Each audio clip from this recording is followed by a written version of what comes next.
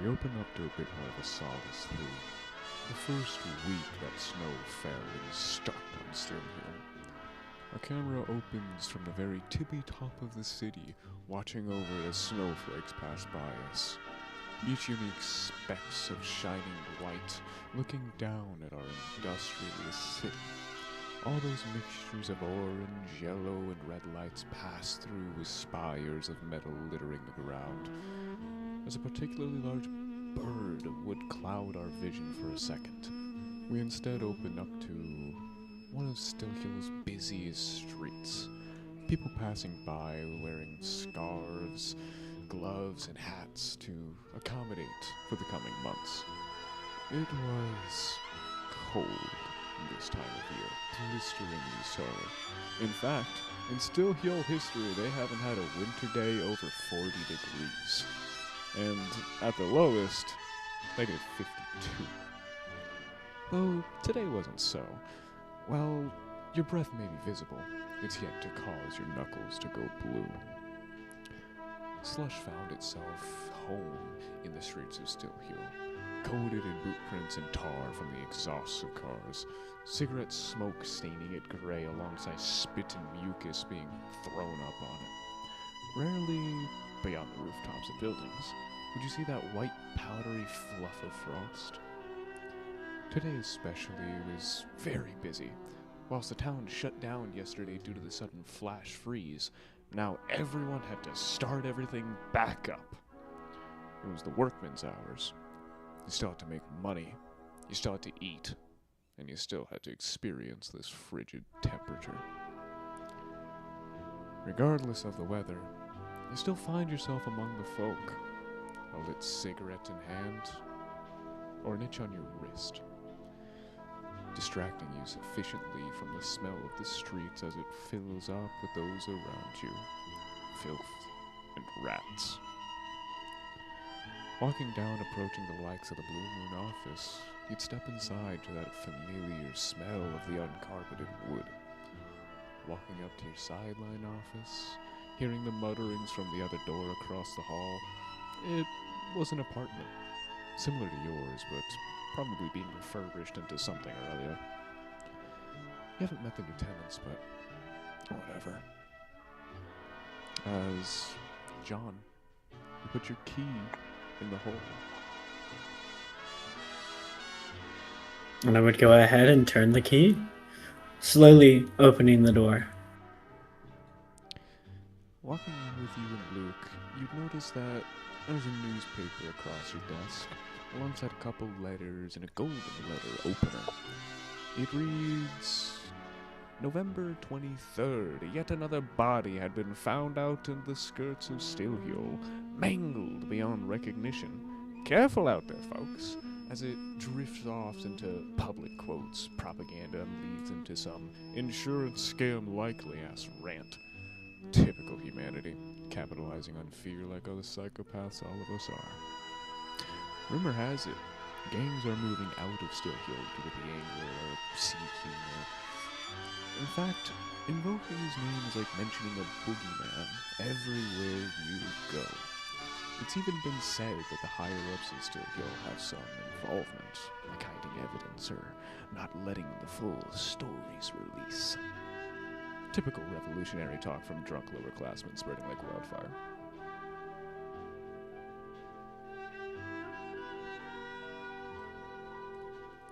Alright. In this moment, you could talk to Luke, you could open the weird letter on your desk, you could... whatever you'd like to.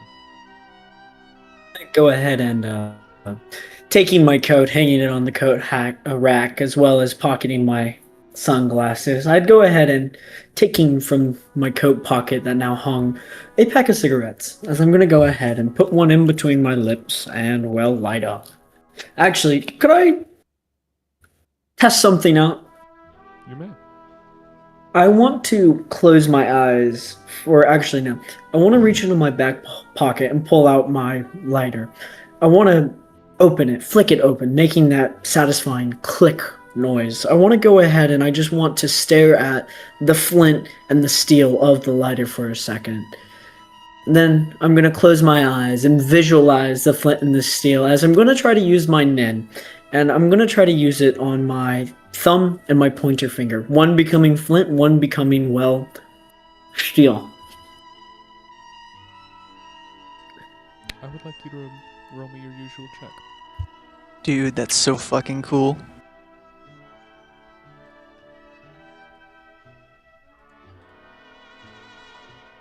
This is just a flat d20 because I haven't put any points into it. You would transmute this aura that envelops your body. You wouldn't transmute directly your skin or your fingers, but you would notice as that white film that covered your body over your thumb would turn into this sort of gravelly color.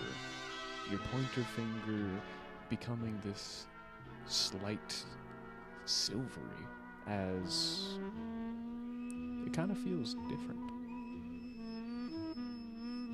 So the aura around me kind of formed like, would you say like a capsule, like a cell wall almost around my hand? Okay, I'm gonna go ahead and snap with my thumb and my pointer, trying to ignite a flame.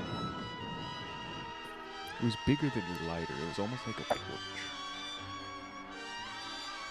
Perfect. As I'm gonna simply take my cigarette, bring it down to the flame, and light it. As then I'm gonna take my hand and I'm gonna shake it, trying to put out the fire. As I look towards Luke. See this as the fire doesn't go out when you shake it.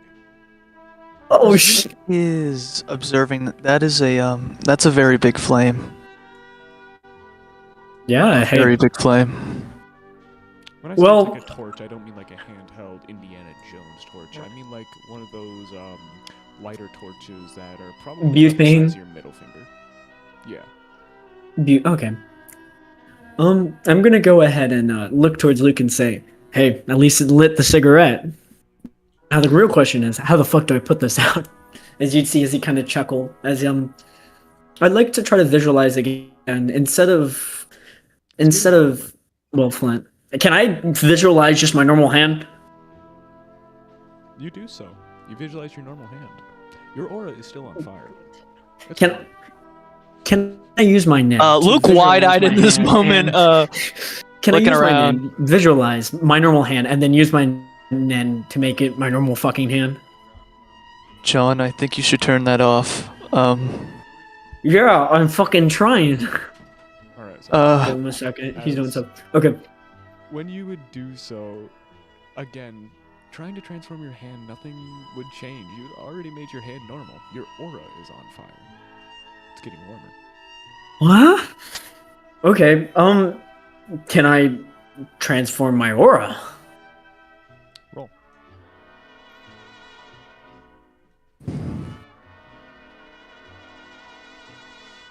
You would be able to transmute the properties of your aura as you instead make it regular instead of on fire.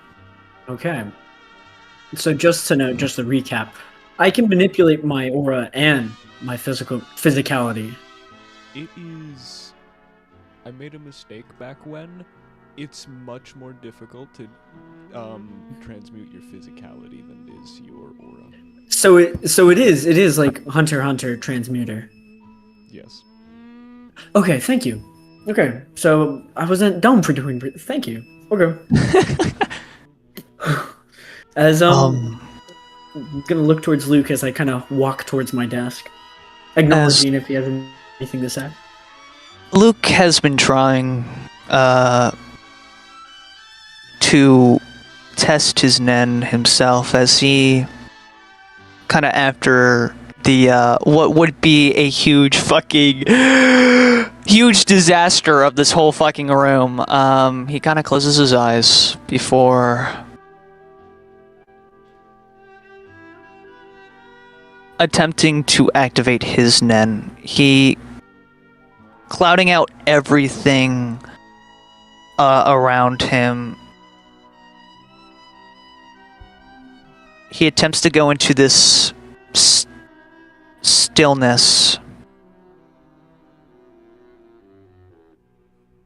before attempting to activate his nen to Can he attempt this? I'm not gonna make you roll. You fail. Okay. You would see This- no change in your nun, as it's still just this thin white film around your body. And I'm assuming this has been happening. He Yes. has been attempting to, but unfortunately he can't do it, and it's odd for him.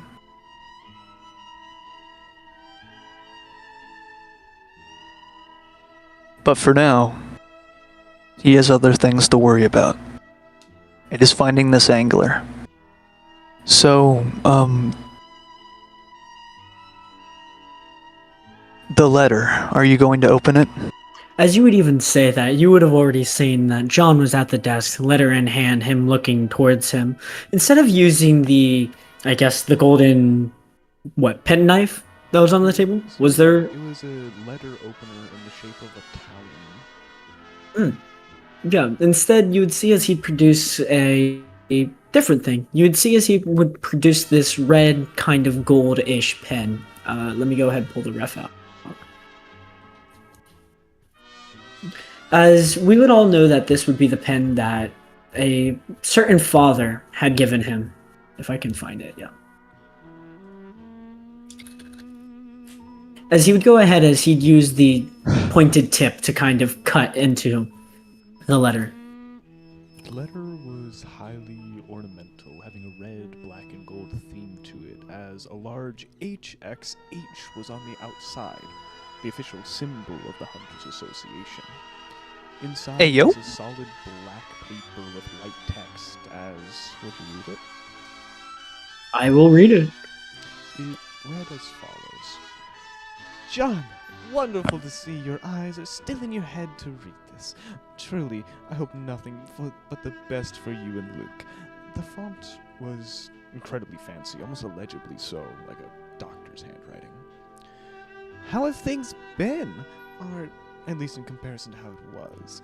Sometimes I still wonder about you and wonder if I would have done the same thing in your shoes, abandoning the hunter exam and all that. You'd see this in this gold glitter-like coloration. There'd be a couple of doodled question marks to the side. I want to hear back from you. You personally. So could you write me a letter at some point? Here's an address that you can talk to me with. Your new pen pal, Tamari Bobik. The other letters were standard bills, payments, adverts. Nothing having anything of note beyond work to them.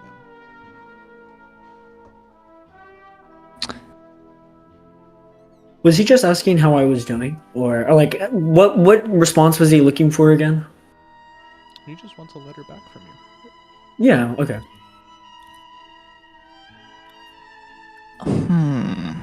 Okay. I would obviously repeat this out loud, or more so, I would have just read it out loud. I have a question.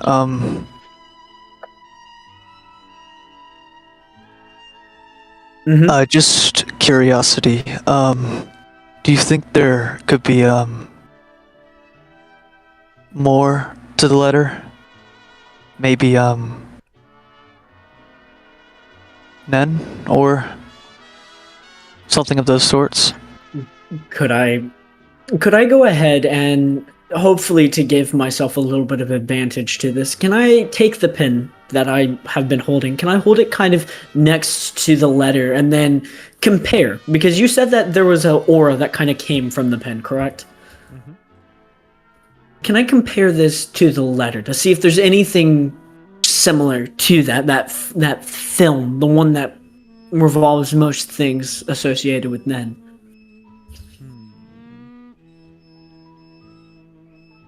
Wait, I gave you your...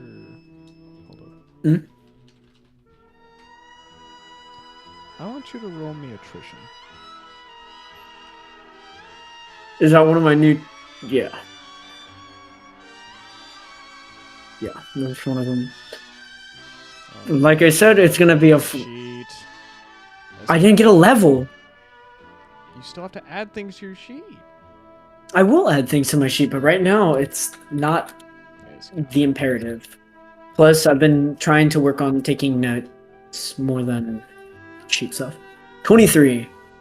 23.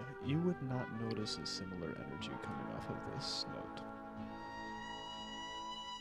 Is there a non-similar energy You would coming not off of notice it? an energy coming off of it. Asshole. Specificity, it matters. I don't. I'm gonna go ahead. I'm gonna hand it to Yeah. Luke, and I'm gonna say, Luke, how about you give it a shot? You seem to be better with, well, getting in touch with Nen.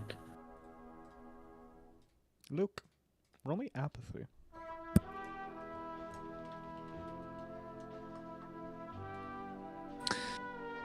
All right. This will decide the roles for this session, ladies and gentlemen. Let's see what we get. 78.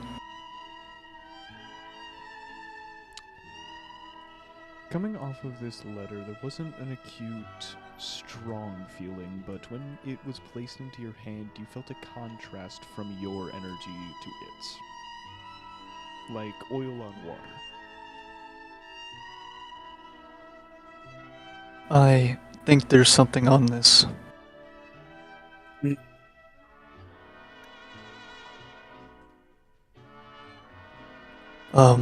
But I don't think I can learn or gain anything more. There's something on this. Some sort of Nen. John would take the envelope as he'd kind of, once ahead, give it a looks over, as he would kind of deduce. I don't know if I can roll deduction here, but he would kind of deduce most items that are associated with people who have unlocked their Nen, be it Father Cure's pen, the syringe, and in general, people itself, that they oftentimes left pieces of their Nen around. Could I maybe deduce and connect those things? And see if there's a connection of those things. I'm allowed. Do you want me to roll? No. Okay. That's something you came up with on your own.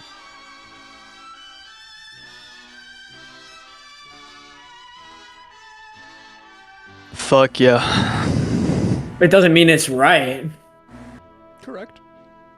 That's why I'm asking to roll deduction to see whether or not it all adds up. But it is fine. I will take it as no.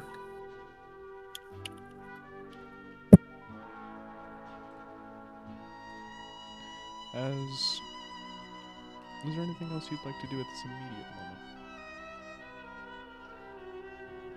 moment? Sit in my fucking chair and see if Luke has anything more to say. As I'm gonna go ahead, you know what?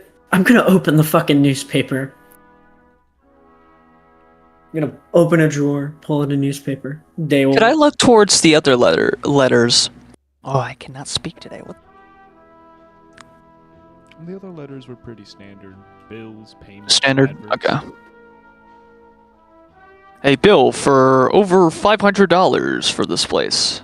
4 medical bills from a checked-in patient named Luke. I wonder Who who fucking left?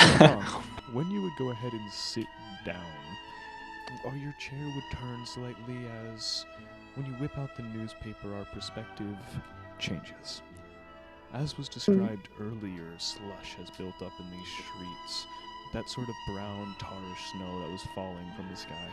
It was more cold enough to drift your breath for a few feet in front of you, but nothing you couldn't get used to with a bit of toughening up. People are walking similarly on the streets with their own ways of coping with the cold. A younger man with a briefcase carrying a scarf and beanie that seemed a little too thin as he was shivering. An older man with steaming paper cup in his hand, perhaps tea or coffee. And a young girl, presumably with her mother, bundled up in 3 or 4 layers, watering like a penguin on the street side, approaching their school. Right. It was Monday, about 7:30 or somewhere around there. Normal people were doing normal people activities. Whatever. Normal meant boring. Isn't that right, August and Sunday? Of course. Yup.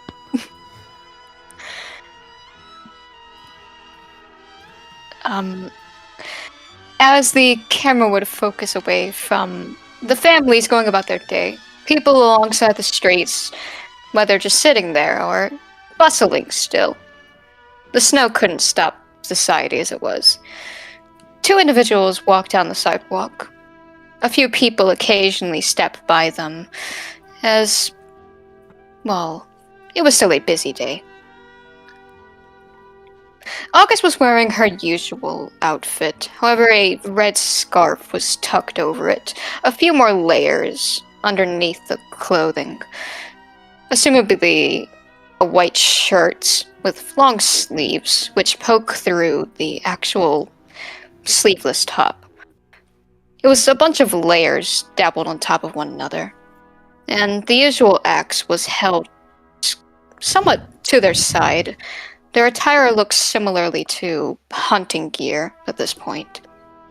The kind of stuff you'd wear to go hunting out in the forest. It's camo. At least, more so. She continues walking down the sidewalk, her hair jostled up in the usual messy braid, as she would briefly glance over to Sunday.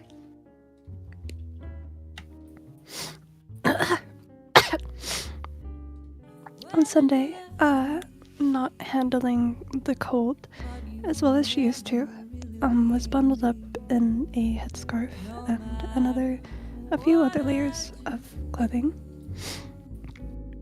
A big jacket, for one, all fluffy on the inside. She sniffles a little bit and looks back at her sister. Are you alright, Sunday? I could use some, warmth. Perhaps a hot chocolate.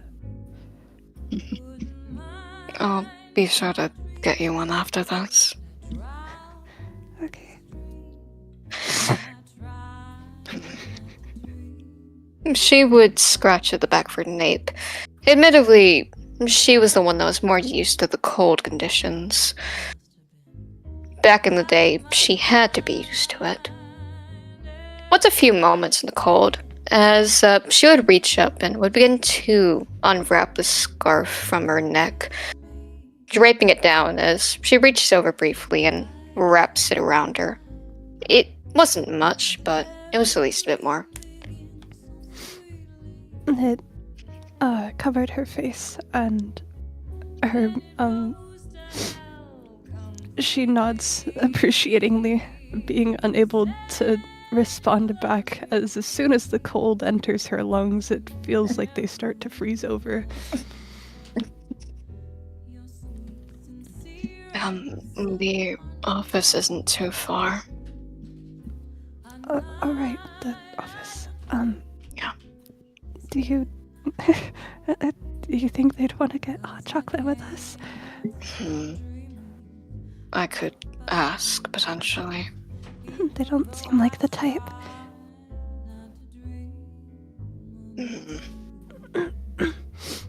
I do not much care if they do or don't. She would kind of shrug her shoulders briefly as she'd continue walking towards the office. Her reasoning was information had begun to run dry. More on that case to begin with. She found herself up at night wondering over it. It was hard not to when you got yourself involved in something like that. This was where the information started, so paying a visit wouldn't be the worst idea. Especially it would give her some solace of mind. Gradually, you'd make it to your destination, stepping outside that office you'd been to now once or twice. In fact, it wasn't long ago since you'd received your payment from a theatric cure, or the man who'd originally sent you to the meat plant. A solid 25 bands to share between the two of you. You could probably live off of it for a couple of months, or hell, splurge! Who am I to tell two strong independent what to do with their funds? Perhaps they should get a vehicle, though, for these cold times. It was still only the beginning of winter, but rather be in this cold wouldn't it be much warmer in the blue moon? Hmm.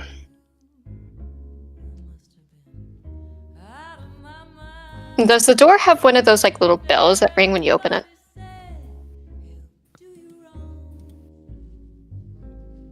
Dang it. It depends. Remember, there's 2 doors. Oh, right. No, the I- first door wouldn't, but would the door on your side have it? I don't think so. Not to be a dick, I don't think so. No, fuck it. Your office was originally a barbershop that's now been remodeled, so yes, it has a bing. Ring ding. Kidding. Ring ding. I'm just saying, Either way, you're the DM, big man. no, that's Oh fine. my god. I was asking. Oh, shut up. I was just asking for silly effect. August would take the usual route they took the original time they were here, the one that's connected via the hallway, and the office is more to the side. Her hand would reach out towards the door as she would open it, allowing for Sunday to step in first. It was better to at least get them some warmth, and hopefully they could take off some of the layers, at least temporarily. Here.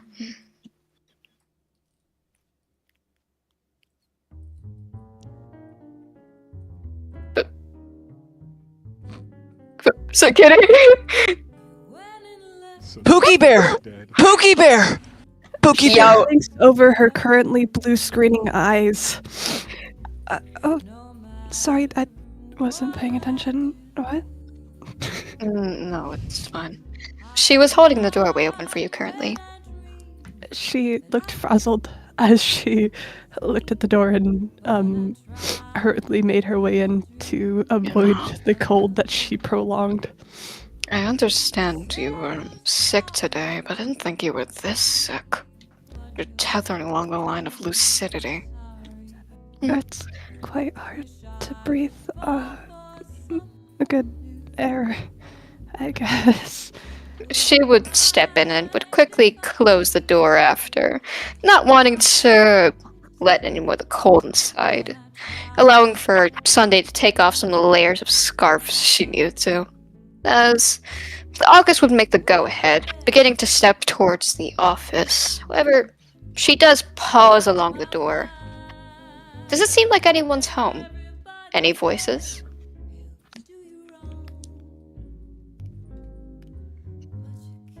Oh yeah, no, I don't think we're trying to hide our presence. Yeah, no, you would hear soft conversation. In fact, you'd probably hear a little bit of soft jazz coming from what you could assume to be a gramophone. Is it a record player or gramophone, Napoleon? It's a record player. A record player. Yeah, you would hear soft jazz and maybe a little bit of talking. From one person. That person being John. You don't hear the voice of Luke. August would just pause outside the door, briefly glancing back towards Sunday, who I assume was at least taking off some of the scarves. She was so cold she didn't need to take off much. Okay. As she would reach her hand out, the axe jostled towards her side in her free hand, held low, somewhat near the ground, as she would cusp the knob gently, before turning it to the side with a creak as she would open the door, being met with the sound of, well, jazz. More clearly. As you see Luke right in the middle of the room, staring at the door and you as you open it. Before, we'll say 3 seconds of you opening that door before he turns and looks towards John, listening to the conversation that they're having. What can I do you for? August would stand there almost awkwardly in the doorway, glancing back another time at nothing, assumably. In reality, she was looking for her sister once more.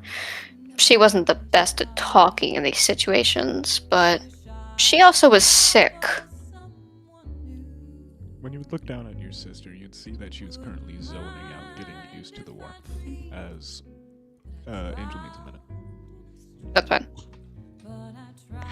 As she glances back a little awkwardly, Hi. her gaze would return once more, kind of scratching the back of her nape underneath the scarf.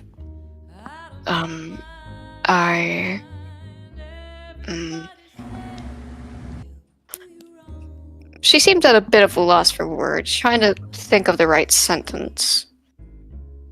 I came to ask about the case we originally took on a bit ago. No. Oh, God. You'd see as John would kind of like take the newspaper, set it down, and facepalm. You'd see as taking a moment, he'd kind of rescind his statement as he'd say, I apologize. It's, well, the whole Angler case has become a touchy subject. Let's just say you're not the only one that wants to know more about it. I suppose I came to ask more because it was stressing me out. I don't like not having answers, I suppose. You think it stresses you out? I'm sorry. I don't know why I'm being so defensive. I would tell you what I know, but I'm pretty sure we know about the same shit. Well, you're being defensive. Is there something that happened? What didn't happen? Well, me and Luke have been, or well, I'd say me, I've been through the ringer trying to figure out more about this whole fucking situation, the whole Angler situation, and all I've done is make myself look like an idiot, lose access to a pretty damn good drinking spot, and I don't know, had an existential crisis. We aren't idiots. You would see as John would shoot. I believe. You would see as John would shoot you a look, I believe we made the right choice.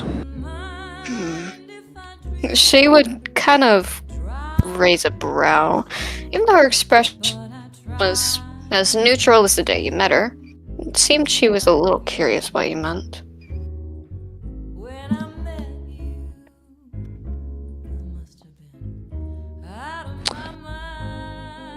Come in and close the door. Right, she would glance back towards Sunday briefly, as she would at least step out from the doorway and would at least take a moment to get Sunday in the room. Admittedly, even if all she does is sit in the corner for a moment, needing to warm up. As leave her outside. As Luke would walk towards the door before opening it again and look outside, looking to see if anyone followed them or had came in after them. Had anyone came in after them? Nope. Okay. As he looks around, he would close the door before walking over near John.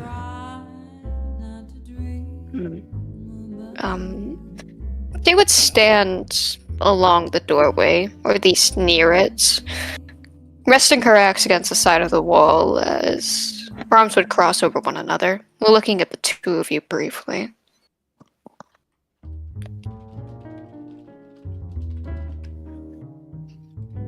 So, what happened?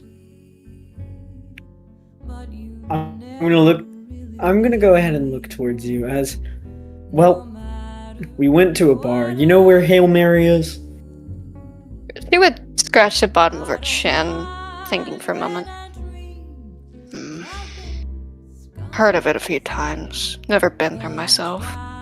Well, we went there looking for some information, and well, let's just say I had a incorrect epiphany, and ultimately I was told very politely to take my sudden and incorrect epiphany out the door and back to where I came.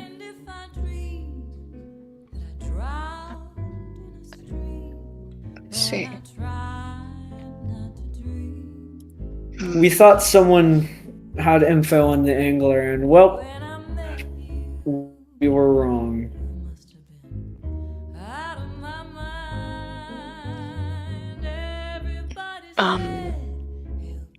August would scratch the back of her nape once more. Her hands kind of twiddling with one another. As she's been around, when the last time this case happened, August would have looked a little more into it. Did anything even come up on the angler case? Or him in general? Any kind of leads I could go off in that time? Nothing. Nothing. Welcome to the fucking job. I tried looking a bit into it myself. It's been dry.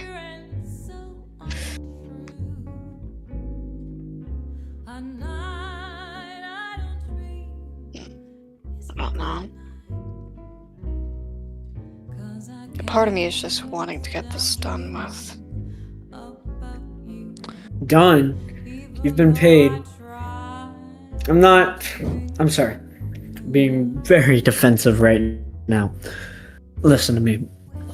I, just as anybody, want to know more about this case itself. In fact, I have no incentives to keep pursuing this case. I've already been paid. I've already heard what exactly the whole situation, but something about it doesn't feel right. Something's not adding up, and ultimately, fuck, it's my job, and I'm damn curious about what's going on. I mean, we were told by one of the biggest heads of industry to fuck off and not get involved. I mean, why tell us to fuck off? We were trying to find the angler. We were trying to take him down. Why not ask for help? And why personally, why specifically me? Why shouldn't I be a part of this? Because, Apollyon, it was true that when he told us to not get involved, he was eyeing me especially, correct? Redmond Volker. I think, Particularly? More general? But still, it doesn't make sense why he doesn't want Luke involved. Well, the people we met seem to know more than they let on. Yeah. And I'll be damn sure if I don't stop hunting this. we know a few. We've been to a few places, but this place is it's very big. We haven't explored everywhere. Personally, I'd like to explore everywhere. We've explored very little. I think we should roam around. Unless, we could go back to the church.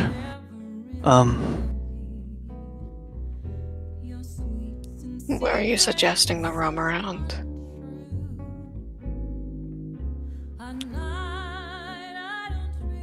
John, we've roamed around a little bit, right? We're on the... where are we on the map of Stillheoul? We are in one of the corners, if I'm correct. You're in the southwest corner of Stillheoul. Okay. I need to make a map. Okay, I was about to say, I'm like, is there a map of Stillheoul? No. Then the meat plant is to the right, right? The meat plant is in the northwest. North. Okay, northwest, so... August, but briefly as she's sitting there, is that newspaper about the mutilated corpse still on his table? Shiraz would lock onto it, kind of glancing over it briefly. That Does could it be a say good where? place. That could be a good place to start.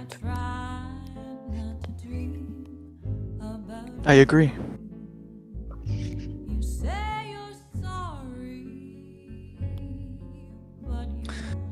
I think we should do some investigating. Well, hell. You're the detective here, right, Luke? You'd see as John would kind of smirk your way. Why not?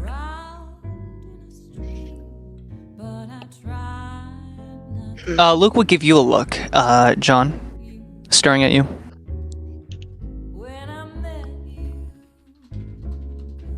Before looking over to the two others.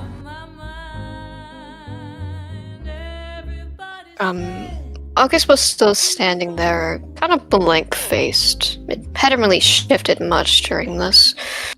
Her hands are crossed fully over one another, arms kind of holding around themselves. Her fingers twitch briefly as she thinks. Her head kind of tilting to the side briefly. Oh. I forgot to describe something. Luke isn't in his hospital gowns anymore. He's in a black and white jumpsuit. Yeah, I'm glad. I'm glad he doesn't have his ass out anymore. But yes, he is wearing his prisoner jumpsuit on right now. Probably doesn't have a fucking coat. Shit. Unless, do you think we got one at some point, John? I would think so. I'm assuming that I've gotten you clothes for a while ago. Yeah. But So- yeah. We want to go investigate a mutilated corpse. Where exactly is this corpse at? We only saw it in the news, right? Yep. Does it? Let me go ahead and open the newspaper. Can I read some more details on this mutilated corpse? November 23rd, yet another body has been found in the skirts of Stillheoul, mangled beyond recognition. Careful out there, folks. It might be worth your while to start looking into some self-defense options or something or the other. Maybe even a life insurance.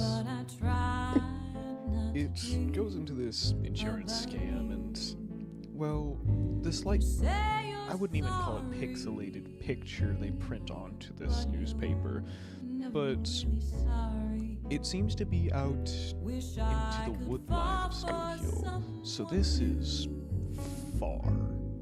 Probably about a mile or two outside of the city walls.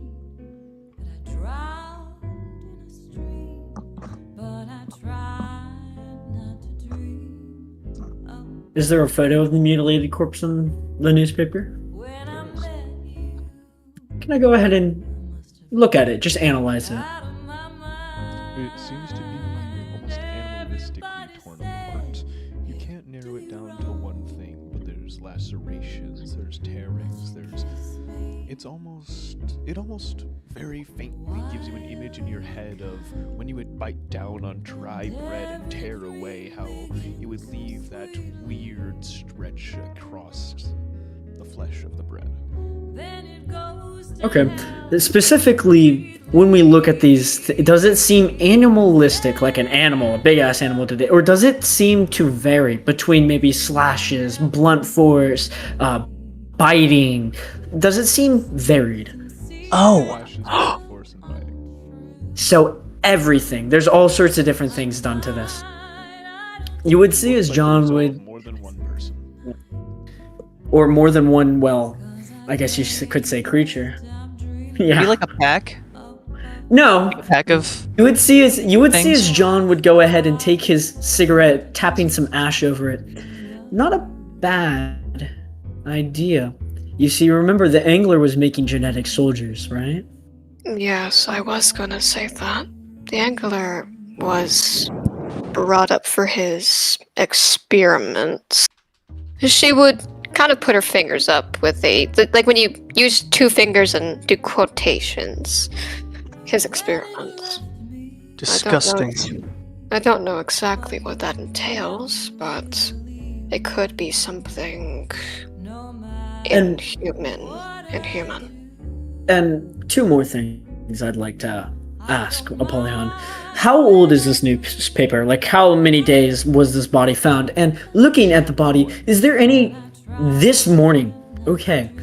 Is there any other identifying factors on this body? Or is it just like a fucking... I forget what they call it in police departments, but is it just like unidentifiable? A John Doe, yeah. It is unrecognizable. Alright. Well, Assuming the police found it, right? Yep. I would think so. The local police force, the local watch. Luke, John, do you have any, we could, we could... this is a possibility, we could go over to the police station. I don't know how well known or how connected you are with the police, but they could help us. We could go to the Investigators, police after station, all. but I'll say this. If it happened this morning, most likely they're still up there quarantining, cautioning, fucking doing the whole 9 yards. So if we go up there, we'd most likely run into him. And yeah, I am a detective, so I have a few connections. But after the whole Redmond Volker situation, I don't know how good of standing I am with him. Well, we can find out. August would stay a bit quiet during this part, her gaze tilted towards the side, as she would glance back at you two. That could work out.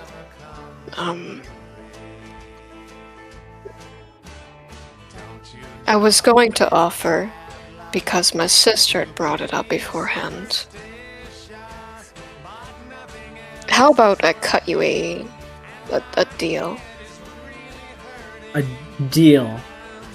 You would see as John would kind of look, I don't know, apprehensive of this. This morning. If you help us out, I'll buy you hot chocolate. What is hot chocolate? Oh my Sunday's ears perk up and blinks back into reality. August What is, would glance what to the is that? side briefly. For once, it seemed like her harsh exterior kind of dropped a little. To something She looks- more caring, at least. As he looks towards John. And then back to them, not knowing what the fuck hot chocolate is. Hot chocolate is literally. Do you know what chocolate is? Thinks for a moment. I gotta know a roll. I gotta roll for this. Fucking hell, dude. What chocolate is, you dumbass? I was about to say. Me wanting the roll, dude. Me just wanting the roll. I know. Yeah, you me had wanting the roll, chocolate. dude. I'm just desperate So- to roll. I'm sorry. I'm just a gambler, dude. Okay.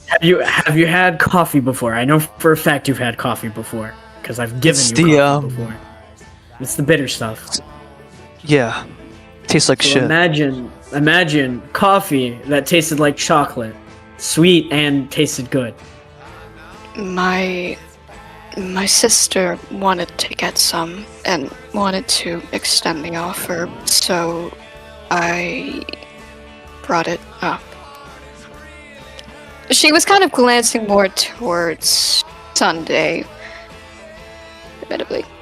She nods vigorously and smiles. She's Could I, become human.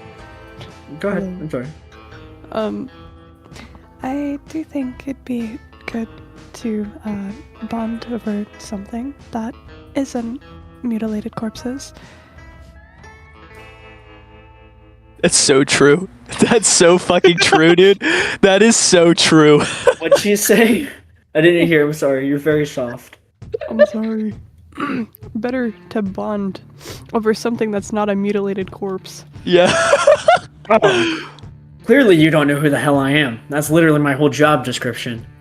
Okay, but you can have a life outside of your job, kitten. I'd love to, but with these medical bills I'm fucking paying. Well, but yeah, that's my deal.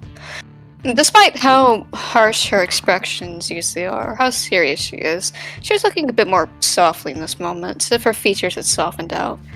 It was probably obvious to tell, but she very much cared for her sister. Oh shit! How's my arm? How's my arm now? From the last time. I don't know if it has been a day or two. I don't know how long it's been since the transition of me and John to right now in this session, or last session to this session. How's my arm doing? Owie. It's owie. Okay, Hey, arm fucking hurts, Doug. that's fine. I just wanted to know like how. It's not unusual. Unusable. So- Owie. It's What owie. is- Okay. What does John say to this deal?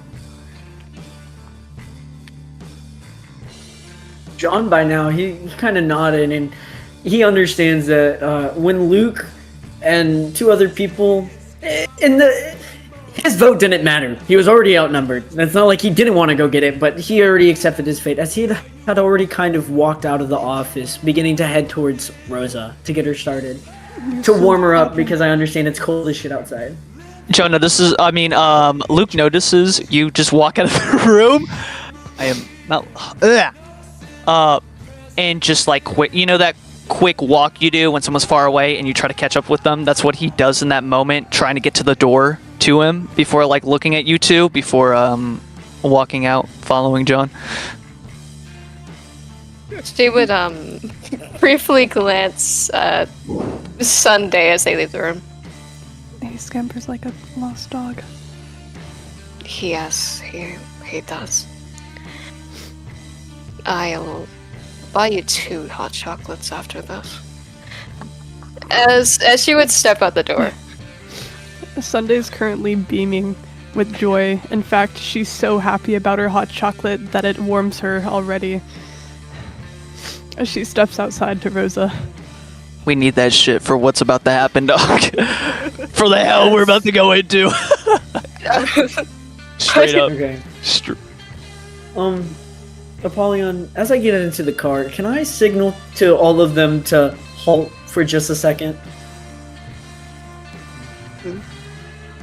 I'm gonna close the door, put the keys in, and, well, I'm gonna say a prayer. A different prayer. Typically this prayer is in hopes that she starts. However, this time, this prayer is, as I go ahead and I grab the keys, as I begin to slowly turn the ignition, to hope to God that I don't have a fucking car bomb in my car.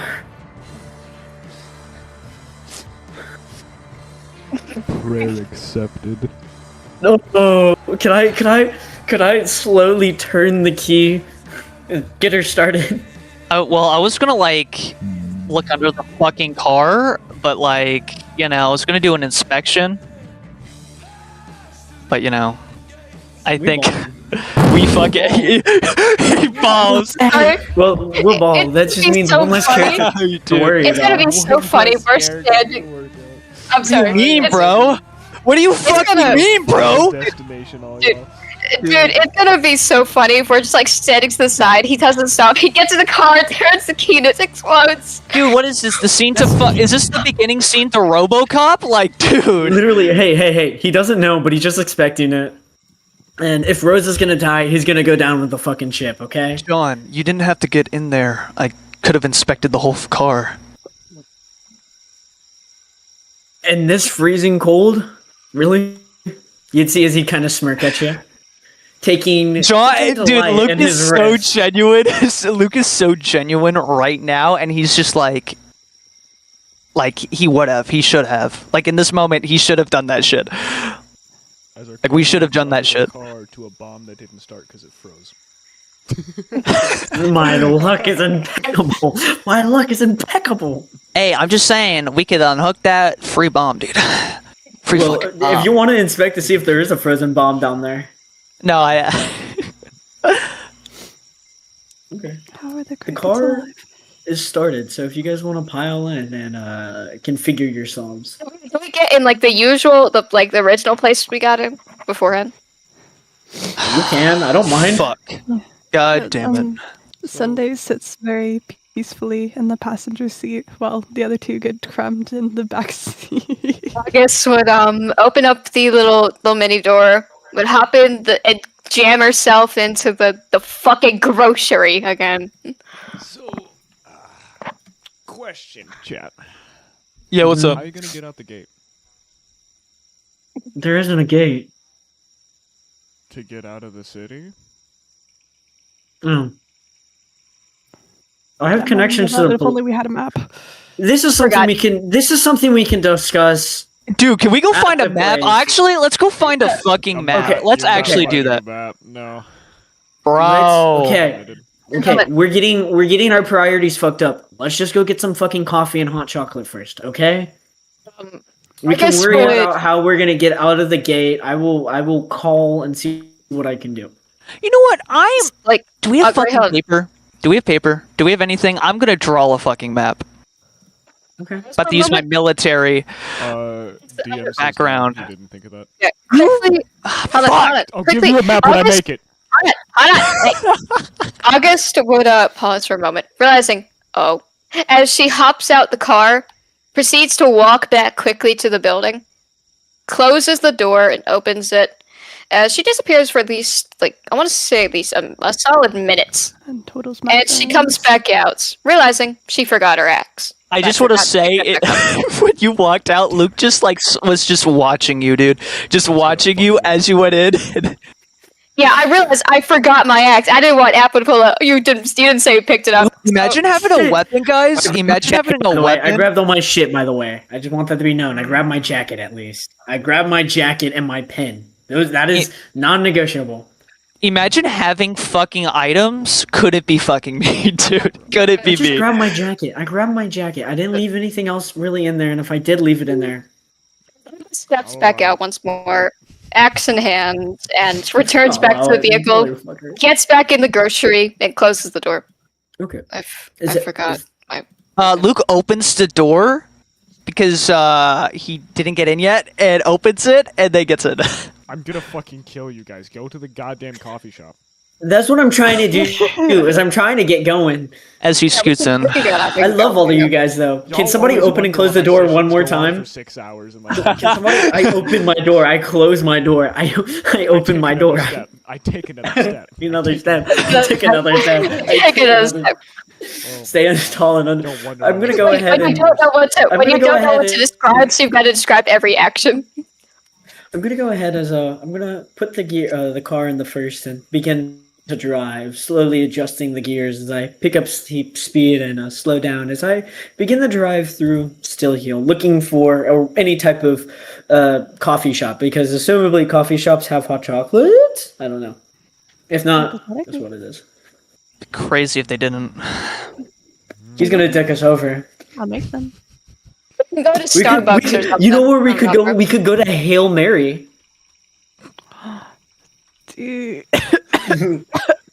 No. Yeah, but he doesn't have that shit. I know for a fact he's gonna be like, he had have some tea. fucking alcohol, dude. He had tea. I'm just saying. It would be But funny. no, like I said, I'm gonna drive around, and if you want, I can go ahead and roll for inference deduction whatever you'd like me to roll, if there is a roll. You don't have to roll to. Or he find could the just take us to the goddamn- coffee shop. Yeah, you have to roll to find the goddamn coffee shop, brother. Okay. Yes. Okay. God, what kind of fucking DM? You guys are treating me like a shit DM today, bro. If only we had GPS, you know. Guys, Okay, wait, dude, Apollyon, I don't have a map. We don't have GPS, dude. Motherfucker, yeah. You've been here for 4 months. And I go to Well, Without a map.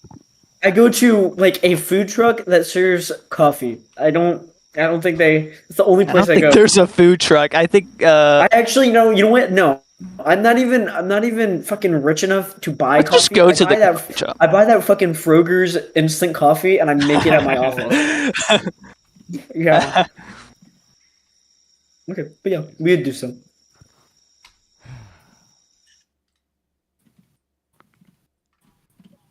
You would begin to drive around the city.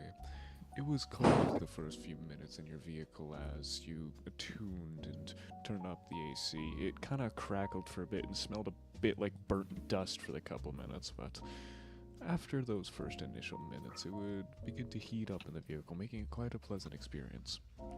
Occasionally, you'd get stuck in a bit of traffic as this cold winter begin to build up. Every once in a while, you'd have to turn on your wipers because the snow would cloud over your glass. You'd hear as people would talk outside the windows the typical daily conversations of the Stillheoul citizens. I'll give you guys a couple of minutes to interact in the car, unless you want to have 7 minutes of straight awkward silence, and we're gonna do that in the session. Are you at? I'm gonna go ahead and I'm gonna start this discussion as we're driving there. So we're worried about how the hell we're gonna get over the gate or get through the gate. There's right now I got two ideas on my mind, and shoot me down if I sound ludicrous. First one is I could go ahead and I could call the police to see if I can't get some type of temporary access out. Other idea is, I don't know how you guys feel about sewers, but we have a friend who runs a church that is underground that seemingly seems to stretch endlessly. We could go there and see if maybe there's a way to the surface through there, but these are just ideas. What I'm worried about is if you can't get out and, well, if you call and you can't get out, and there are likely people checking out the scene since this happens today, then they might be on high alert because they know someone's trying to leave. Yeah. Granted, I'd be helping them, so I don't know if they'd necessarily turn us away, but I mean, another worst case scenario is we pony up some dough. I mean, I saw in the paper that corruption is starting to kind of play a big part in Stillheoul, so I have no doubt we can find someone that'd be willing to maybe let us slide. I don't know. Dealing with the police is a bit of an issue sometimes. Especially if we're trying to check out the body.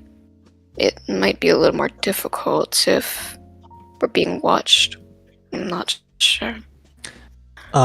There's a lot of things that we need to take into consideration. One, well, not really consideration when we're going to this coffee shop, but how fast we need to get to the body. Could be tampered with there. You don't know what corrupt cops or police could be there. Second, we don't know the sewers that well. We could be going in circles. I'd rather not go somewhere that we have no knowledge of.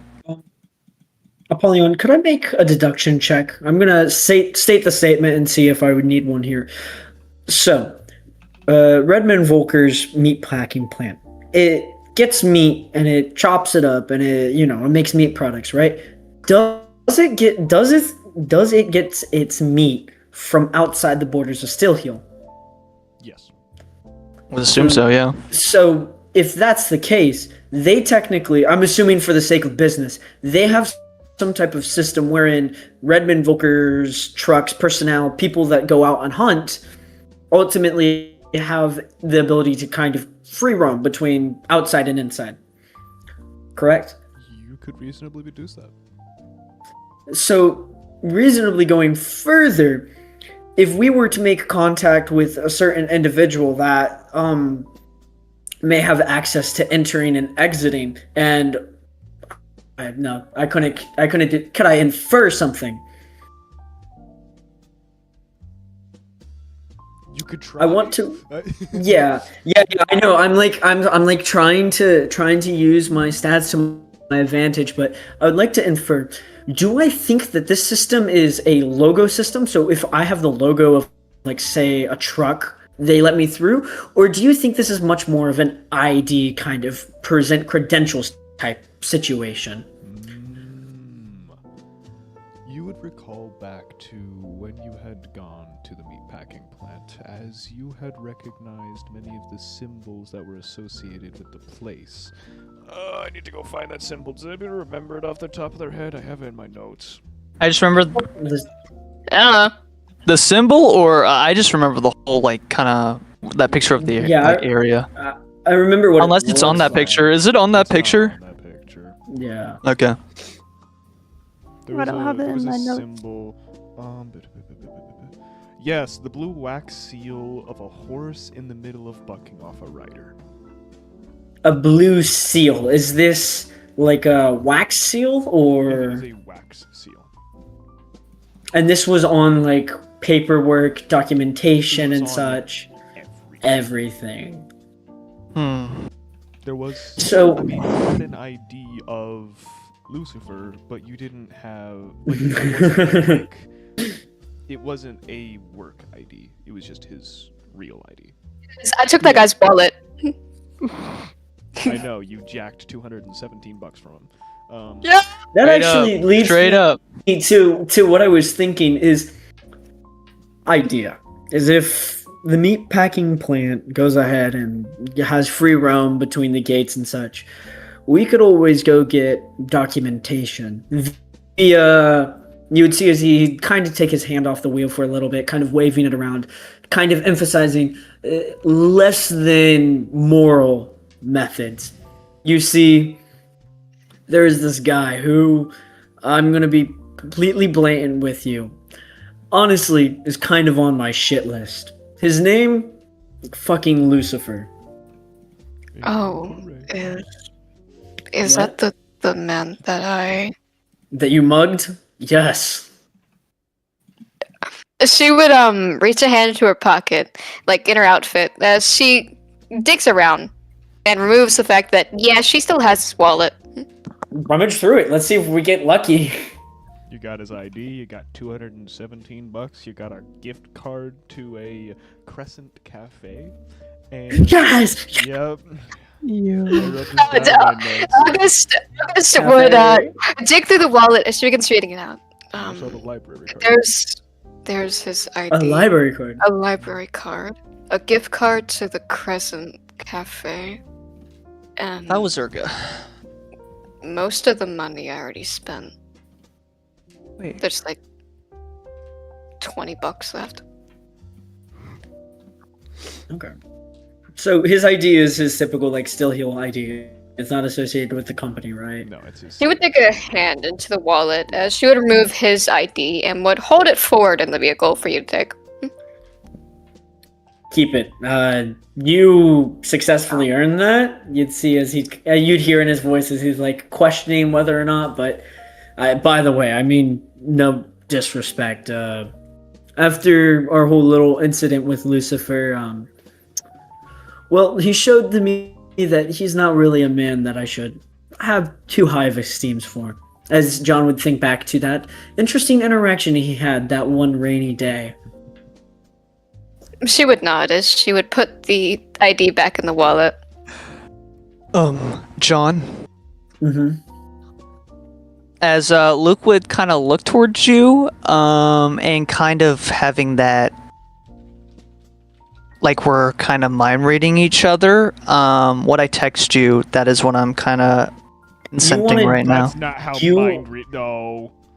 Why can I do that? You can't fucking DM him your brainwaves. What the fuck? Well, no, it's That's that our feeling of connection. no, That's it's our a feeling of a connection. connection. That's our It's a passive. connection. It's a That's connection. literally I our couldn't passive, think of it bro. right now. I couldn't think of it right now.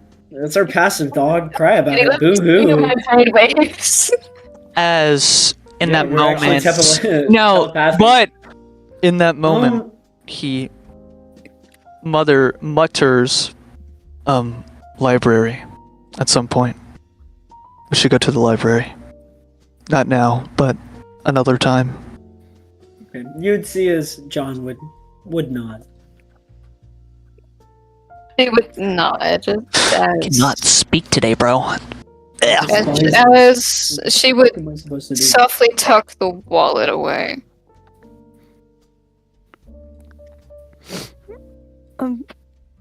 Sunday is looking out the window, hand on palm of face, just kind of listening and still beaming with joy. I'm going to be paying for the drinks, so feel Thank free you. to Yeah, Well, wait a moment. Thank you. Is the cafe we're going to? By the way, as I'm assuming, are we getting close to the cafe? Can I see the title of the cafe? Has probably been 7 minutes. Sure. Sure. Why not? Okay. Do I know the name of the cafe? The Crescent Cafe. As you would see, as Jean would look back towards you. You cut out.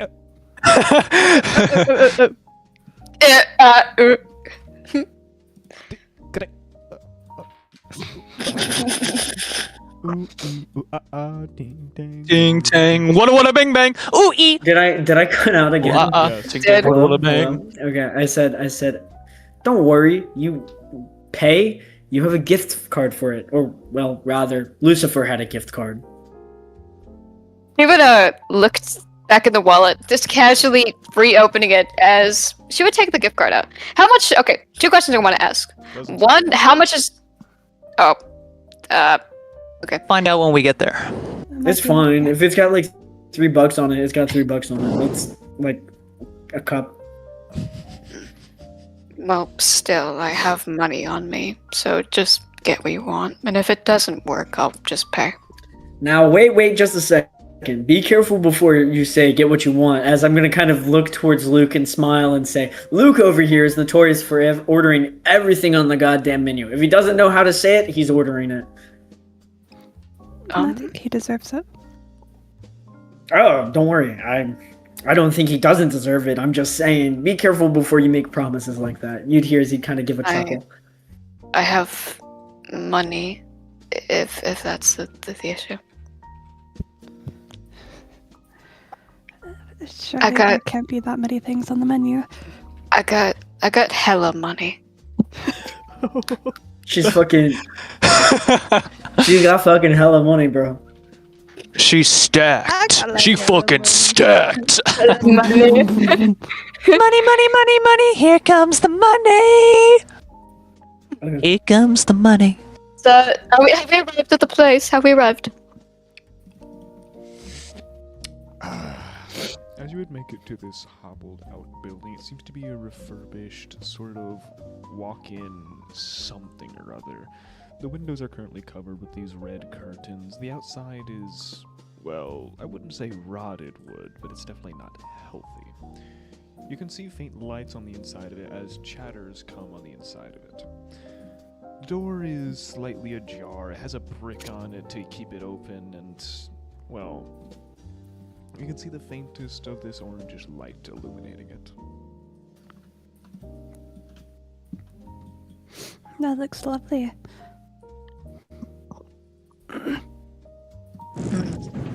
August would, as the vehicle assumably comes to a stop, would finally reach over to the door and would get the fuck out because it's squished in this backseat.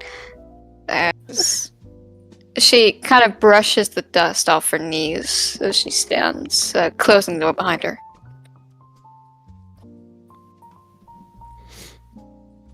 Luke would look at his palm, clench his palm before looking at the door and getting out. I opened door. I closed door. There's a reason why I put it in text. Sunday opened door, and she opened Luke door, and she closed her door. Wait for Luke to exit. I breathe. Big Stillheoul, guys. Fucking Stillheoul. Let's get this. Dude, the DM's gonna fucking kill us for this. We're gonna Every- die for this. Dude, every fucking detail, we got this shit. I step out of the car and I enter I begin to enter Crescent Moon Cafe. Going Yeah, through, she you would said there's a push you, door but- open up with a brick. Yeah, it's like it's a push Ajar. door with a it has a brick in the doorway so it doesn't fully close. Someday would. August would follow along with. I don't understand the brick here. I feel like that caused quite a breeze to catch in through the door. Mm, How cold is it in the cafe? Well, you'd have to walk and find out. I'm in the building.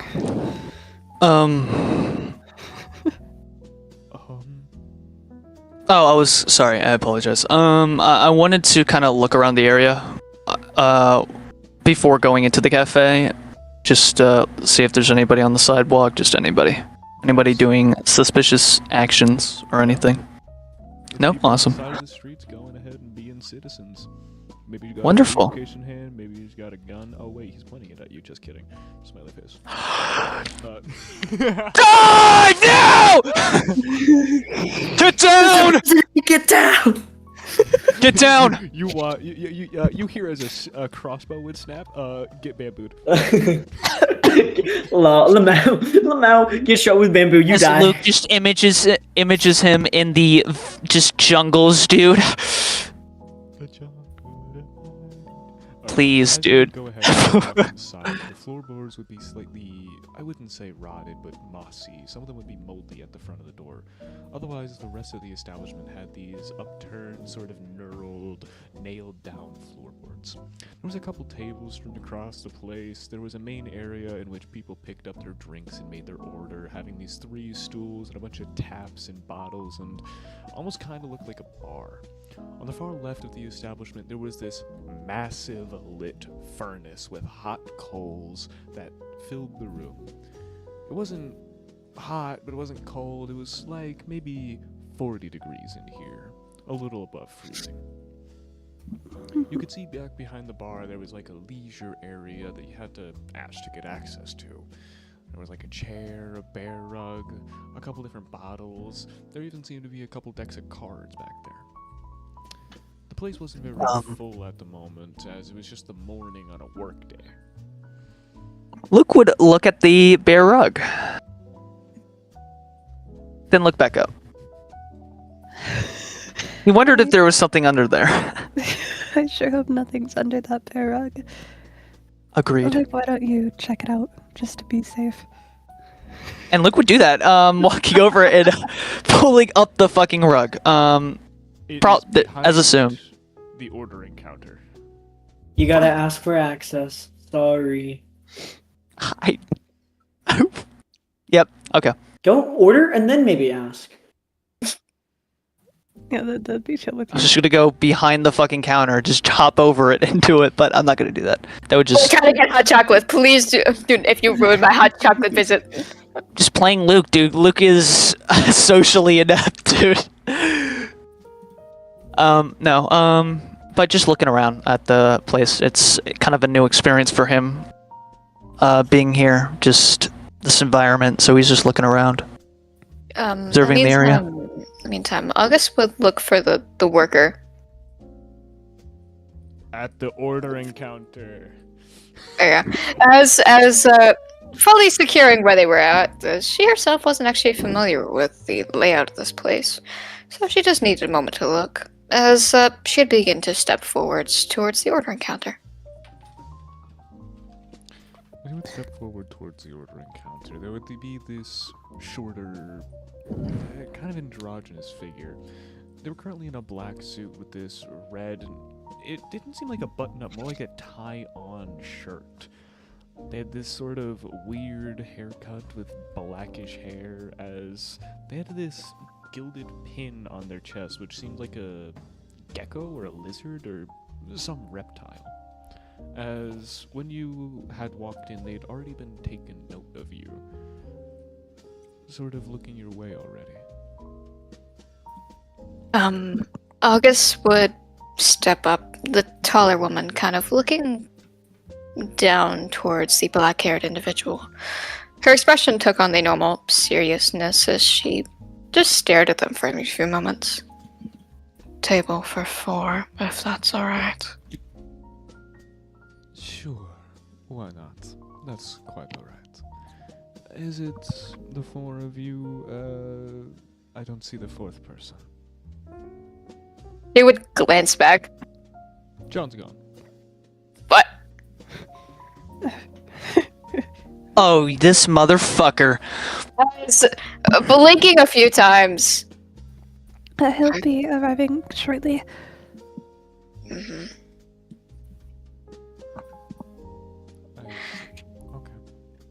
I fucking love you, bro. Is there any orders you'd like to make before you sit down, or would you like some time to see the menu? Look at the menu. Yes. A menu would be nice, yes. Alright, as they would begin to step out of the ordering booth, they would take up this little wooden plate that divided the citizens from the workers, as pulling from under the desk they would pull out only 3 menus, since there was only 3 of you. Maybe one of you were schizophrenic, who knows. As they begin to pat their leg with the menus, leading you towards one of the corner tables. It had a very nice view of the windows towards the outside. You would see in these windows next to your table, it would go out into the more homey side of Stillheoul. Not expensive homes, but houses instead of apartment complexes. Okay. As August would sit down and would open up the menu, looking over it briefly. You have espresso drinks like lattes, cappuccinos, flat whites, americanos, and mochas. You have brewed coffee like drip coffee, pour over, and cold brew. You have tea and by pot and cups. You have chai latte. You have a hot chocolate. You have smoothies. You have some pastry and baked goods like croissants, muffins, scones with jam and cream, brownies and cookies. Maybe a breakfast with being like an avocado toast, or a breakfast wrapped or bagels or sandwiches or soups. Maybe a yogurt parfait, a fruit cup, artisan chips, chocolates, biscuits. August would sweat. She did not understand what half of this menu was saying. As scratching her chin, she would look over it once more, but would eventually just decide on something random from the pastry section, as she's gonna get a scone along with her hot chocolate. That's a fine choice. Would you like jam or cream on that, or just a scone? Jam. Wonderful. Grape or strawberry? We also have peach jam in the back, but that's an extra charge. Berry is fine. Sorry? Strawberry. Alright, thank you. And you, other ma'am? By chance, could you do something a little bit more custom to me? You would see as he'd look around the cafe, it was a bit more of a slower morning, so they would meet eyes again with you. Sure, why not, dear?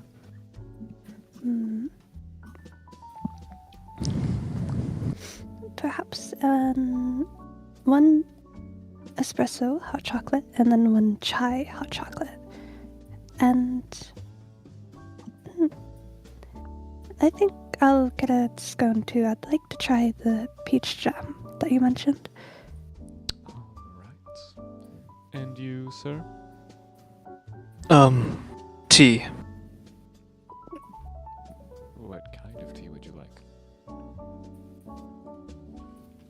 What do you have? I'm sure we have whatever you would like. Green? Sure. We can get you a cup of green tea. Would you like any sweeteners in that? Looks over to Sunday. He doesn't know what before the only thing he could think of was sugar. He did not know. She smiles. Luke, you might want to try it without any sweeteners. I'd find it's a lot more of an earthy flavor. All right. No sweeteners. None. Alright, and will there be anything else? Oh, get some fucking food off the menu, bruh. Sunday orders him an avocado toast. Me? Yeah. Okay. Yeah. And would you Never like had that to before. pre-order for your friend whilst I'm in the back? I'm not quite sure of his preferences, honestly. Oh. How long does a hot chocolate stay hot for? A black coffee. A black coffee for him then. Okay.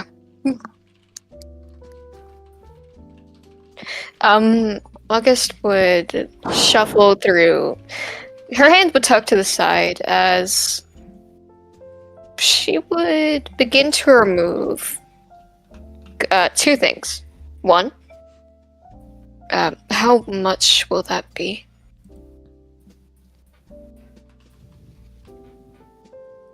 That will be in total, as you see them sort of dot their finger a couple of times, tapping it on the wooden table. 26, I believe, between the four of you.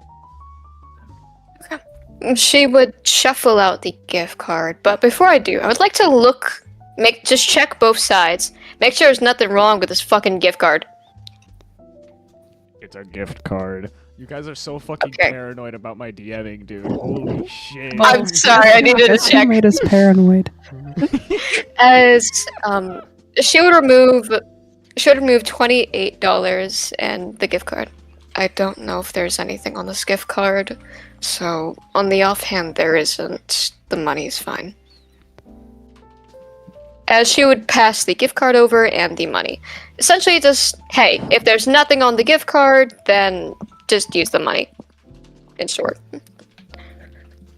Yes, that's what you said. Yes. That's what I said. Yes. Yes.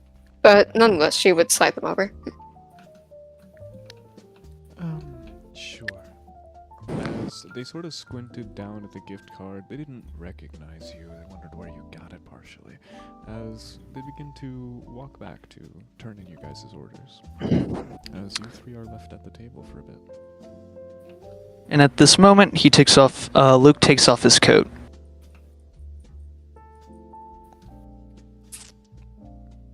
And just sits there, enjoying the atmosphere.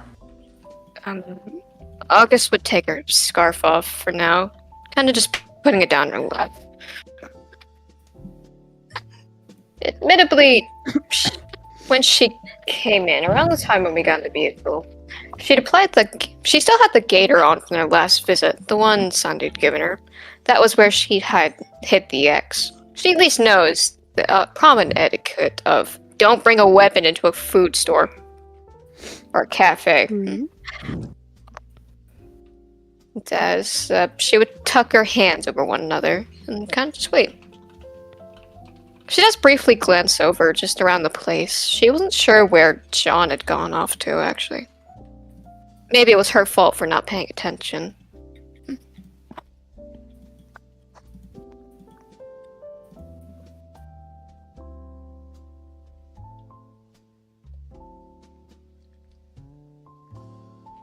I'm gonna have to be right back again. It won't That's be fine. very long. Okay. Why did you want to continue with the case? What is your reasoning? I don't like loose ends. I really don't like loose ends. Lucence? What do you mean? Loose ends. I don't know, it feels like we didn't learn anything. It's annoying, I suppose.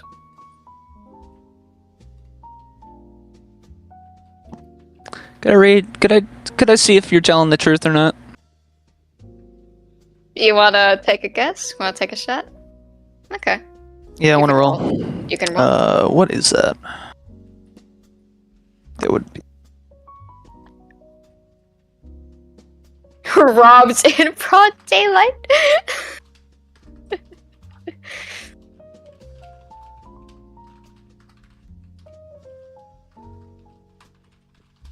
What would that be if he's trying to see if I'm lying? For you to deceive him? He's trying to see if I'm lying. Like, if I'm trying to I'm- see if your intentions are wrong. Deceive him. Maybe I'd say- DM that. Hmm. Hmm.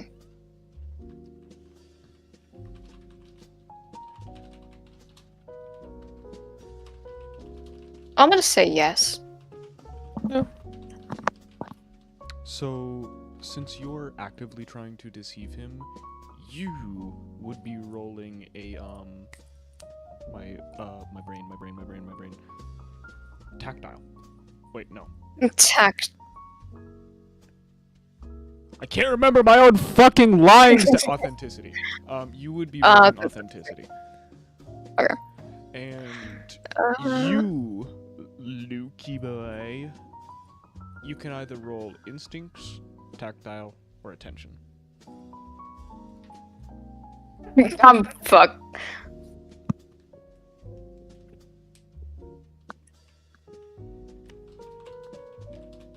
Awesome. Oh shit, dude. I'm so good. Imagine I get lower. Oh, I'm sorry. I think your siege lens would apply to this with how I wrote it, right? If I was using it to see settle like mannerisms and shit, yeah. If you're, Details yeah. others might Strengths miss, and so weaknesses, yeah. So yeah, oh my Yeah. god, very much past this check.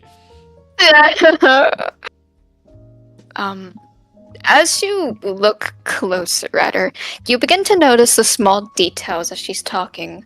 The twitch in her fingertips, how she clutches them tight enough that the skin begins to whiten. How she's not fully meeting your gaze. How there's almost a sense of underlying venom beneath her words. Despite how monotone she usually is, her words are quicker. They seem more annoyed. Almost disgusted. Almost angry. Almost vile. It's a clear, malignant disgust in her words that you can make out. And it's clear she's having trouble keeping her composure, just alone by the fact that her fingers are twitching, that she's gripping them as if she's going to burst a blood vessel. I dislike being lied to. What is your reason?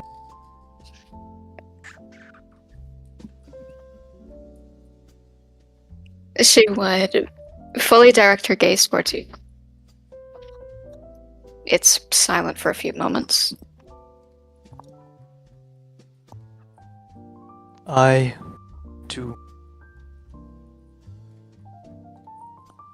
I think the people we're going after, they deserve what is coming. I want to end. What they're doing is wrong. Say that you would hear as a platter would go ahead and set down on your table this sort of ceramic circle with a couple of glasses on them. One being a pot of pure black coffee, as well as your 3 cups that you had all individually ordered. Sorry, He looks- but your orders are done. She Thank would you very glance much. over, and she would nod. Sunday snaps back into reality again once the hot chocolate is mentioned. August. We'll have your scones in a minute. August had taken this as an opportunity to almost ignore Luke in this moment. It was very obvious by the side of her mouth quirking downwards, her fingers almost scraping against the table. Her eye was twitching.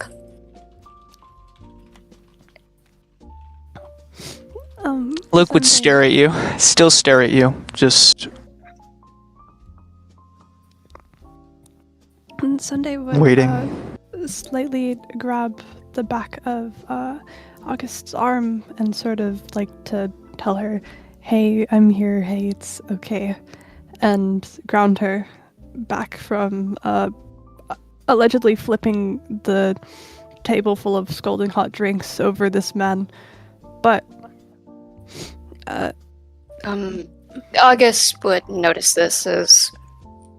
At least it seemed like it calmed her down a bit, as... August, Eventually... After... Yeah? as your vision would refocus, being grounded back into reality, looking past the likes of Luke, you would hear As you would see, as taking a step in, you would see as a man taking a cigarette out of his mouth as he's looking around. As does this seem like the establishment to allow smoking inside? You see as the owner is giving you stink eye. As I'm going to go ahead and you're gonna watch as fucking John holds up the cigarette, kind of his hands up, almost as if he's been told to freeze. As he's like, apologies. As he goes ahead, steps back, and kind of flicks the cigarette out into the snow, or rather, the slush of the street. As I'm gonna begin to kind of make my way towards their table. Where's the seat? It's in the far part of the cafe. You have to walk literally across the entire cafe to kill yourself. To the To kill myself. Yo, can John roll a beauty check to see how like awesome he is? This like, is why my sessions are 8 hours. I have a horrible player. fucking email. I'd rather be Ray. Beauty, bro. Oh my god. Whoa. Okay, let's look at that part. Walking over to the table. As I walk over to the table, can I just take an account? Is there other people here besides us? Yes. Okay. Very Does any of them? But very little. Okay. Okay. Very little. Okay. Very little people. Okay. Like I'm six. just gonna go ahead and. Okay. I'm gonna go ahead. I'm gonna sit down in the booth. What seats available to me? I'm assuming the women are sitting together. So Yeah. it's a I- round table with Yeah, 5 yeah. chairs, a stool, Yep. a second Oh. chair, 2 wooden 4 legs, I and another stool. apologize. All right. I'm gonna go ahead and just pull up a chair. I'm gonna and August sit down. August and Sunday are kind of like. So as you approach the scene, you have Luke staring daggers into August. Sunday's hand is resting on August, and August looks like she's about to blow a circuit. But she's seeming to calm it down. Looking. Oh, go ahead. I'm sorry. What? Wait. Oh fuck! So many things going on. I apologize. Kitten, go ahead. Or Kitty? Kitty, right? Is that Sorry. Sunday. Yes. Sunday? So, Thank what you. were you gonna say? I was talking to you out of character. You were gonna say something. Luke, have you ever had, you said you didn't know what hot chocolate was? Luke. Why are you changing the question? She just got back here. I had to leave for a second. I just got back. She was zoning out. Oh shit, dude. Okay, I can explain. Okay, I'll explain a little. Essentially, the conversation between them kind of derailed a bit. August was lying to Luke about how she truly felt. It was more just like, it's annoying, I don't like loose ends, etc., etc. Luke pushed further to see if she was lying, and I described her as having a vile, almost just hatred, look of hatred, like disgust almost. Yeah, my girl for real. FR. Basically, he was asking why she was continuing to hunt the case. Oh, okay. Yeah. In response to Luke's most recent statement, well, I mean, I feel like it's alright to, at least enjoy the atmosphere. Why don't you try my hot chocolate while we continue this conversation?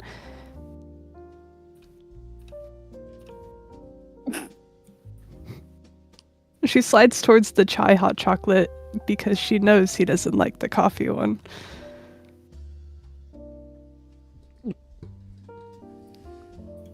about to do a funny right here as that sips it but stares daggers into. Damn, I wish I had like a drink or something. And sips. Continues to sip. Continues until it's all fucking gone. No! And then sets it down.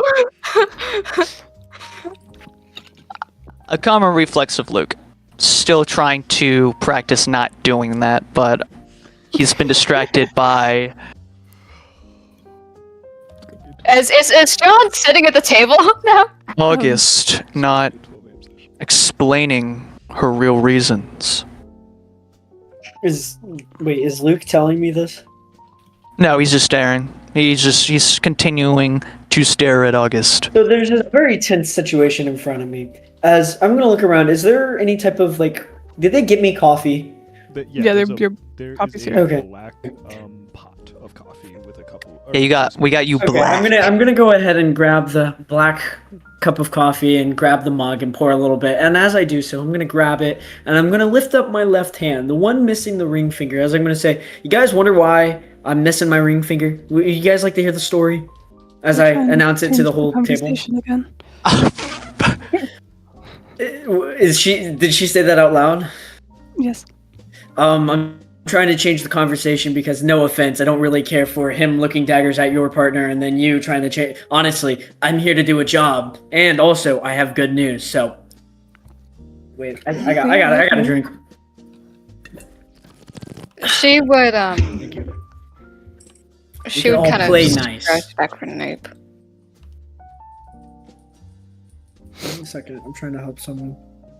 You said I seized Leinster, right?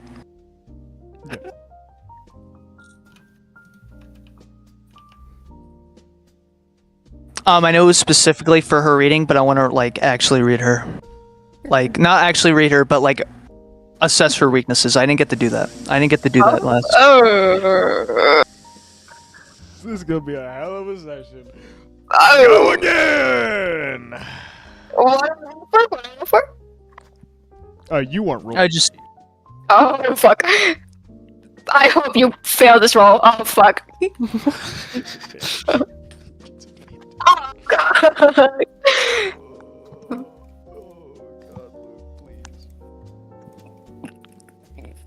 please. Okay. Dude, I love y'all. How scared y'all are. Okay. Oh, that's 72. That's Thank God. scaring me. Oh. It's gonna be a 12 obsession. 72. Okay, hold up.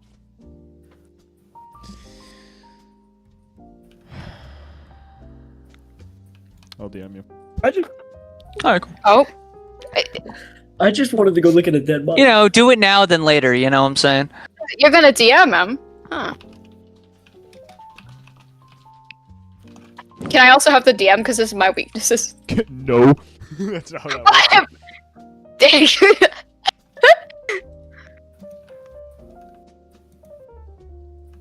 I take another sip of my coffee as we watch as the DM types a vigorous message to my partner Luke. As we wait for this, Sunday, what did you say again? Oh, well, oh my god.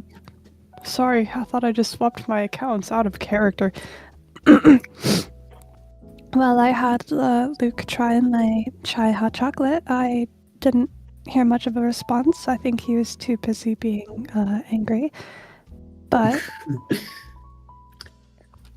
Yeah, I didn't even know they made different types of fucking hot chocolate in we my. don't Oh, typically mix them together. so you realize he drank the whole fucking cup. I'm sorry. I apologize. Okay. I don't mind. Looks back at August one last time, and then goes back to the conversation that is kind of occurring right now. Just listening in to John and Sunday. Yeah. It was very good. Thank you. And she nods and sips on her own hot chocolate. I do agree, we should keep things civil. Cannot agree more. There's no point to us to be against each other. Honestly, I won't lie. Trust is something that's earned, but you guys seem to be competent enough to not screw us over. And speaking of not getting screwed over, I called the police department and I talked with Calvin, the chief. We're good to go. As long as I give him another call. Once we get closer. August would nod as she would reach her hand over and would slide her hot chocolate to Sunday, considering her other drink was drunk. As, admittedly, she would begin to stand up. I think I will wait outside.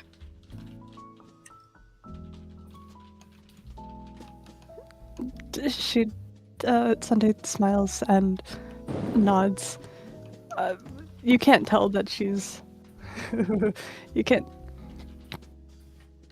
tell that she's a little off-put by her sister leaving. As she would step away calmly, just going outside. She had already paid, so at least she wasn't leaving completely in the dark. As she would close the door behind her, leaning against the side of the wall and waiting out there.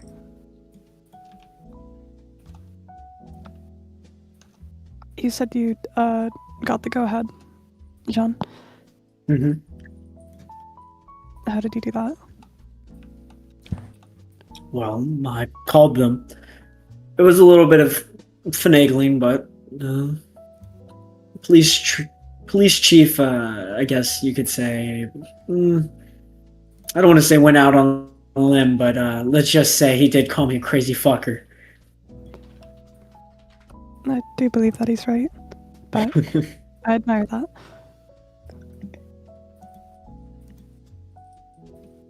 I'm gonna. So wait, is it just me and Sunday here, or I think Luke's here. that's I'm what here. I'm thinking? Yeah, I'm Luke's chilling. still here. Yeah, Okay. yeah, Okay.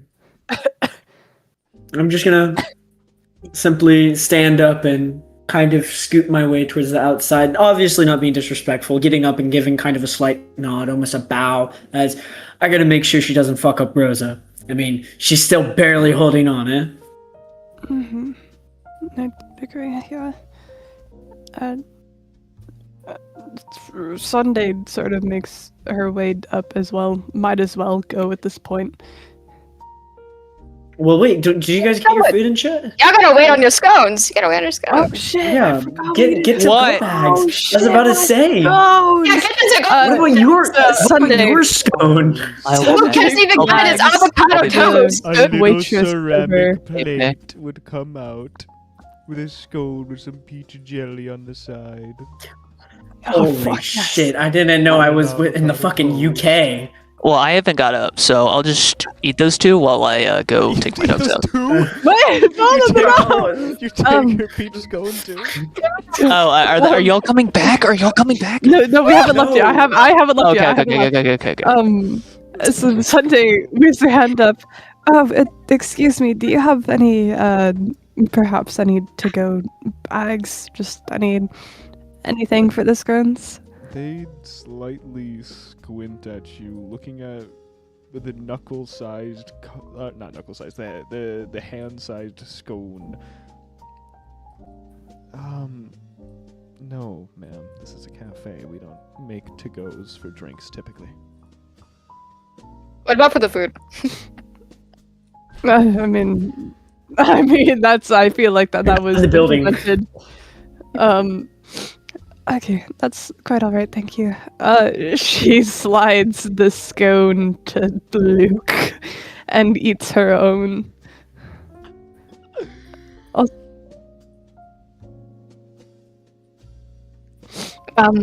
You mentioned John went outside, correct? John did go outside, as long as the DM allows so. I hate being a therapist. Yeah, I would go outside. As heading she goes towards my car. by, you at least notice that she's somewhat near the car, but it's more leaning against the side of the building, somewhat against the wall. She just seems a bit annoyed. I'm gonna kind of walk closer towards her, kind of giving a wave as I'm gonna pull out my pack of cigarettes and offer her one if she'd like. She would kind of just stare at you for a few moments, as eventually she would at least reach over and take one. As he would go ahead, as he would take out his lighter and, yeah, he would light the cigarettes. There would be obviously him taking one out and lighting it up as well. As for just a second, you both would stand in silence, letting the snow kind of drift as he'd simply kind of say something out loud, less of looking for a response, more of just saying it. You ever hear the saying that respect is a two-way street? Mm. Well, I have. I like to think that trust is just the same way. That if you want someone to trust them, you gotta let them trust you. Or rather, you gotta give them trust. See, I don't want you to get into your whole willy-nilly of your backstory, the gritty pieces of it, because God knows that I know how complicated one's past can be. I But- wasn't going to. He would continue saying this, almost not really caring about the response, more of just saying it out loud so that it could be heard. You see, just give Luke a little bit of trust. Open up a little bit. You do that, I'm sure that he'll open up to you as well. I'm sorry if I sound like a dick or if I'm being a therapist or a fucking dad. I'm just saying because I don't know what your reasons are for pursuing this angler, and he's still looking straight as he's saying the cigarette kind of being wagged around.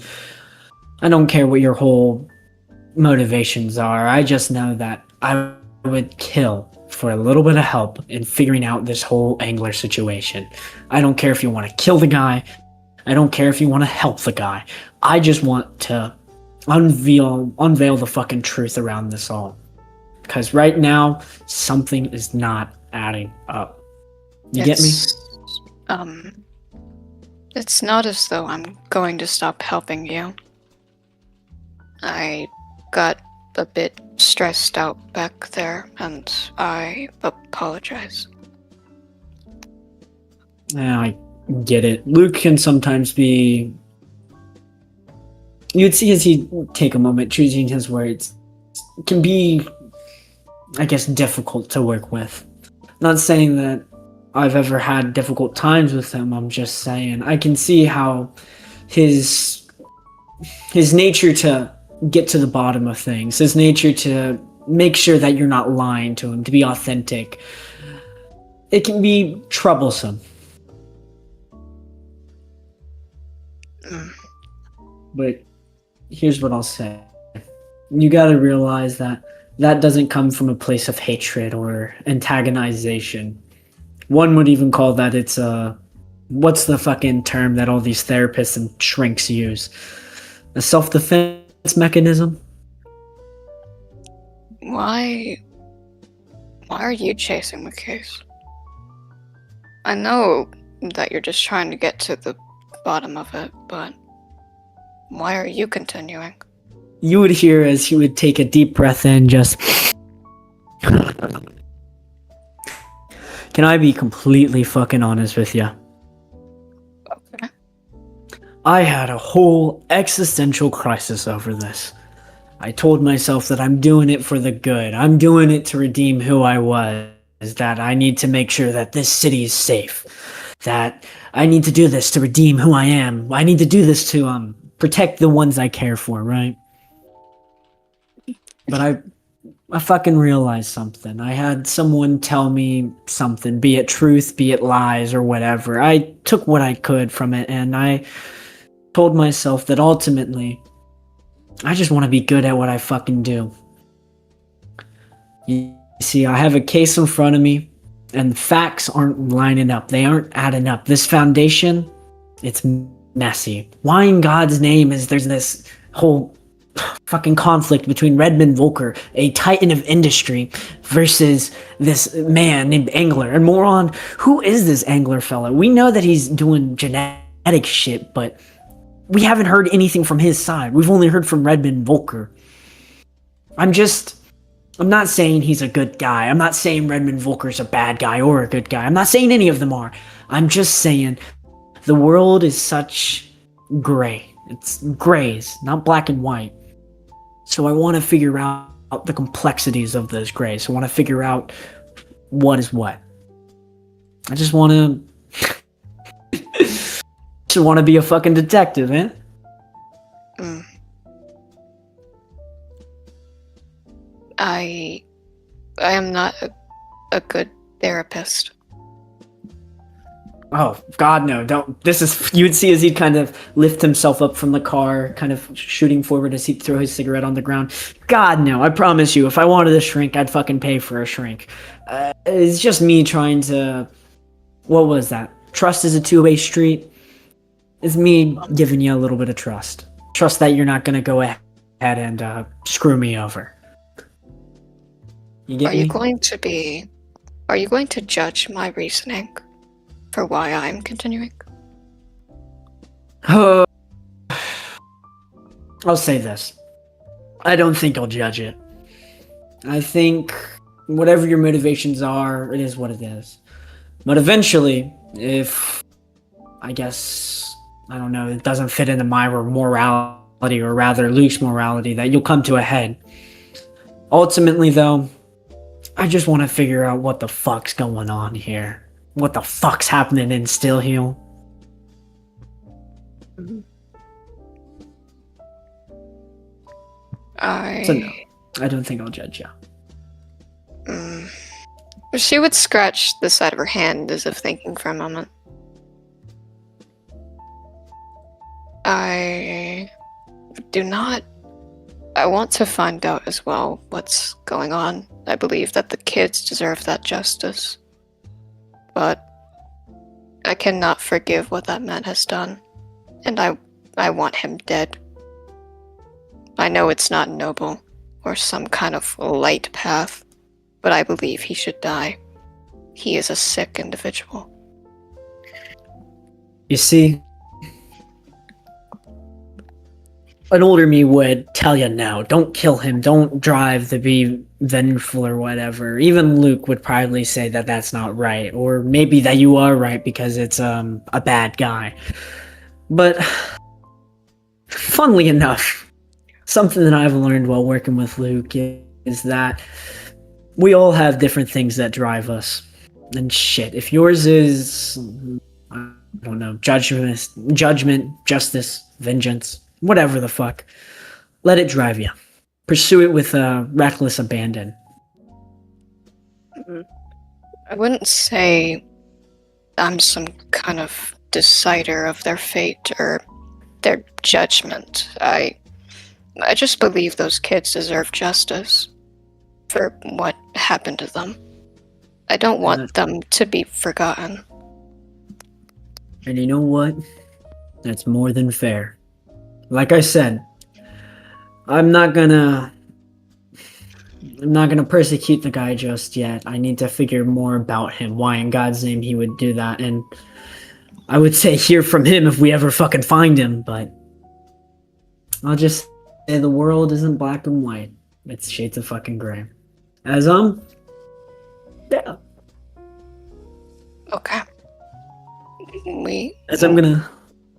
She would kind of lean her hand up as she would tap out the cigarette.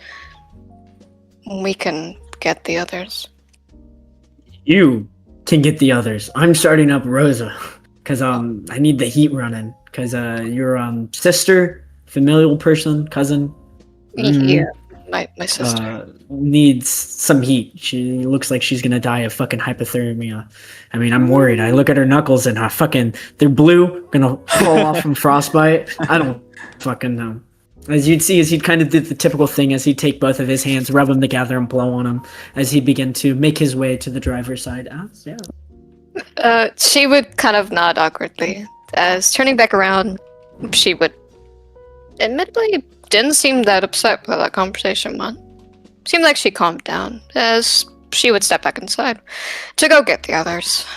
And at that moment, Luke would be kind of walking out, and in that moment of kind of you walking, I guess, towards Sunday, and Luke kind of getting up, he had eaten his toast, he's good to go. He walks, and he just is eyeing you, and then just walks by you as he goes out.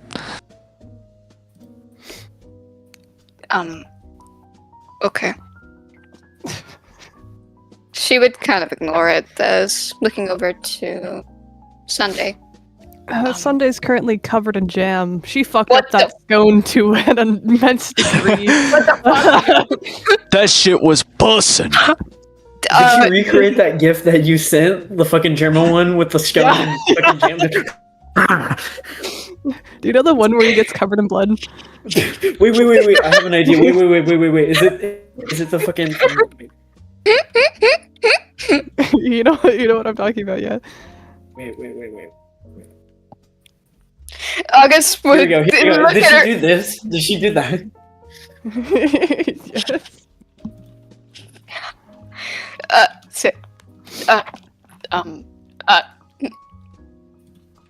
Yes. She glances. I got the gift. Thank you, August, for the scones and the treats. I'm in a much better, a much better mood. She takes a napkin and wipes off her face. August is standing there regretfully as she would shake her head, but nonetheless she would gesture for her. Come on, we're heading back to the vehicle. Everything all right? You seem not as better. I think I'll be fine. And she nods and bundles back up into her layers upon layers, and they head back to Rosa. As she would step back out the door once more, heading towards Rosa, and hopping in her side, in the back. Is look in the back. I got to like sit through an awkward car ride. Holding each other. Lovingly. He's in the back seat. She would not watching glance. Okay. She would glance over towards him. We'll kind of glance back forward.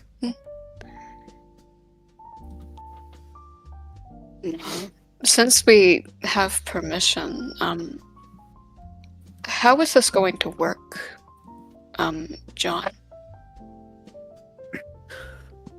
Don't know exactly. He just told me to call him when we're back on the road. Okay.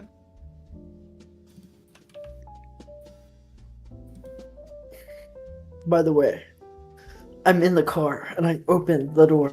I closed the door. Open the door.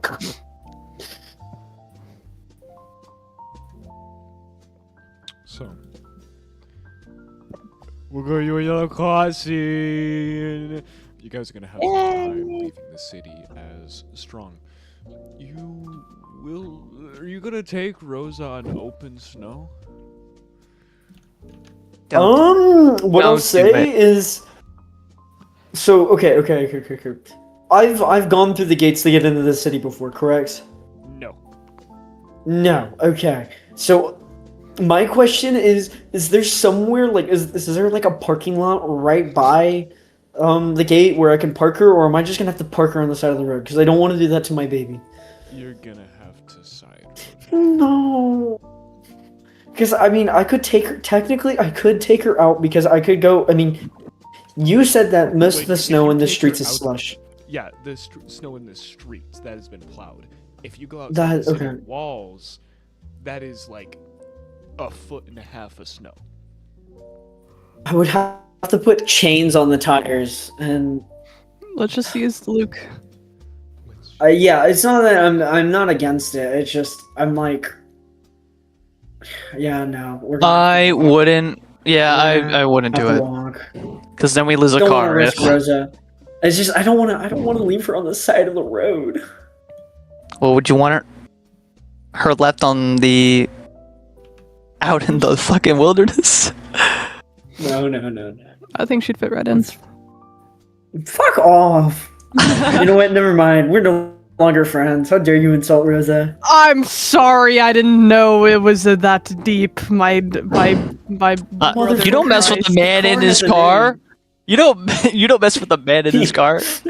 Do you know who Brock Samson is? I was also in my brain. It was like, oh, she'd fit right in with the beautiful fauna and foliage that isn't there right now, and she'd be like a beautiful deer. Of inside- course. Okay. Yeah. That just works, doesn't it? That's just okay. Yeah. No. So that'd be more than fine. Sister ate everything.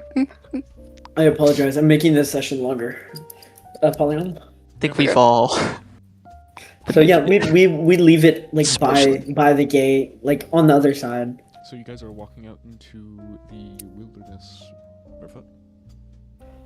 Mm, Of course. yeah. Yeah. I'm gonna open the fucking. I'm gonna open the what is it? What's the little box that you have in the front of the car? The glove box. Can I open it and like give fucking Sunday goddamn fucking hand warmers? Hey, hand warmer. Yay! I'll allow it. Okay, and by the way, just for the extra flavor, as I open it, like a shitload of cigarette butts fall out of it. Just She- directly onto her lap. Yeah, they pour all over her lap. There's cigarette like ash. Shit. My bad. As I'm like just wiping all of it off onto the fucking Like, floorboard. Oh, it's okay. She like picks one up and she starts smoking it. Like still lit.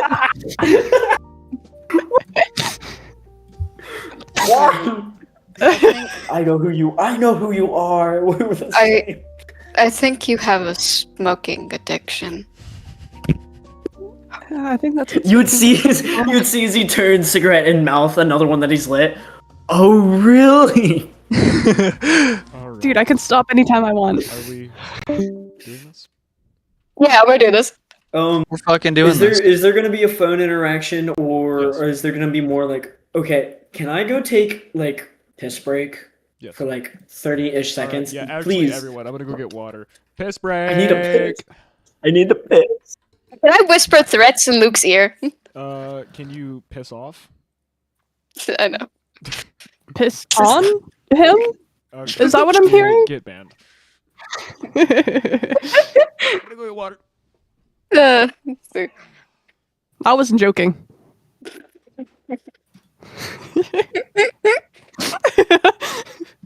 So how are you feeling, Eno?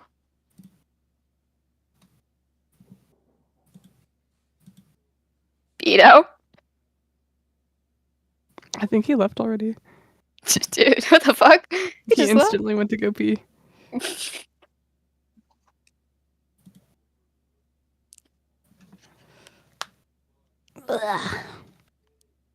I did not expect them to clock me that quickly.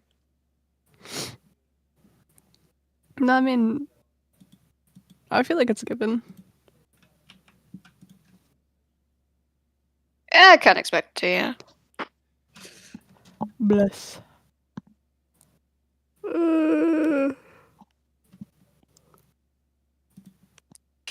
Yeah, like, I kind of saw that coming. I'm the unstable one. Mhm.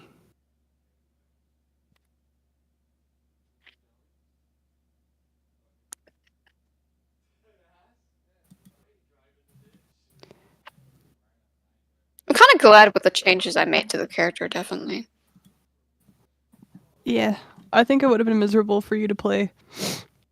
Yeah, if I was just quiet 24/7, just kind of also neutral face 24/7. I do at least want to have at like a very more- young age. I think is like when you're the quiet one. Like you can't be MC and be quiet. Alright, I'm back. Hello. Welcome back. Okay. I do. I'm like. Damn, you guys pissed so fast, and you all. It was all took the same exact amount of time. What the I fuck? pissed, I got a water, and I started making food. Yeah, I'm a guy. Would you- It's not hard. I literally just point a name. Plain and click adventure. Alright, Yeah, you don't gotta worry about like the. I was about to say something really disgusting. Sorry. okay, bro. Man, what the I'm fuck? sorry, that was very toxic masculinity of me. Let me go ahead and chop off my cock. I apologize. How dare I? I'll be more toxic, I'll make up for you, Strong. Guys, I'll get you guys free tampons. I'm sorry. Thank you, bro. Happy Hashtag need that. I got you tampon! Are you guys a tampon type of person or like a cup type of What person? the Yeah, I'm a pad. Those are I'm a like the pad. worst fucking options. I'm a pad kind of person. I use pads. I don't use tampons. What the Okay, I'm fuck joking. is I don't need wrong? answers. I'm just fucking around. What's up, brother? What's up, At some brother? point. It doesn't I have get a beer, figured. brother. He has a beer. I have a beer and I have my Monster Energy drink. We're combining that Okay. shit, I'm and so we can make glad a he chemical isn't reaction in my recording. stomach. Yes. All right. Why would you drink a Monster? Are I we- apologize. Those are we comments were ready, chat? insensitive. I'm I'm ready. fucking ready. Dude, I've been like So- dry smoking the same cigarette for the past 30 minutes, bro. It's falling apart. So this is going to be the objective turning point of the session where I'm going to start needing people to really lock in. Okay. Let me just get another sippy of water. Oh, I have water.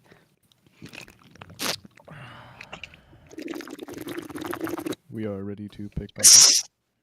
Yeah. Wonderful.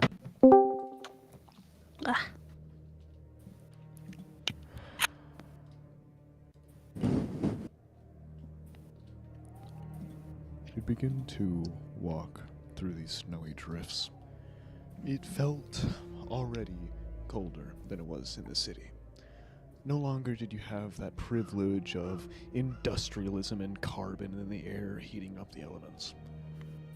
Rather, now you had to deal with the full brunt of the cold. You would see as it was almost just a wasteland, a tundra, foot deep snow as far as the eye could see.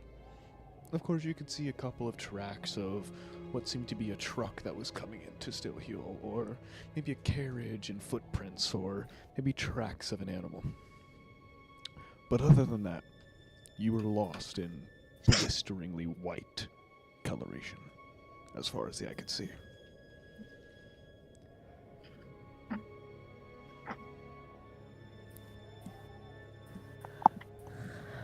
Brother.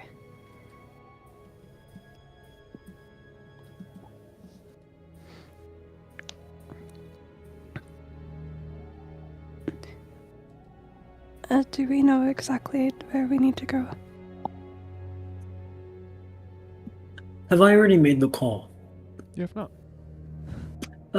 Going ahead and doing the awkward reach over, opening the glove box once again, and reaching in and pulling out. I'm assuming that John is a poor enough motherfucker that he has a Nokia. I'm gonna go ahead and close the glove box and one hand on the wheel, the other one on the phone, kind of holding it up. I start keying in the number for, did I call the police department last time or did I call Callan directly? You called Cal Dan directly. Caldan, I apologize. Caldan. I'm gonna call him again. When you would call him, it was slightly more muffled. The snow drifts has gotten louder, so you can more audibly hear it on the phone. His voice was a bit deeper and a bit louder than it was 30 minutes ago. John, I've been waiting on your call. I apologize. I wanted to grab some coffee and shit. Of course. Hey, it's fucking freezing out here, man. Need something Every warm, right? detective does. Shut up.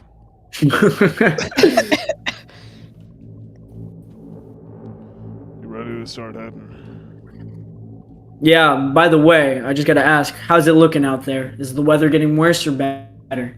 Worse. Snow drifts are getting thicker. We needed to mark our path so we didn't get lost in the woods. You'll see trees. Fuck. They have little X's over them. Alright. One more thing is, what's the contamination zone or the fucking quarantine zone? Whatever, the yellow tape, how's that looking? Is it really set up or is it just... We It's ain't just a got nothing fucking set body. up. Nothing will stick to this snow. We'd have to go get pikes and shit. For now, we're just moderating it personally. Okay. How many, Johns you got over there? We got about 8 of our officers down here. Though if you're talking about the bodies, he's found 3. 3? Is 2 more have been Is- identified since 4 this morning. Shit. Still the same situation. John Doe's, multiple lacerations, blunt force, just Yeah. the whole shebang. They all look almost identical, even. Identical. The bodies too, or the fucking lacerations and shit. Clearly, it's the same fucker doing this. Okay.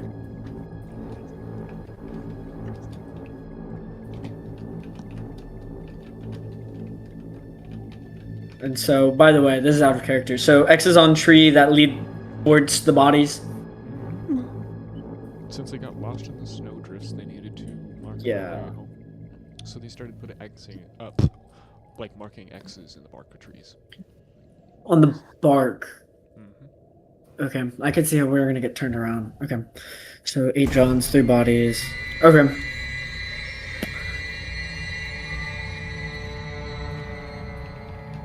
Do you guys have any type of camp up there, or is it just 8 motherfuckers standing in the cold? Hate to be them.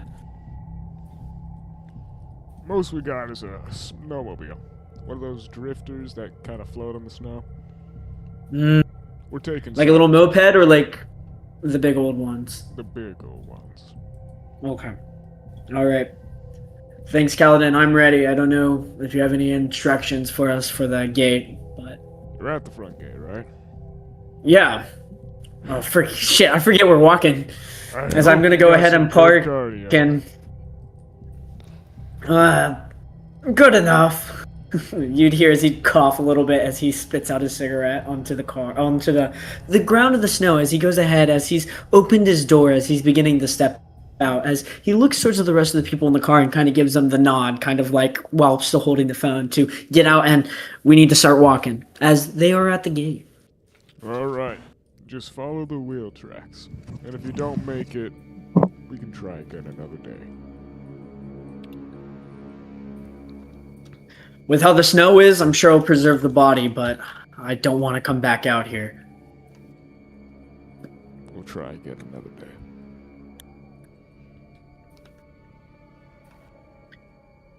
Callan, next time we get back, though, we need to share some drinks. I hate constantly asking you for favors and shit, as John is beginning to walk past the gate. Luke had got out. Okay, go ahead. Yeah, dude, you're so... That was my first fucking thought, as, Luke, getting out, had grabbed the fucking gun. You brand From the yourself car. in with the broken scope as you pull back the fucking what's it called? The reloading pin as The there rack. seems to be- the rack, thank you. Sunday's rack. As when you pull back the rack, you see 4 bullets inside of it. Bolt, I apologize, Bolt. Oh, Sundays, or... It's a titty joke. I'm... Boobs. Fuck! There's 4 Okay. bullets inside the intervention. There is no scope on it. Okay.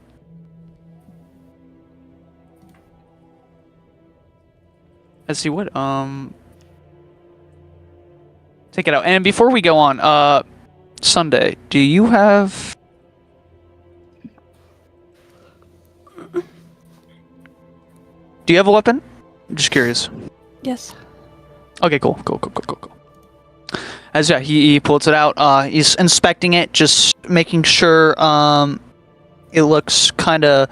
It's probably not as conditioned, but is enough to be able to do the shot. But unfortunately, he would know that because it's cold.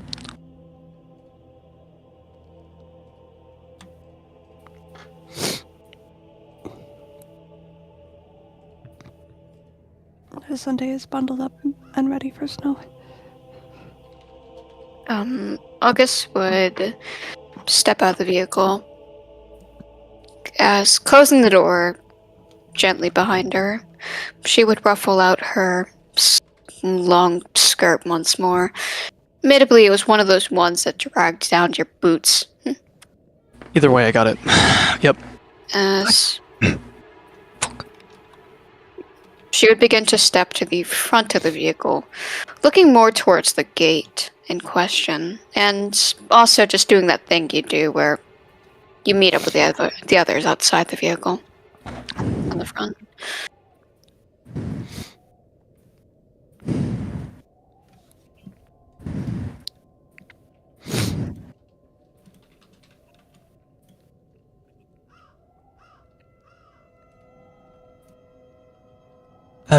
Are we all ready? Hmm. Already. All right. Let's get moving. As you would set out, looking like a Left 4 Dead squad or some kind of suicide squad. Yes, sir, dude. Yes. Fucking love that. To walk out into the snowdrifts, our camera doesn't follow you for a bit, as it doesn't take more than a couple of seconds for the snow to waft over you, disappearing from our camera.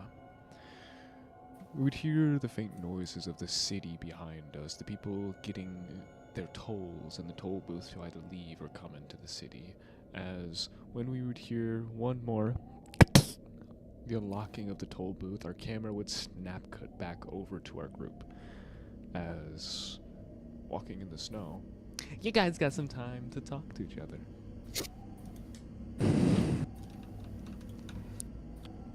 I've made contact with the senators of Camino. What is the movement order? I can tell you this now. August is a bit more towards the middle/front, but she's walking like to the side, as in she's not walking next to anyone. John, front or back? I'm feeling taking front. Oh, do you want to take? Okay, I was about to say. Yeah. No, take front, dog. Fuck yeah, dude. Dab me up, dog. All right. Lucas taking lead. Yeah. Luke, take lead. remember to follow the X's. You'd hear us, John. Yes, he is. Shout. Ooh.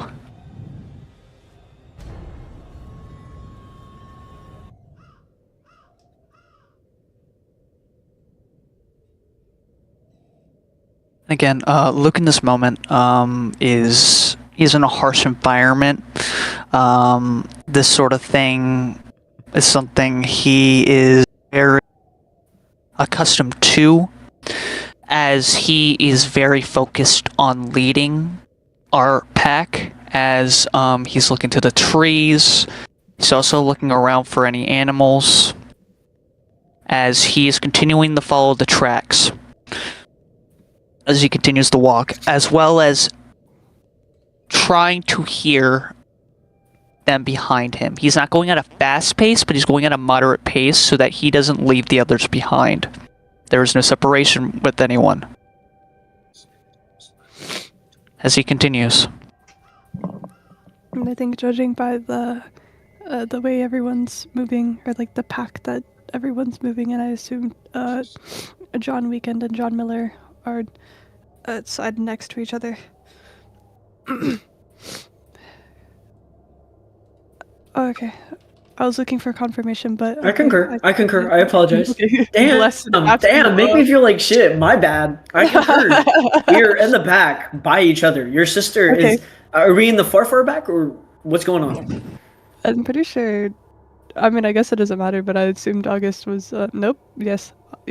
August was a bit like drifting off farther, but still here.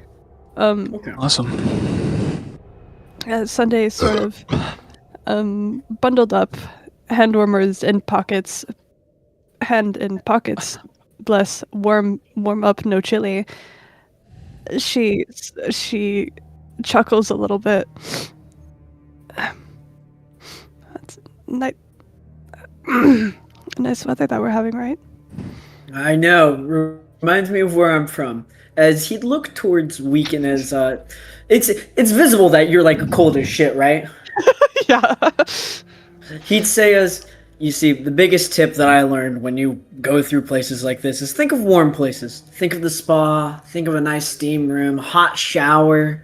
Vegas. I don't know if Vegas exists in this world, but think of other places. He'd kind of say, smirking. Her red scarf given to her by her sister, again, covers most of her face, so you can see her eyes still sort of beaming. That hot chocolate did a number on her. This will carry her throughout the rest of the session.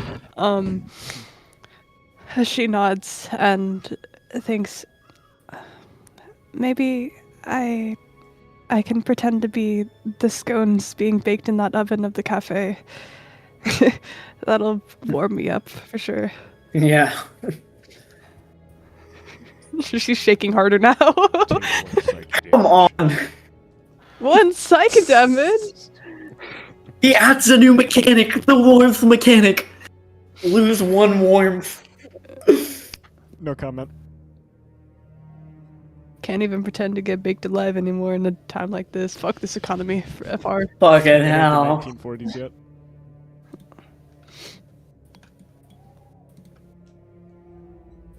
Whew. So, I'm assuming that we're walking. I'm gonna take another step. Sorry. I'm gonna go ahead and pull out my Nokia as it plays the as I'm gonna put it up to my ear and kind of hold my other ear as I'm gonna listen. Alright, hey, John. Mm-hmm. You doing good in the cold? It's been a couple of minutes. Just wanted to check up on you. I don't know if this is just me being weird, but he sounds different. Maybe it's the phone. It's been cold. What? Maybe it's the phone. It's been cold. Can I roll instincts to see whether or not You fail. I fail? Don't worry about it, man. Just keep it in your head. Better yet, so he asked how I'm doing in the cold? Yeah. I'm doing pretty good. Still chilly as shit out here. Cheers. I could drink to that. Yeah. Say, speaking of which, you said how many bodies there were? 4? 3. Okay. As speaking of which, following the X's, right? Yeah. Am I gonna get to meet up with you at all? I'd like to at least shake your hand, or are you back in the station? You'll get to see me.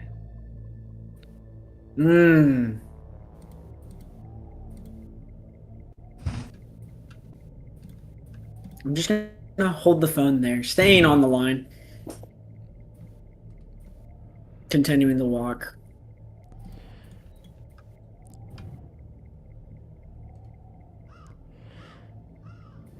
How long does... As I'm gonna speak into the phone again and say, hey, Calvin, you doing okay? Just a little cold. Yeah, cold enough to make you forget that you've called me. You like to maybe, I don't know, hang up? Called me.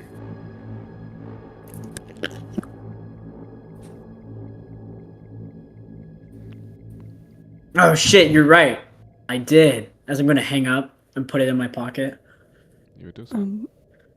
I'm gonna look around and I'm gonna...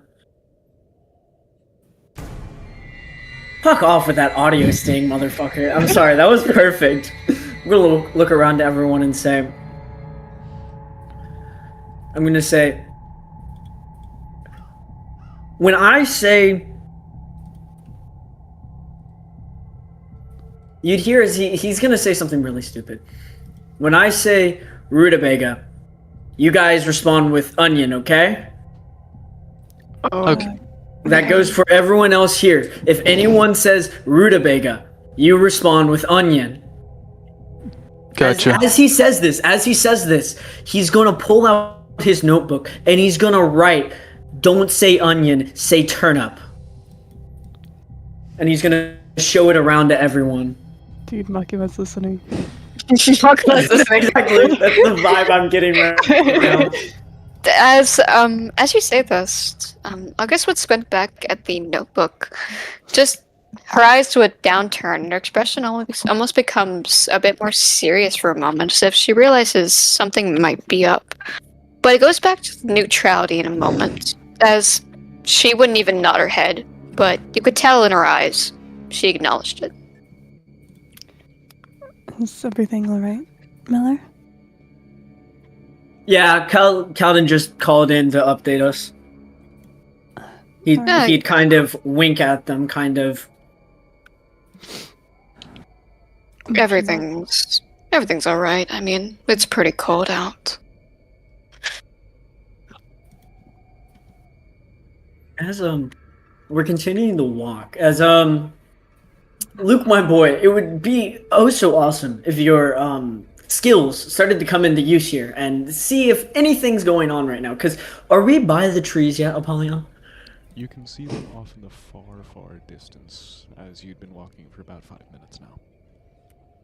Okay. As yeah, I'm leaving Again, like as stated, he's aware. He's looking around. It's like a kind of a. It's like a rhythm, not a rhythm, but like he's kind of doing tasks in kind of a cycle, you know, following, looking around, observing, trying to remember that people behind him. He doesn't want to lose anyone. He's trying to be very detailed in what he's doing. This is a very dangerous scenario that if we separate... The snow is definitely piling up pretty high. Yeah, did I hear that weird noise? Oh, my bad. I just whistled. Oh, okay.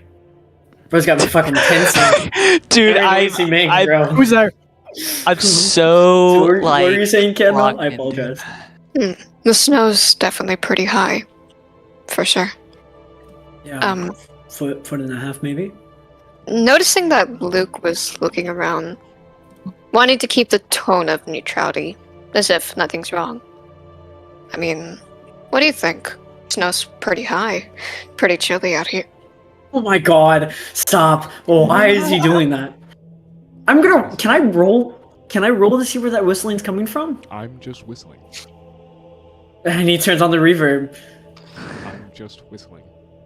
Hey, fellas! Do you mind muting yourself whenever you whistle? Sure. Thank you.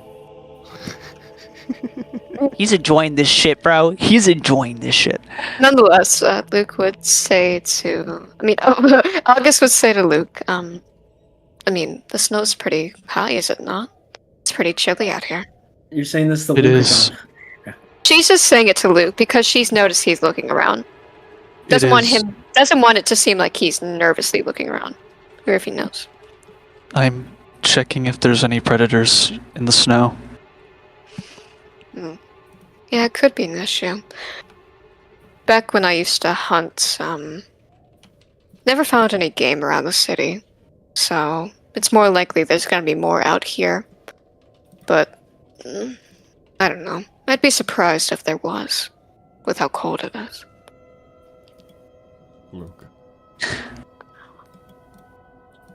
You would feel as your foot would slightly sink the next step you took. Looking down at it, it was an animal track they hadn't previously seen.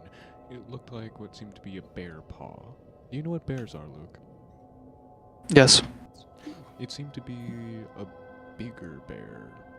Though the claw itself didn't have the big paw, it was thinner and the claws seemed to be a bit longer. Maybe a wolf? Or a coyote or a lion or... Lion? It was the only track of its kind. Animal. She would pause. Big predator. As he stops for a moment. He stops. Stop. Stop. There is a predator in the area. Everyone, be prepared.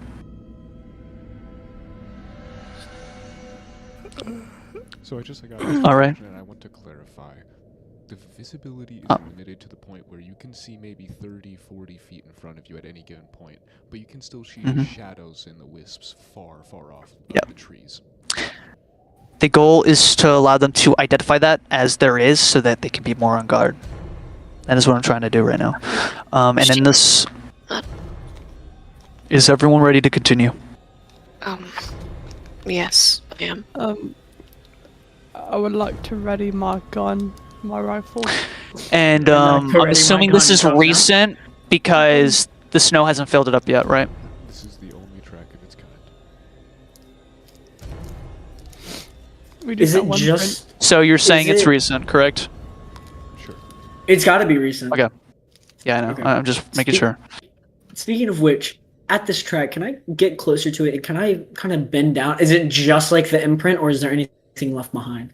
There's nothing left behind. It's just an imprint. Okay. I'm going to stand back up and look back towards the rest of the party. Jesus fucking Christ. It's fucking cold, he'd say, smiling. Do you... And can I check how cold my weapon is? Is it very cold? Would you take off your gloves to check? Alright, I assume you have gloves on.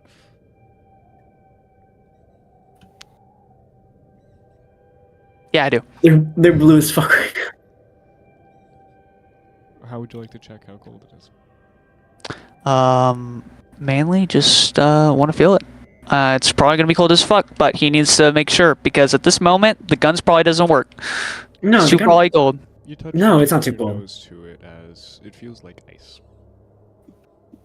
Well, it takes a lot. I mean, you have the well, bolt what closed, degree right? weather is it right now? -10, -20. And I don't think that Here's what I'll say, and this is just real gun knowledge, is that the gun should be fine. Even though it's cold, it should be fine. The only problem it runs into is if you get water or snow in it. Then that becomes a problem, because then that can fuck up the firing pin and shit. Like, I just don't like a bolt action rifle. Bolt action rifles are going to be hard to kind of position myself in. Well, it's fine. Ultimately, it's fine. Let's keep going. Let's not get stuck up. Alright, cool. If anything, it's a good thing to fire once and drop. Personally, I was gonna take the lung part off and use it as something, but because I don't have a weapon. The barrel. The I was barrel? gonna use the barrel. Yeah, I was gonna use the barrel. Do you want a weapon? I will give you my gun if you want. Stop! I literally told you to mute when you did that. This on purpose. It's all right. I'm gonna put my gloves back on. Yeah, you know what, Luke, get over here. I'm gonna give you. Do you have a my weapon? Makarov. Wait, no. I'm gonna give Okay, you my cool. Makarov. Oh yes. I'm going weaponless. Sunday. August would stand there sadly with her axe was in her hand now, at least. She'd repositioned it during their walk to remove it from one of the gators. As she glances back at Miller, giving away his firearm. Do you... John, keep your weapon. Keep your sidearm. No. I made Keep an your fucking action. sidearm. Well, I'm giving it back to you. I can use the whole gun as a weapon. It's fine.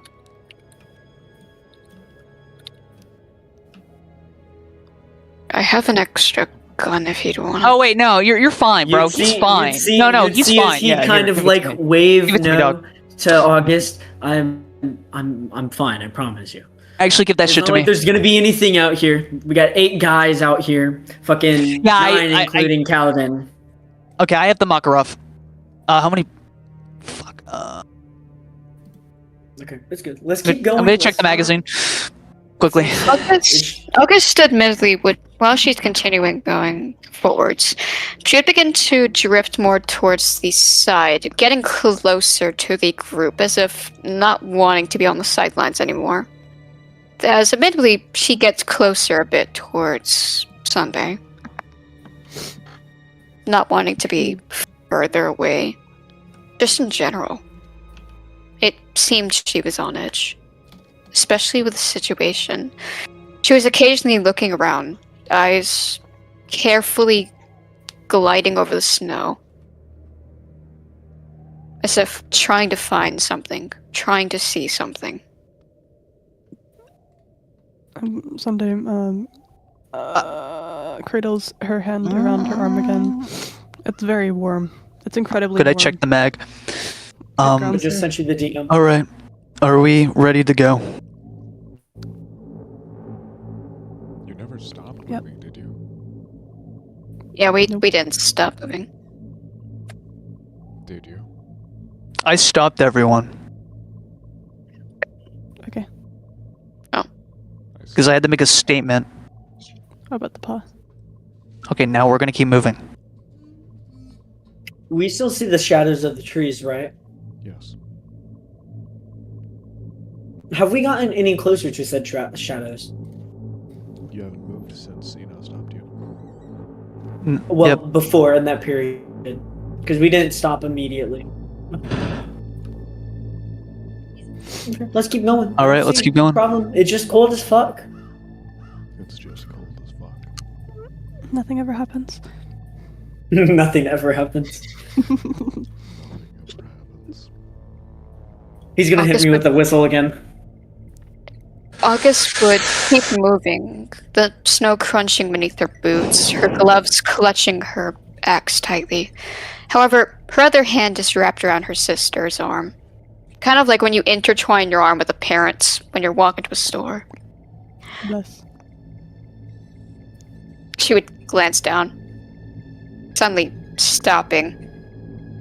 Yeah, she would lift her boot up and glance down at it. Strong. Your phone will begin to vibrate again. I'm gonna pull out my phone. I'm gonna answer it. Hey, I was thinking about your offer. Where would you like to go get drinks? I need some spirit to warm me up in the cold. After this, of course. Thinking maybe Hail Marys. Hail Marys. Ain't that the rundown place with the old man?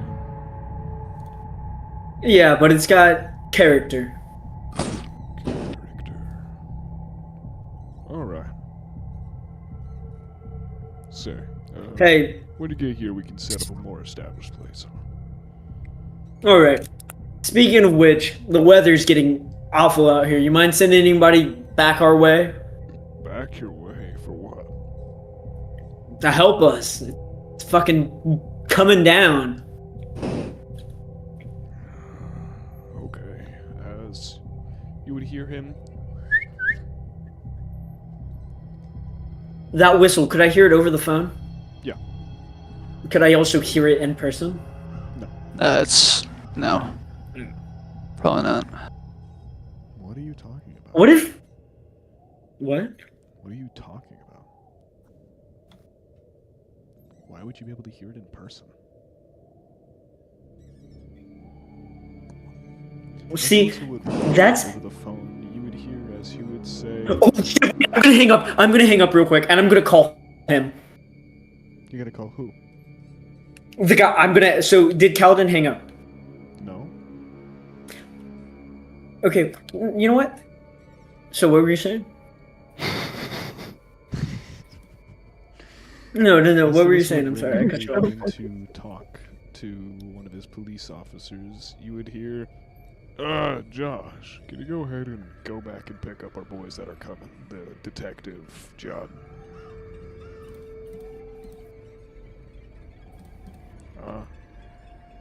Straight back the same way we came.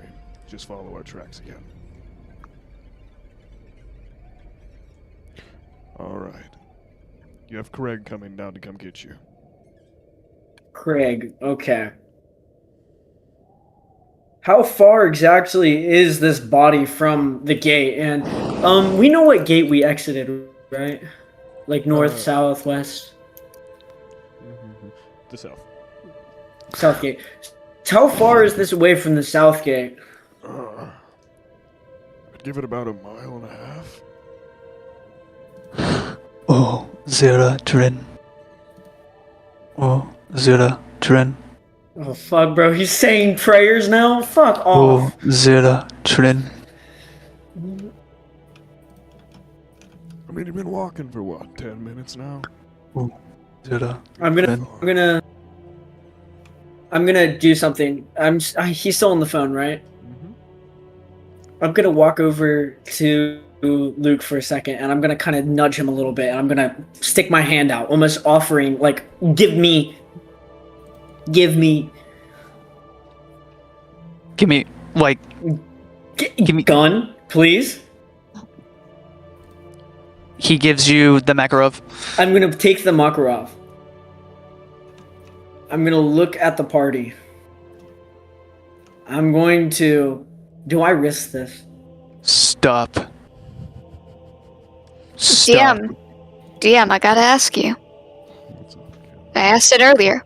What did I step on? I heard some squishing when I was walking.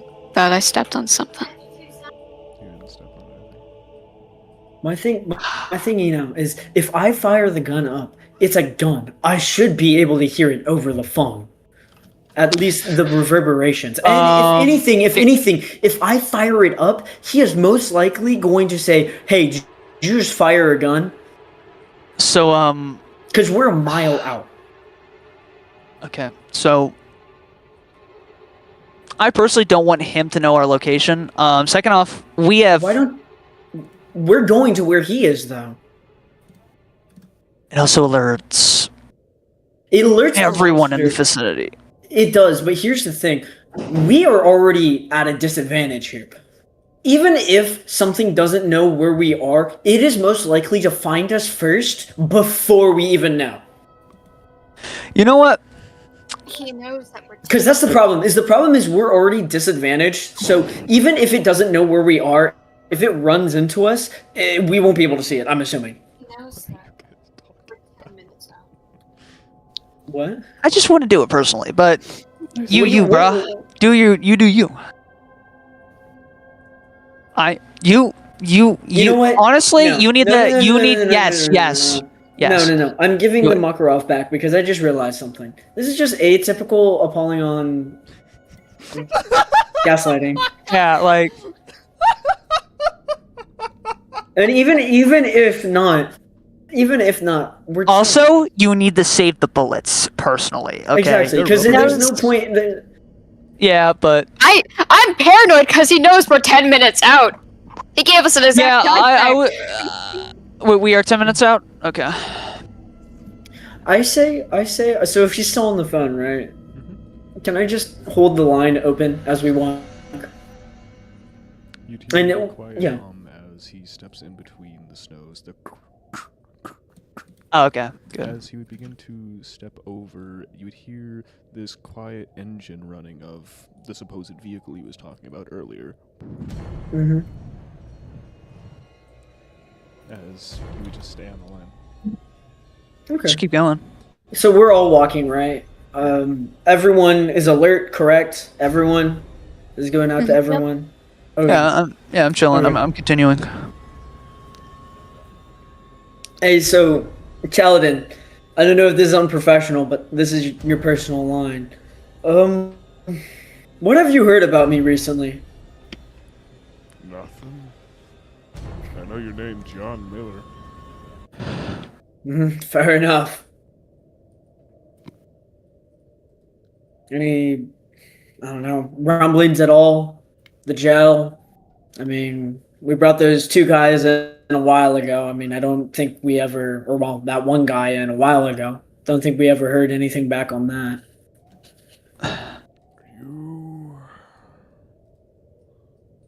You're talking about that case in which there was a shooter on an apartment building? Yeah. Did he ever say anything? That guy didn't talk. It was actually... I'm surprised you didn't hear if you were the one who put him in. Usually we get back to our officers about this, or our detectives about this. That man died of an infection about half a day after he was admitted. An infection? Like staph? An infection, and an internal one. apparently had a huge pus pocket forming on his heart when you had met him.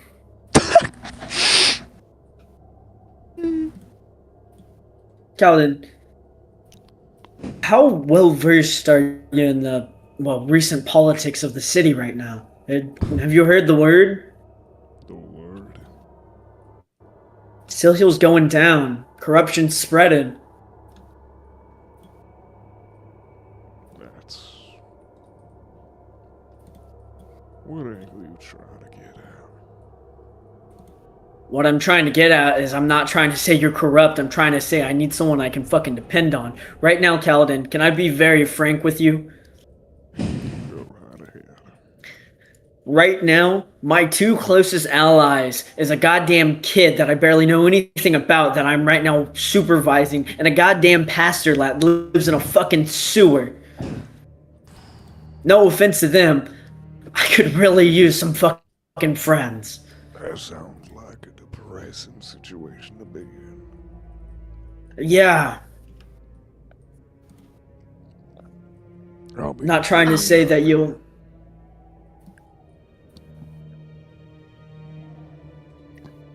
Perfect. Hey, As just I'm remember, gonna hold... we can always come back another day. It's my favorite thing to say.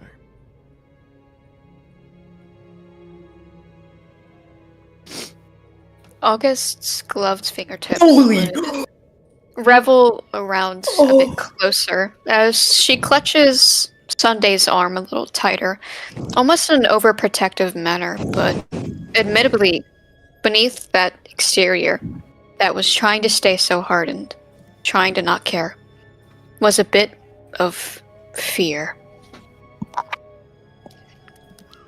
Stop. Second of all, when we went to the toll gate, how did the toll gate work? Did we show him anything? Did we tell him anything? Was there anyone at the toll gate? You got asked for $15 each to leave? And we paid, and there was nothing else. I mean, it was a short, fat guy there's with a nothing... cap, looked Irish. Did we tell him any... Looked Irish. Looked Irish. Did we tell him anything? You told him that you were leaving? Hey guys, let's just continue. Did we tell him... Did we... Wait. No, this is... Did we tell him... What did... I told him, I said, John, as I was at the window, I said, hey, we're leaving. Are we good to do that? That's all I said. Okay. I'm gonna hang up, and I'm gonna put my phone in the pocket. So... I'm gonna look at each and everyone, and, yeah...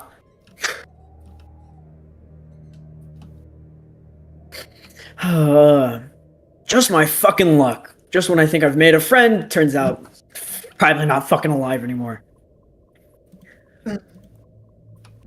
August would offer her hand out towards you. She would let go of Sunday's arm to do this, but she's offering it out for the notebook, making little grabby hands. I'll give her the notebook. As I figured it out. He's been dead. She would begin writing. As she would turn the notebook to you, and allowing the others to see if they so wish, what reads is, I noticed it a while ago. I noticed it at the cafe, actually. It was just the look that woman gave. Everything seems like it's been going downhill after that. Even I kind of noticed the change, but you might have a tracker on your phone, or some kind of listening device. I think you're chipped.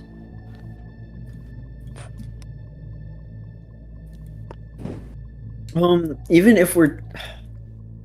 That's the thing.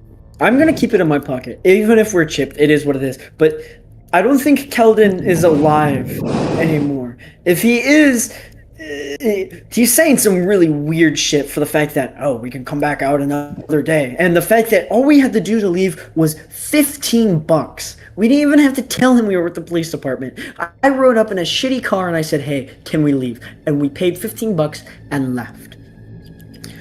This whole thing is a fucking hoax. The body is probably... And speaking of... How close are we to the trees?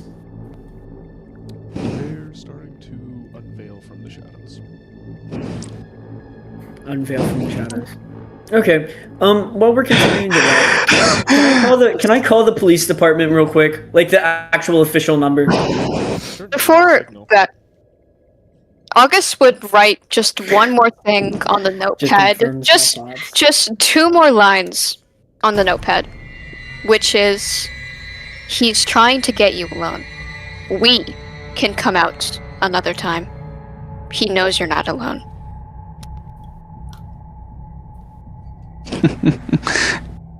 So true. Well, my thing is though, you could be referring to 8, but I don't.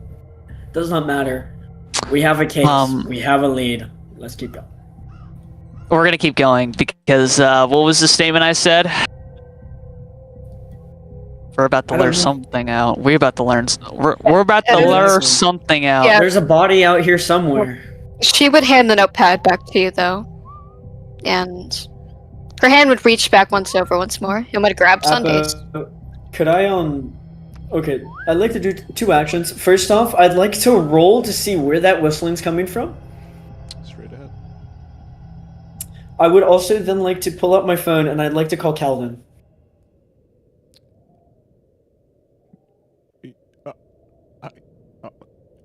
But do I hear any ring when I call?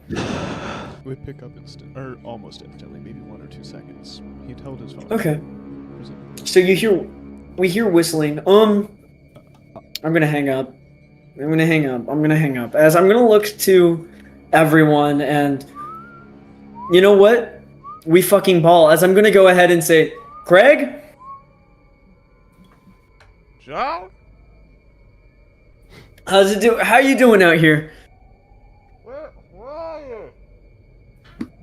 Right in front of you. Don't you hear us as we're gonna keep walking? Well, I can hear you, but I can't see you. Just stand by the tree, or better yet, I'm sure you have a torch. A flashlight. I ain't got no fucking light. What are you yelling about? You got a fucking phone with the light on it? No, I ain't bring my phone out here. I don't want that shit get bricked. Fucking fair enough. Gotta light anything? I don't smoke. God, awfully convenient, as we're just gonna continue to walk forward. Is the voice getting closer? Fuck. Go, Luke, if you have an interrupt, please. No, but if anyone has an ability that is useful. You know, fuck it! No. John Miller. Mm-hmm. Do you remember at the beginning of the session? What? With your hand torch lighter? I know, but I have a lighter too, and also the hand torch thing. You guys in character don't know I have men. Yeah, that's why I'm telling you out of character. So, yeah. I wanted to ask, I know,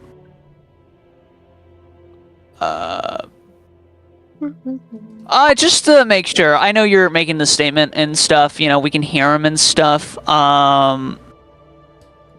maybe based on instinct or stuff. I'm only assuming maybe predators or something, can imitate voices. We don't know what the fuck's out here. Could I roll to see if, this guy's genuine, I guess? You wouldn't be able to tell. I mean, it sounds like what creature mimics voices? You haven't heard of that. Okay, I'm gonna pull out my lighter, and can I flick it on, or? You would, what kind of lighter? It's a Bic? It's a Zippo. I've upgraded. I see, wow, fancy. I know, $11 at Walmart. Seriously hard to light in gold. Are they? I thought their whole thing was that they're not hard to light in gold. No, it's the Bics. That's the Bics? As you really? Flip that silver cap on the Zippo lighter.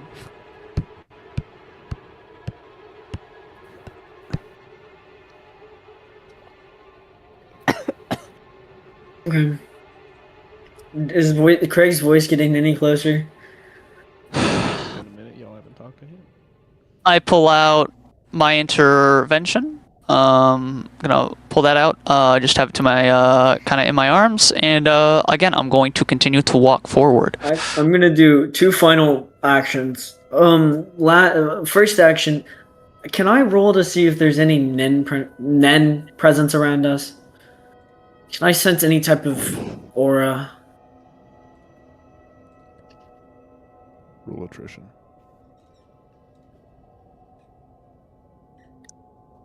I love seeing that 174 randomly in the chat, by the way. You feel Luke's. Okay, I'm gonna go ahead and I'm going to. Okay. We ball, right? Latasin. I'm gonna. Can I roll Ista. to ignite my hands as I did earlier? Frio. Oh wait, my bad. Bah. I'm just speaking in my native tongue. Okay. Roll resolve. Apollyon, could I do? What's up? Roll resolve.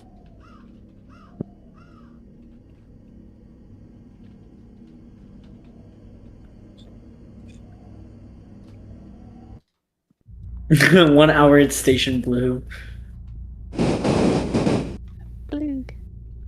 An Arctic horror ambiance. Makima is listening.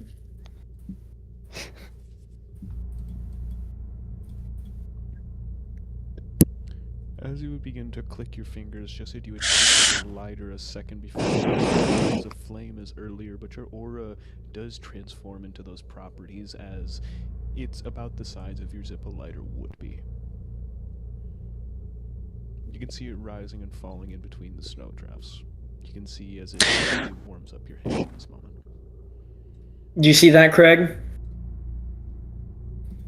Also, Luke, check for Nen.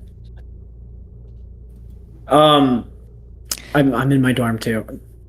Shouting, astrophy, shouting. Craig, you hear that? You see that? As you would begin to see a shadow emerge from behind one of the snowdrifts, as he would be sort of waving up at you. Hey, I see, I'll tell him. As you would see his left leg kind of come up from the snow and hop up, and the right leg would come up and hop up, sort of hopping up through each individual foot of snow that he has to step in. Oh, this is where Luke, you've seen a lot of people, and you could detect. Does anything look weird? This goes to everyone. Does everybody want to roll check to see whether or not that looks natural? As Luke's gonna yell spin at the top of his lungs. Why the hell you asked me to spin? Spin around! Listen to the boy. You would see as he would stop in his tracks, the right leg and left leg, as he would sort of kick up snow. You'd see the shadow of it pass as he would turn and turn again. That good for you, boy? Thank you. I'm saying, people, the way that he's describing how he's walking sounds like he's like, it's almost like marionette. Like can I roll? Who's behind me? I think the order was you, me, Sunday, and then John in the back. Cause we're side by side. Yeah, so they're like in the back. I'm somewhat around Sunday, enough that I can hold her arm, but I'd still be behind you. Luke is going to stop. Wait for, August, stand next to me. She would nod as she would slowly let go of Sunday's arm. Though she seems a little bit more on edge, she would step forward and... Notebook genuinely does not let that happen and steps with you. Okay. Okay. As she tries to let go, Sunday wouldn't then. As the two would step forward, and August would step fully next to Luke. As the figure would start to come out of the snowdrifts a little bit more, he's still cloaked in shadow, about 30 or 40 feet away. Is there any other actions people would like before revealed? One final action I'd like to do, and this might be idiotic, but it's an attempt at something. I'm gonna kind of go up to everyone. I'm going to give them a cigarette, and then I'm going to light it. And I'm going to say, "Make sure you keep smoking it." Okay. I'll wait to see, maybe to help identify people. As I'm good. I have no more actions. I don't know if anyone else. Yeah. Some. Does Luke smoke? No. What? He doesn't. What's he do with the cigarette?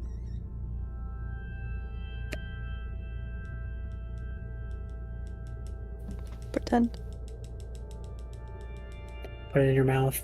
Don't fucking puff it. I don't know. Just make sure the ash keeps burning. I'm just gonna keep it in my pocket, but You're gonna keep a lit cigarette in your pocket? Oh, it's lit. Fuck. Yes, I lit it. Just make sure you let it keep burning. Fine. But in this I'm gonna moment, give intensity everyone a is fucking- welling and shit. This is gonna be the biggest. Can thing I ever. activate? This is Can gonna I be attempt Craig. to activate my fucking Nen right now? You know, I think intensity.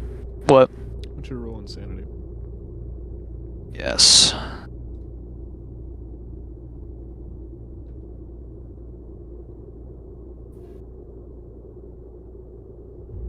See, as that white film around your body would begin to well up.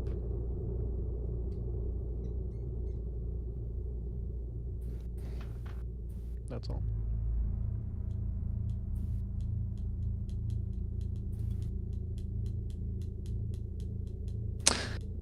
As this is kind of like, it's kind of like a auto response right now for him. As he continues to approach, again, kind of like a defense mechanism. As he would still approach, as he looks towards this person, but still eyes around in a kind of cone, looking around. As you would begin to approach towards the light and, well, just being close enough for you to see him, you would see the 10 golden buttons across his chest, that black police suit that went past his knees that almost looked like a dress, the badge on his chest that went Stillh.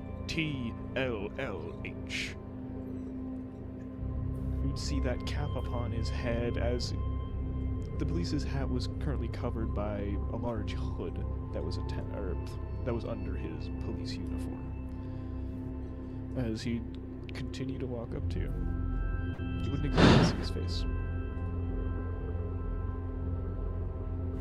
Good to finally fucking meet you, Craig. How you doing? As I'm gonna. We don't see his face. You don't see his face yet. It's still like a bit covered by shadow. Oh, okay. Yeah. Yeah, I'm gonna. Luke, are you still taking charge? Are you fine if I take lead for a little bit? No, I'm taking charge. You sure? Yes, Is that in character? that is in character. Yeah. Taking charge? I assume I'll be the one taking charge, leading you back to where we need to go. Yeah, you're right. Nice to finally meet you, Detective, as he's currently sort of face down, watching where he's walking so he doesn't fucking trip in another snowdrift. As his right Fuck with Craig. up to you. I'm gonna go ahead and obviously, would it have been safe to say that as we finally see him, I put out the flame in my hand? Yeah, you can. Alright, I'd Stop. like to do so. As I'm gonna reach out. What hand is he shaking? Right. Right, so I'd be shaking with my left. I'm gonna go ahead and shake with my left. You're right. Oh, I'd shake with my right. I didn't Sir. know if you said left or right. This guy. I didn't know if you. My bad. Alright, yeah, I'd shake his hand. Sir, As when your hand would Oh, be okay. this. You'd see as his hood was come up, since he was now standing still in place, as his body went completely limp in this moment, falling forward on you. You would see what was under that hood, as it was a mauled body and face. You would see the bones nice. of the inside of his neck, as the entire bottom left and sort of the part of his neck had been torn to flesh and viscera. You could see the back of his jaw, as it was pure animal bites. I'd like to do two things here. Could I immediately let go of his hand and veer back or like to the left and let the body kind of like not completely get toppled by the body? Yep, you would, as it just falls into the snow. As I'm gonna look to everyone and say, well, my life never gets any easier, does it?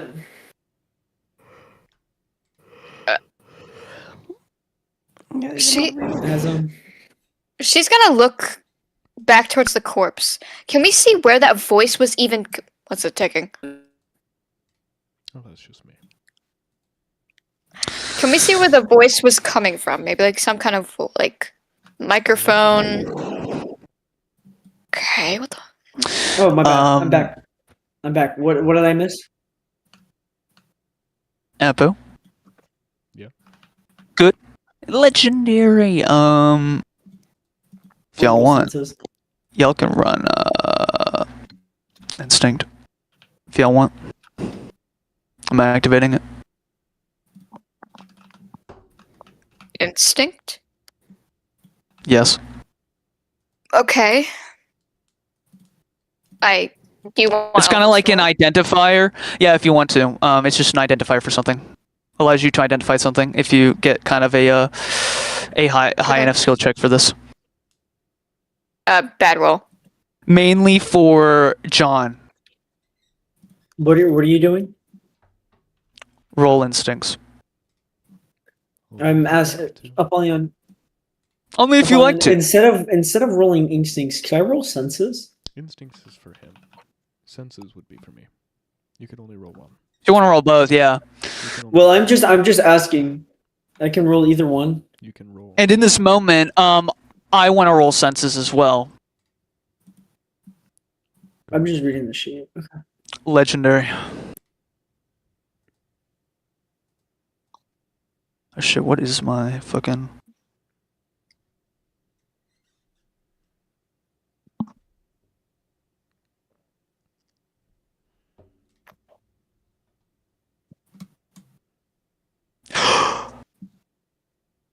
Straight 100.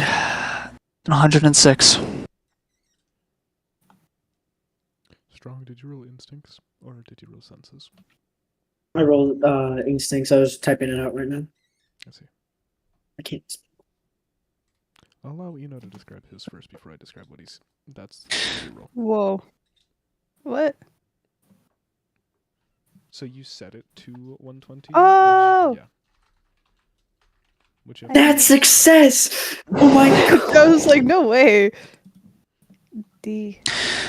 John, you know this very well. Oh. You know this feeling. You're looking at Luke, and you know personally it is happening. It's happening. It is happening. Okay. But uniquely, usually an action occurs during this. There's no reaction to Luke. So it's happening. Okay. So Luke is just standing still right now. That's what As Luke, yeah, yes, you just know it's happening because you feel it in your gut. You feel that unfamiliar of something is wrong. You already have it. But you are identifying it off of Luke. Yes, you're identifying it off of Luke as well. You feel it. You see it. Once you look at him, you're like, something's wrong. Something's wrong with Luke in this moment. I've seen this before. I saw this. But Luke, in this moment, I got 106. What? Oh, wait, has everyone rolled? Yeah. Legendary. As, Do I pass that census check?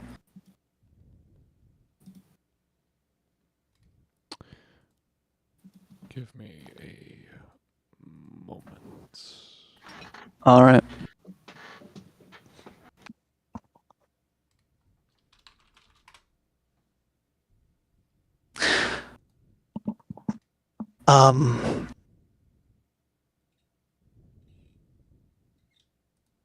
August, you're right near me, right?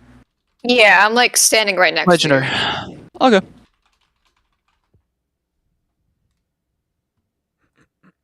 Also, my gun is on. I have the trigger is my left arm.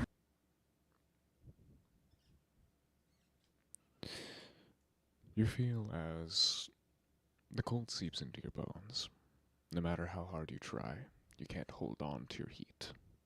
Your teeth chatter, and none of it is good. The grave knows no cold such as this. Your body heat gives you the cold shoulder. You would see as it was basically clear skies, no cloud in sight. But it was this thick gray. Snow was still falling despite their lack of clouds. It was starting to get foggy as you see the breath of August. You see the breath of Sunday. See the breath of John. You see your own breath.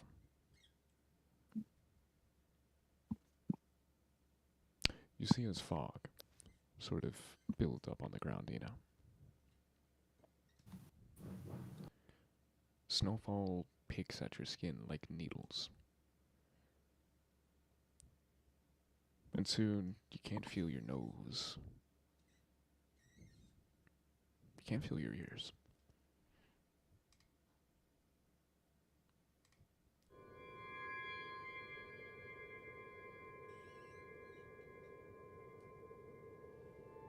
That's all.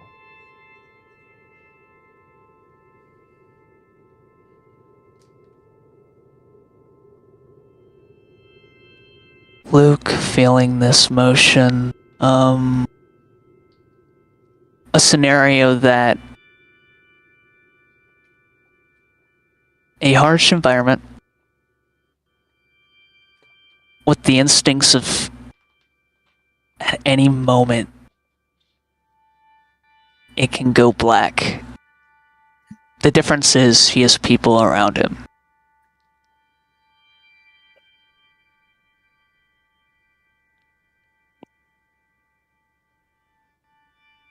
He, in this moment, paused, and to him it feels so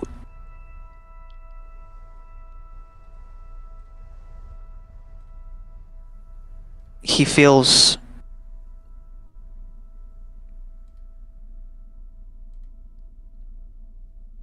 danger in himself, and my Nen is still going on, right? It is.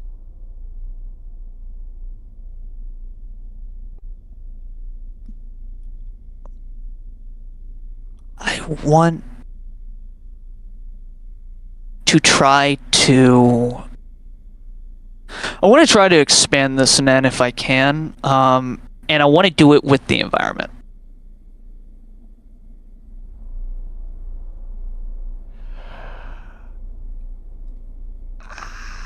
Okay, I'm gonna need you to go ahead and roll me an apathy check.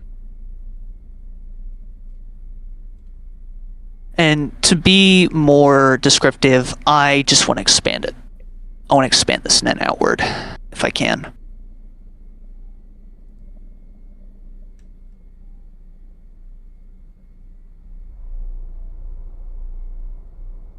After this, I'll need you to roll me an insanity check as well. Gotcha. Oh shit, I'm in... Would this count as one of the advantages roll? Because I am in the state. Can I roll 2? Yes. Oh. Legendary. Cool.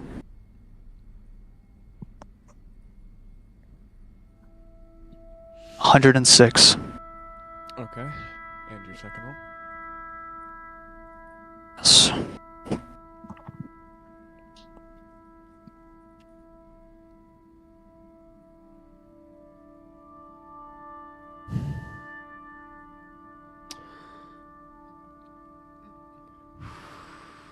I'm so glad.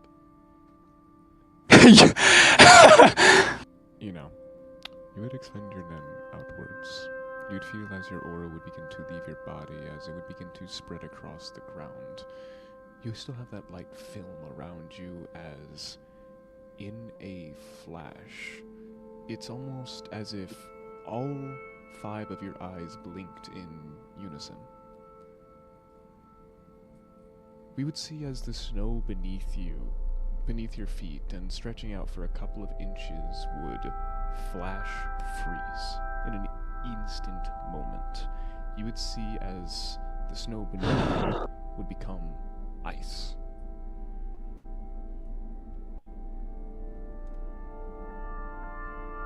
One would say a man is created through the environment that they've struggled through. And in this moment,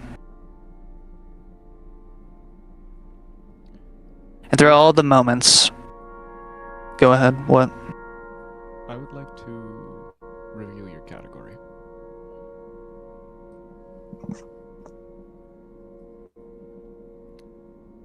Luke is a specialist.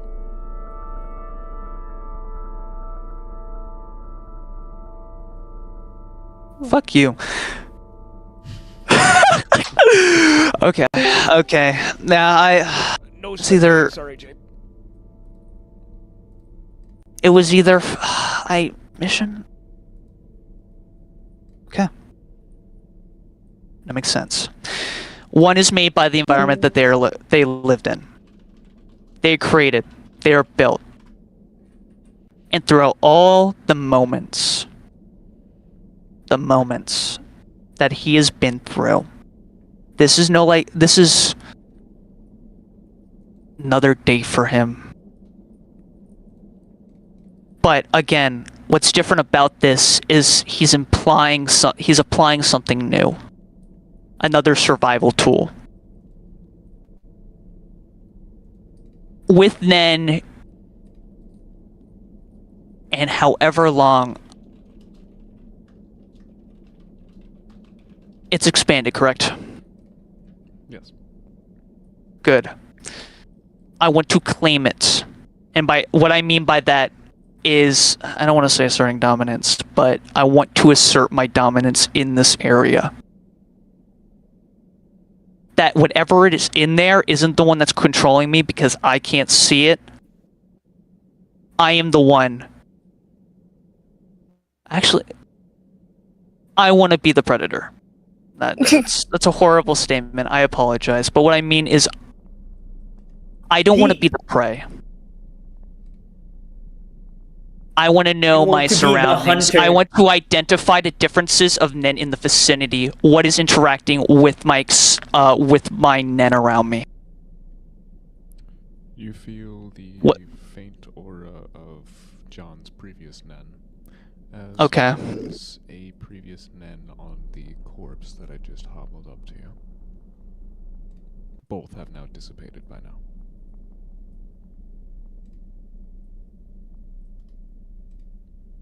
I would like to tell the other people that you had just seen the snow beneath his feet flash freeze. August was a normal person. And watching this was not normal. Her eyes kind of lock onto you for a moment, as if she's at a loss for words. Is Luke What? letting out malice to assert dominance?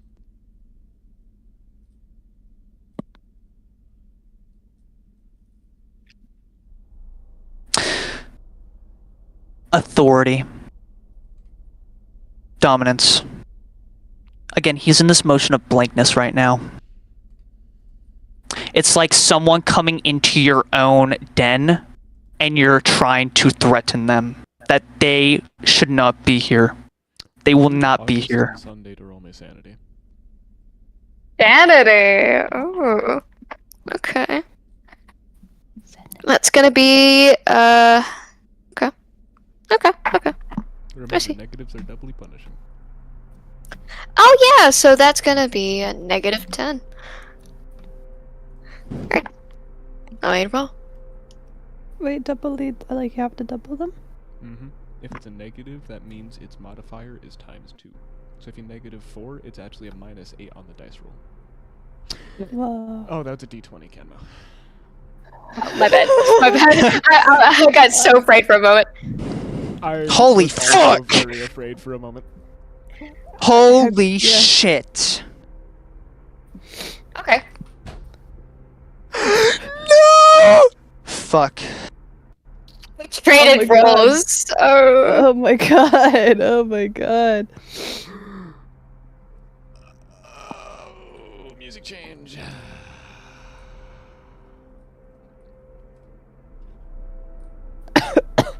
For once, I'm not the one losing my sanity.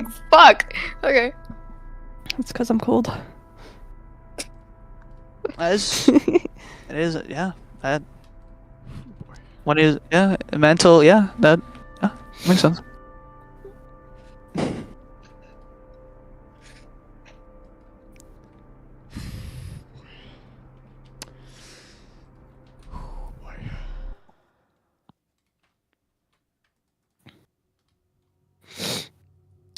In this moment, you would both feel this, but to varying degrees.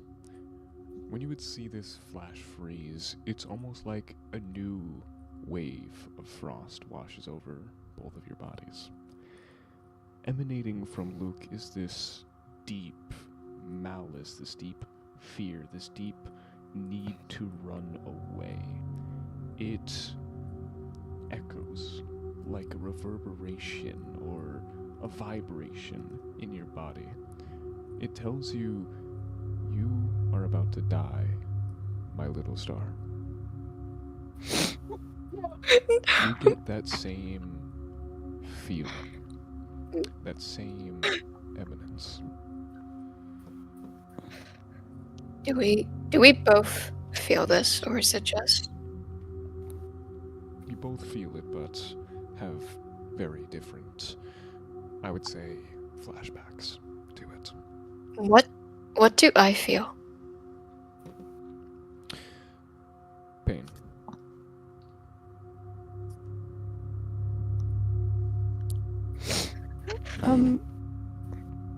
Sunday's eyes are bloodshot, and her pupils are pinpoints. She doesn't physically react to other than clasping her, her, I was gonna say fingers, but her paws, because she's got gloves on. And she stares at Luke, unable to move her body. Surprisingly, No, go ahead. Say it after. despite her usual incompetence, insanity, if you would, the feeling of being lost, she's able to stabilize herself to an extent, but it doesn't change the pain. It doesn't change the grueling hours. It doesn't change the work. It doesn't change anything. Her hand locks tightly around Sundays, almost bruising. And one thing that can be said is that she was like a wolf protecting family, baring its teeth. Yeah, though. What's up?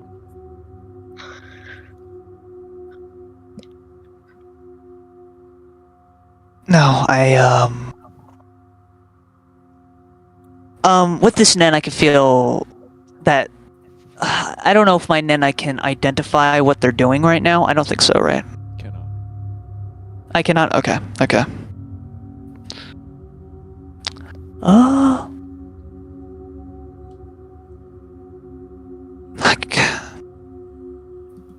How's John reacting?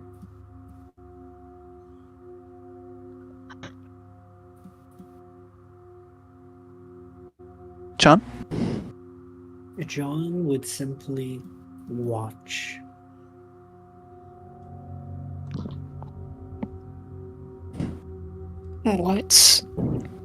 What are you? What are you?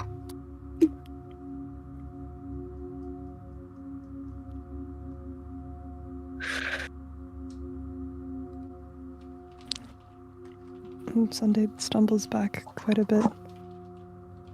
It was instinct, purely. Not prim and proper as she usually moved. And Luke, you didn't have time to hear what y'all are saying. He was entranced in this moment around him. Unfortunately, due to him being new at this, he can't manage it certain well. He needs to focus on doing this, what he has done. His only focus is surviving this encounter. Enduring it. And looking and seeing who did this. Why are they doing this? What's about to happen next, as he is very entranced.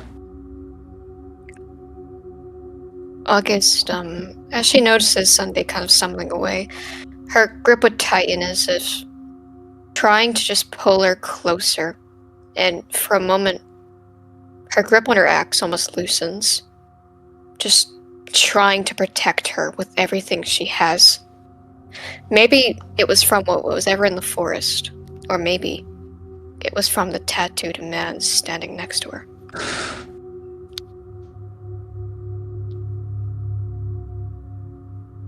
Nonetheless, August was a human. This was not human. This was something else.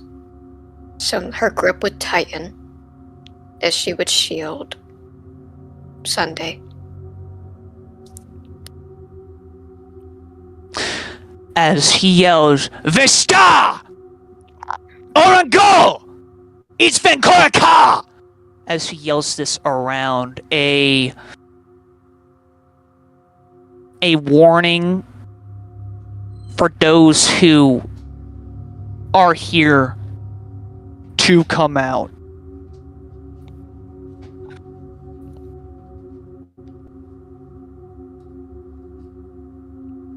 To make your presence known.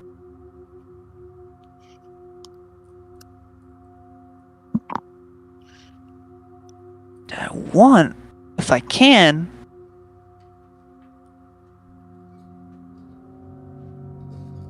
to do this with my Nen. To compel these people to do that.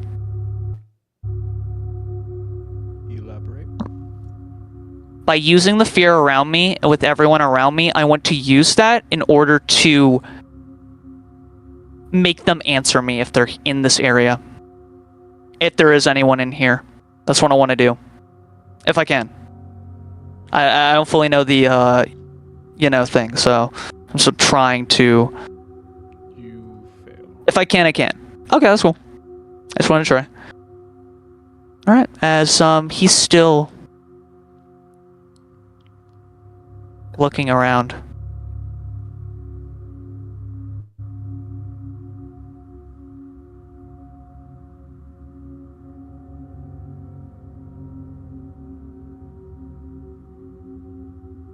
What is our next course of action, John?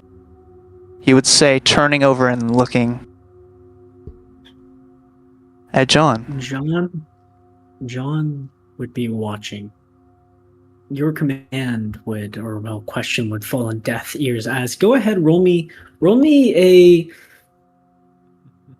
What could I make him roll? What do you want me to roll, bro? What would you say, Apollyon? What would you say for him to notice something? What would he have to roll? Like physically. Go ahead, roll me attention real quick. Fuck, and I have to use it for my. Damn it. Okay. Can I roll? I have to use my this opposed or I'm gonna. Fuck, I have to use. That's my. Damn it. I'm not. So I'm just gonna let him, and then I'll. He doesn't have to either. Yeah. Oh, okay. Do you want to roll though? If you roll and you get high, I'll go in depth. Oh fuck yeah, bro! I love gambling. I don't want to though, because then I'm wasting my next advantage. But you don't. I hope this doesn't affect anything. If this affects anything, I just want you to roll flat, no van, and no whatever. You get me? Like if it doesn't, affect you and further actions. So this is just a flavor action. If you get me. Imagine he gets a net, like 120. That's a 81. Oh fuck! What is it? Attention, right? Yeah, attention. That's a 9. I'm sorry. That's a 9. That's a 90. What's up? Sorry if this wastes one of your things. Apo, as DM, dude, you're cool. That doesn't waste something. Okay. You're cool, bro. As you look at John, your question falls on deaf ears as looking at him, kind of analyzing him as if you were a hunter, and this was, your hunting grounds. You would see that despite his resolve, despite him still standing, not seeming to be affected, him watching almost, you could see that he was fucking shaking. You could see at his fingertips, his hand, you could see that it was shaking in the air, not shaking due to the cold, but shaking due to the mere fucking presence of you.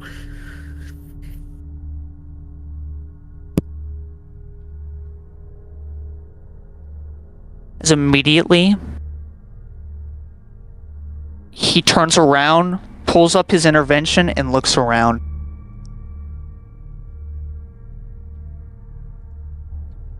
You look around. Your eyes meet the snowdrifts. Still that blistering white color as you see a bit of the sun ray sort of reflect off of the snow, blinding you temporarily just for that singular moment you look down the iron sights.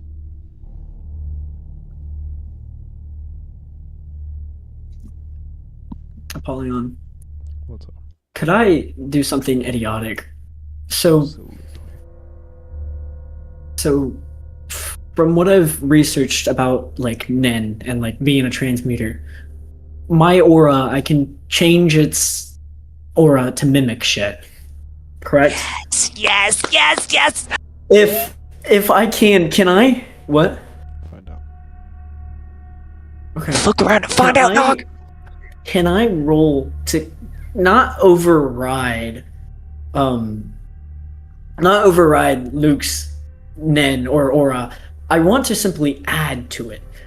I want to add a warmth to it. Is due to the fact that it's so cold and there's snow everywhere. Can I add heat? Can I mimic the property of heat and to essentially melt the snow and almost make an Eye of the Hurricane type situation?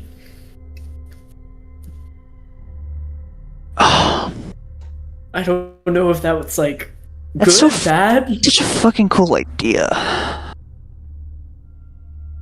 I can roll. It's your call. You may absolutely attempt unresolved. You should imagine that day that we had put our arms together while you do that. That moment. Our arms together? Remember when I shared it with you? Did you that moment in the office a few days ago in IRL? Yes. Fuck it. I'll see if this gets me any benefits. As I'm visualizing warmth, heat, kind of to mix with it as I'm trying to expand my aura, I'm not just thinking of that, but I'm thinking of a specific moment, a specific phenomena in my life. That moment that I had with Luke. Despite the cold fronts hitting Stillheoul, I remember that room was warm, just from the thinking, the movement, the heat, everything. The cigarette ash falling onto my pants, my slacks staining them with that ashen color. I think about that moment in which I had learned something for once from Luke, something that was concrete, something that I didn't extrapolate, infer, or deduce. Rather, he told me. A moment of, in otherwise what John would consider a rough time being in Stillheoul, a moment of true authenticity, of sincerity. And he remembers that his body moved somewhat on its own. He had no real motive, no anything. In fact, he himself was shocked by what he was doing, for he himself never truly understood the whole game of interpersonal relations. However, he just remembers his body stood. It slunk over to where Luke sat, simply stood above him. And the moment he tried to stand up, instead of, well, just standing, he embraced him. He remembers this warmth of not just a physical warmth, not a transference of heat, but rather a warmth of the warmth of friendship.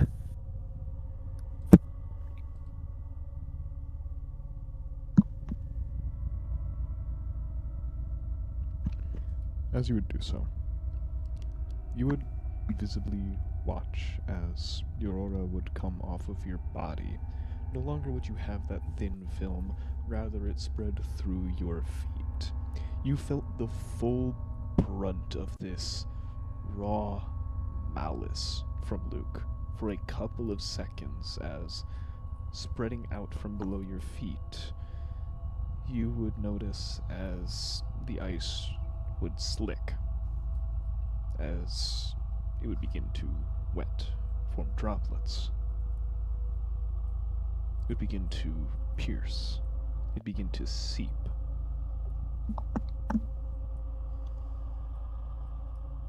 You are beginning to.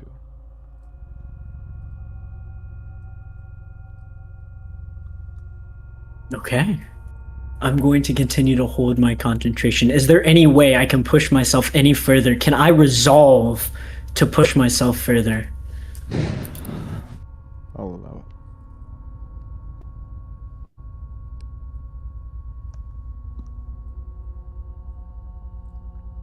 When you would do so, you would feel slightly lightheaded. You would trip over your right feet, accompanied by the slickness of the ice.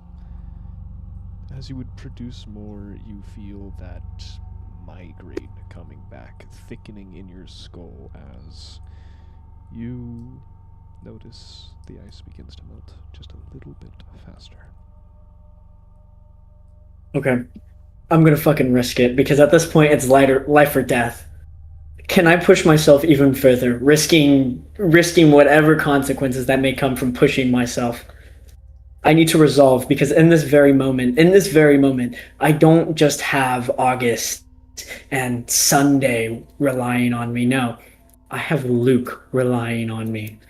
I need to push myself even further. I need to have an outpouring of my aura to make sure that we all, at the end of the day, can go home. That each and every one of us can achieve our goals. Be it mine to dig deeper into the case of the fucking angler. For August to get a sense of justice, to not allow the wrongs this angler has done to go on. And for Sunday, which I've yet to still learn what her true motivations are. However, for her to still have that chance, that opportunity to see their goal through.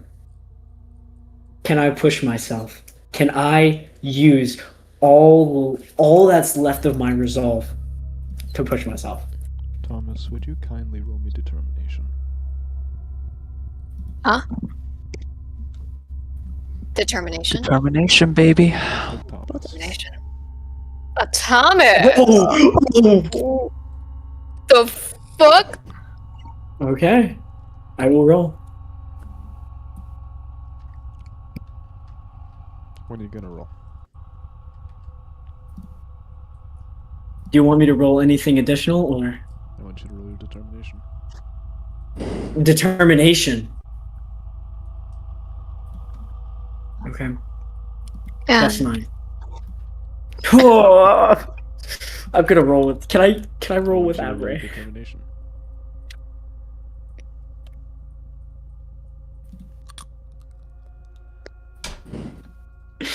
It's just not tonight. It happens, bro. It happens. It's alright. It happens. It happens. As John, you would pour bits and pieces. You would visibly see as, what are you doing right now? Physically, as I do this? Yes.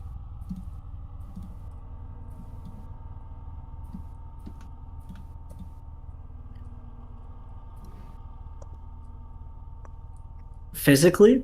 Yes. My arms are at my sides. I know. Physically, my arms are at my side. My coat, my leather coat, has almost become a silhouette, almost an illusion, as you don't really see my arms by chance. You just see, well, black leather. You simply see as I kind of tilt my head down, my eyes closed, as in this moment, it's not a physical process for me, rather it's a pure mental one. Imagining everything I have had to do, imagining that warmth, but also that resolve that I've always been fond of thinking in this moment, the cold nipping at me, thinking of a specific moment in which I had resolve after they took that finger. I remember walking through the snow, blood dripping, staining me, pushing myself just to get back into town, just so I can get on that plane, just so that I can attempt a new life.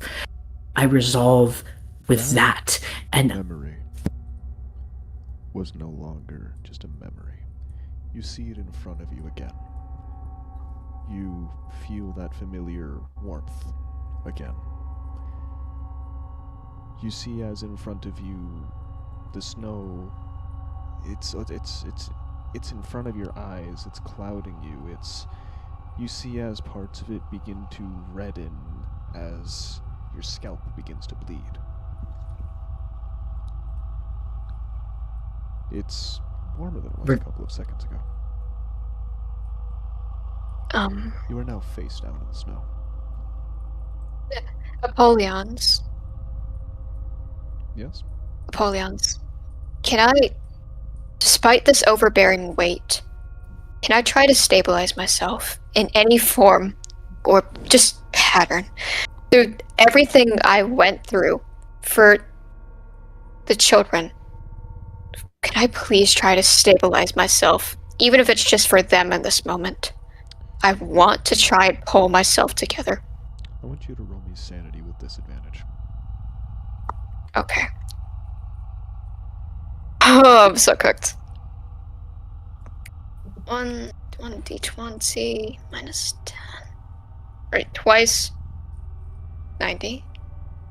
84. So this will help a lot.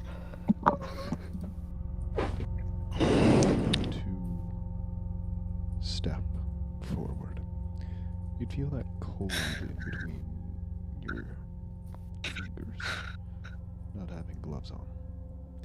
That shiver, it finally began to affect you in this moment. It felt colder than it was a couple of seconds ago. You are able to move. As she moves, her hand still holds tightly onto Sunday's, even if hers is freezing, even if she's beyond the point of chilling. She still holds hers tightly to give whatever fucking warmth that she has to her goddamn sister. The one who's crying, the one who's hurting. And even if it's for them, as her other hand would curl over, as I would like to grab onto John and pull him the fuck up. She's dropped her axe by now. Fuck the axe! Life's on the line here.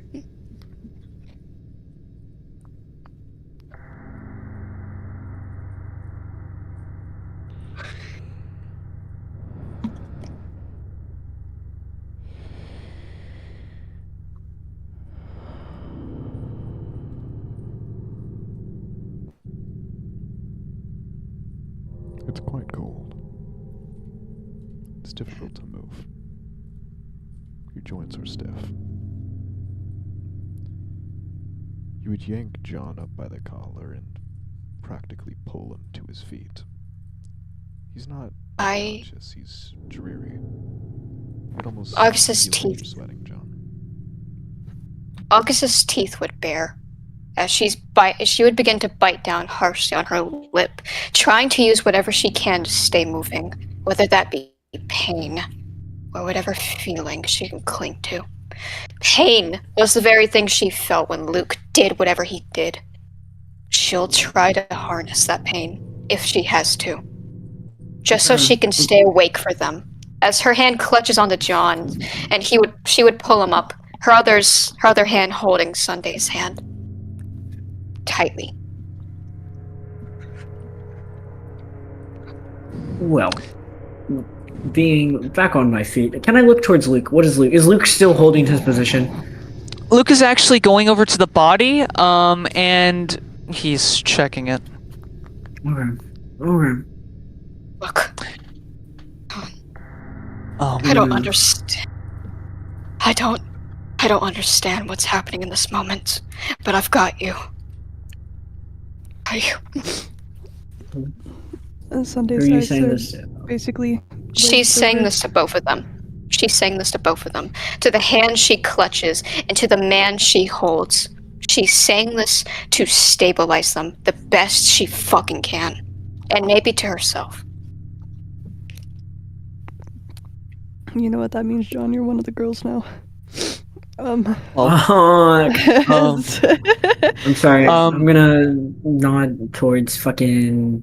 I'm gonna nod at I'm sorry. I'm gonna nod at August, taking that help, taking that stabilizing moment, and I'm gonna nod, and I'm gonna. Suffice to say, pardon my French, I'm gonna lock the fuck in as I'm gonna kind of shimmy my way towards fucking Luke, even though I'm still shaking. Is there Nen residue on this corpse? No longer, as it's been too long. Good. I'm gonna pick it up, hoist it over my shoulder, and then turn around and walk back the way we came. You know what? He brings up a really good point as yeah. What was our goal? Yeah, literally the body. Yeah. I'm gonna fucking nod and I'm gonna start walking as this guy had a police uniform on. Okay, wait a second. Oh, yeah, it wasn't the fucking but No, the problem is Calvin might be alive still. Do you say that out loud? Yeah. Calvin might still be alive. August says she stands there as John had stepped away. Her focus is now on Sunday as she would pull her a bit closer and would wrap her in her arms with a hug. At least just trying to calm her the best down she could while the other two conversated. Her tears are frozen to her skin, and the buildup of snow around her eyes is a lot more frosted. Her eyes still pinpoints shaking, and as she holds onto August like it's the only thing that exists, she sort of pulls to get out of there as quickly as she can while holding onto her. And while watching this, seeing these things, Family, this is something he wished for.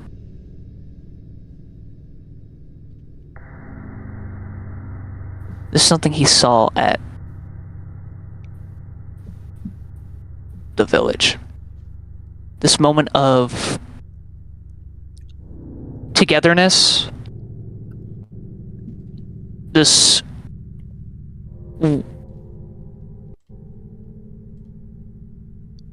will of what looks to be taking care of someone close. As seeing this memory,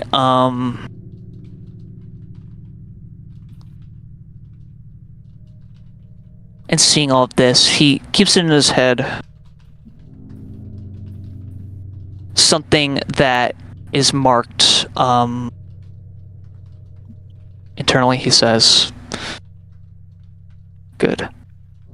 This is what I want to see." John, I want to ask you, was Caliban a friend to you?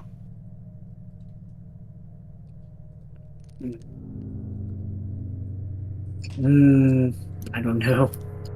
Close enough, maybe? I came here to figure this out. So even if I'm scared shitless...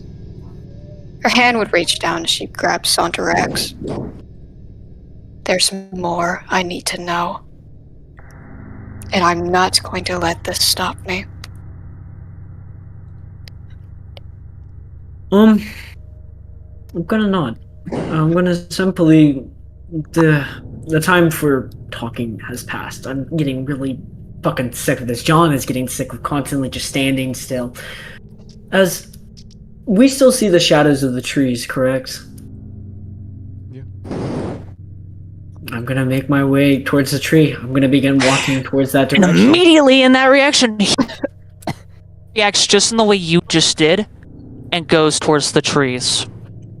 August would also have been walking towards the trees. However, she does hold Sunday close while she does, the axe in her second hand. She keeps it in front of her, allowing Sunday to walk at her own pace, but her axe is directed to protect her as she walks towards the forest.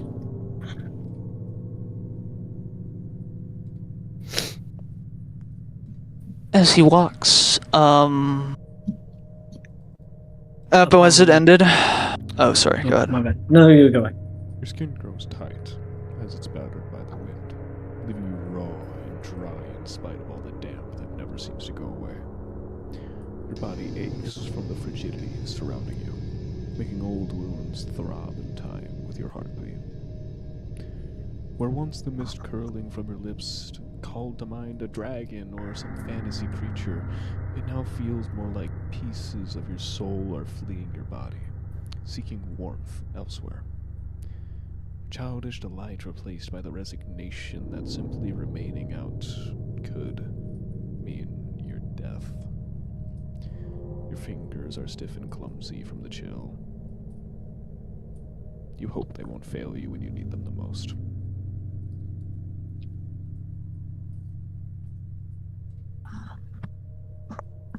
You couldn't have said that more better.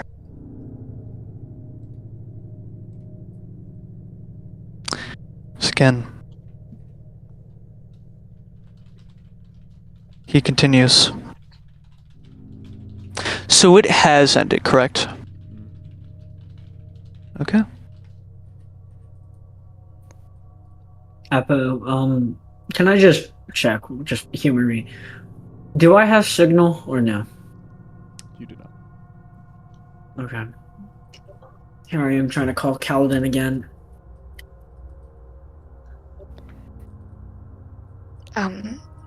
August would continue walking. However, despite what fear she may have had, the determination stays on her face. The feeling to go onwards, to be there for people that need you. As her hand would holding the axe, clutching it, one of her fingers would loosen as she would pull the scarf off. In an awkward kind of motion, she would put it back over Sunday. She needed it. She needed it. She needed it more. She needed it more. Pulling out a I could cigarette, see bro. a small peek of her face from behind the fabric. Her nose was cold and her lips are blue. Her ass is nonverbal as fuck right now. But she nods as a thank you.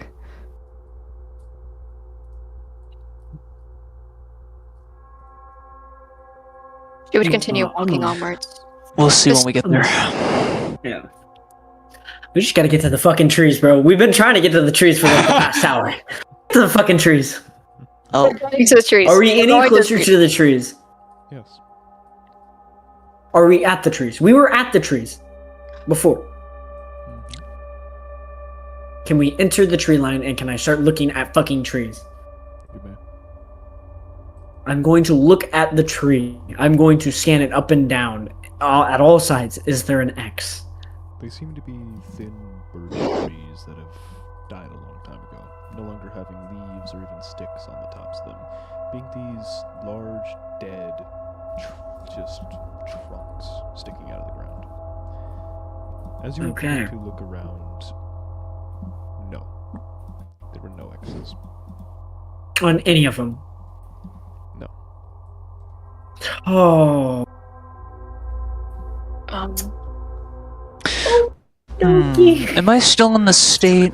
I think I'm still in this state. August would keep her breathing kind of steady, but trying to keep her body heat continuous. But considering the path we were taking, she would stomp her boot down heavily, slamming through the snow as we enter the forest line. She's trying to leave occasionally as we go forwards a track of thick boot prints, like when you have No, that won't work. oh, we can't. No offense, but if it's literally Epo. blizzarding, regardless of how thick of a boot print you make, it's just gonna be gone. Okay.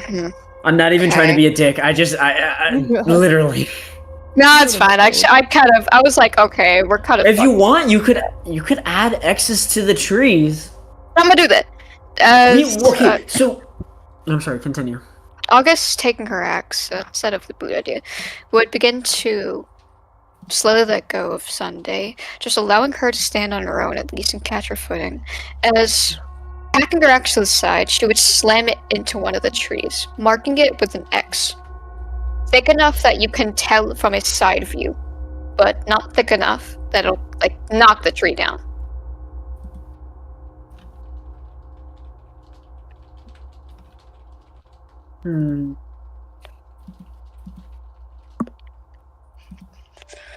Yeah, I know, Appo. We're gonna do it when we get there. As August would be the one to continue forward, actually. She would continue forward through the forest, now beginning to enter it. Occasionally, as she goes along, I want to say like every 2 trees, she'll leave a marker. One. Go ahead, sorry. These markers are thick, are just meant to symbolize where you're supposed to go.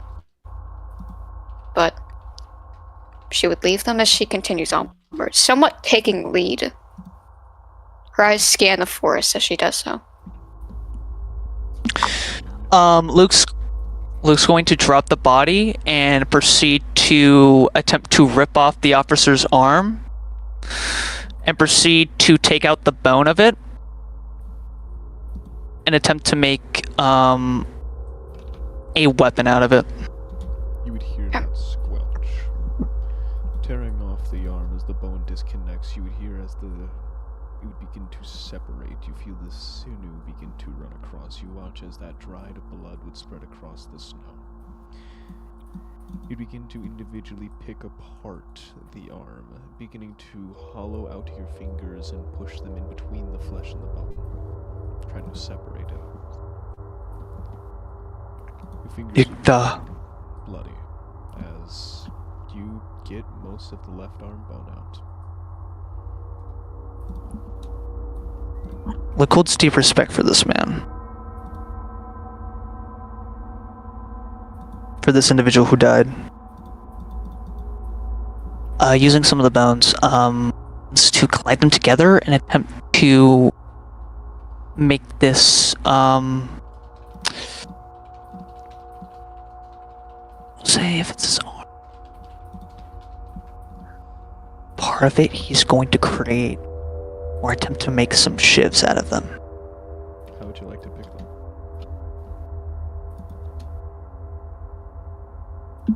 them? Pick them out. Take them out. How would you like to try? I was How would you like to?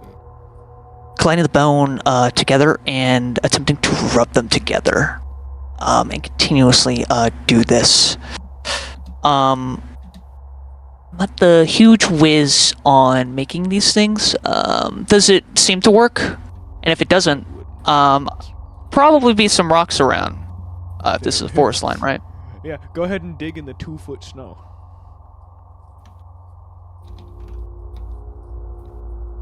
Nonetheless, August is still continuing forward along her way. Like, while he's been doing that, she's still been walking forwards, and is occasionally looking around as she marks the trees to see what she can see in the forest surrounding her. She's continuously going forwards, not directing her path like Annie towards the side, not wanting to lose track of her footing anyways. It's rather desolate. There's not necessarily any animals. There's not necessarily any people. There's not even tracks in the forest. When you keep looking left and right, it's still that barren, white wasteland, but now you have these dead, white trees in the mix.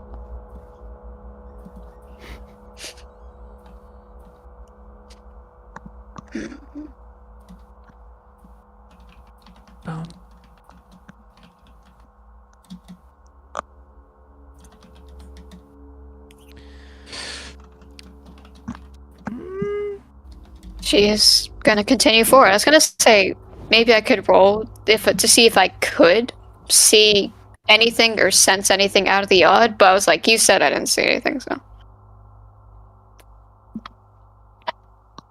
I don't know if I'd rolled for that. But I'm just gonna continue forwards. What are the other people doing? As August kind of, her visage at least grows a bit smaller the further she gets.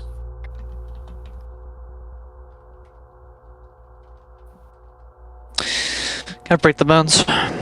One part of them.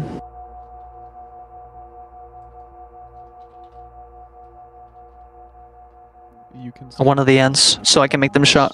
Yeah, jagged. Somewhat sharp, but yeah, jagged. That'll work.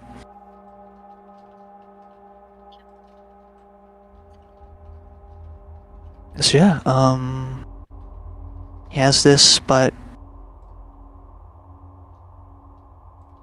he still carries the body.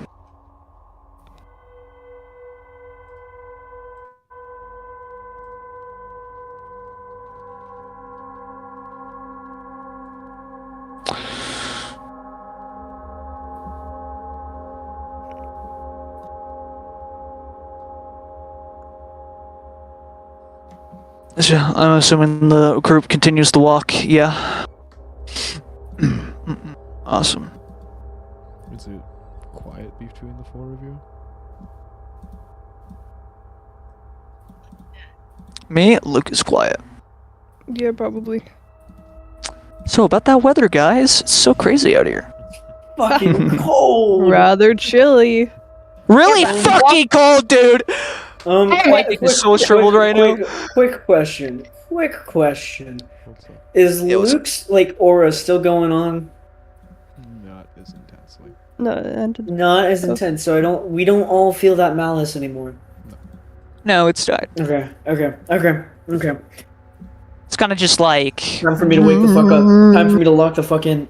As you would go Okay. ahead, as you would hear, despite the limiting visibility, despite the snow still flickering, and despite us all kind of in that quiet ambiance, you would hear kind of a shuffling coming from Luke. You would hear as obviously a very familiar sound as you would hear him reach into his coat, pulling out the pack of cigarettes, however, much more loudly as his hands are now shaking from just the cold and everything else of fucking Jesus Christ, he's tired as shit. He would go ahead as he would slip out loudly, you hearing the cardboard, as he'd go ahead, as he'd put a cigarette in his mouth, as he'd say, fuck.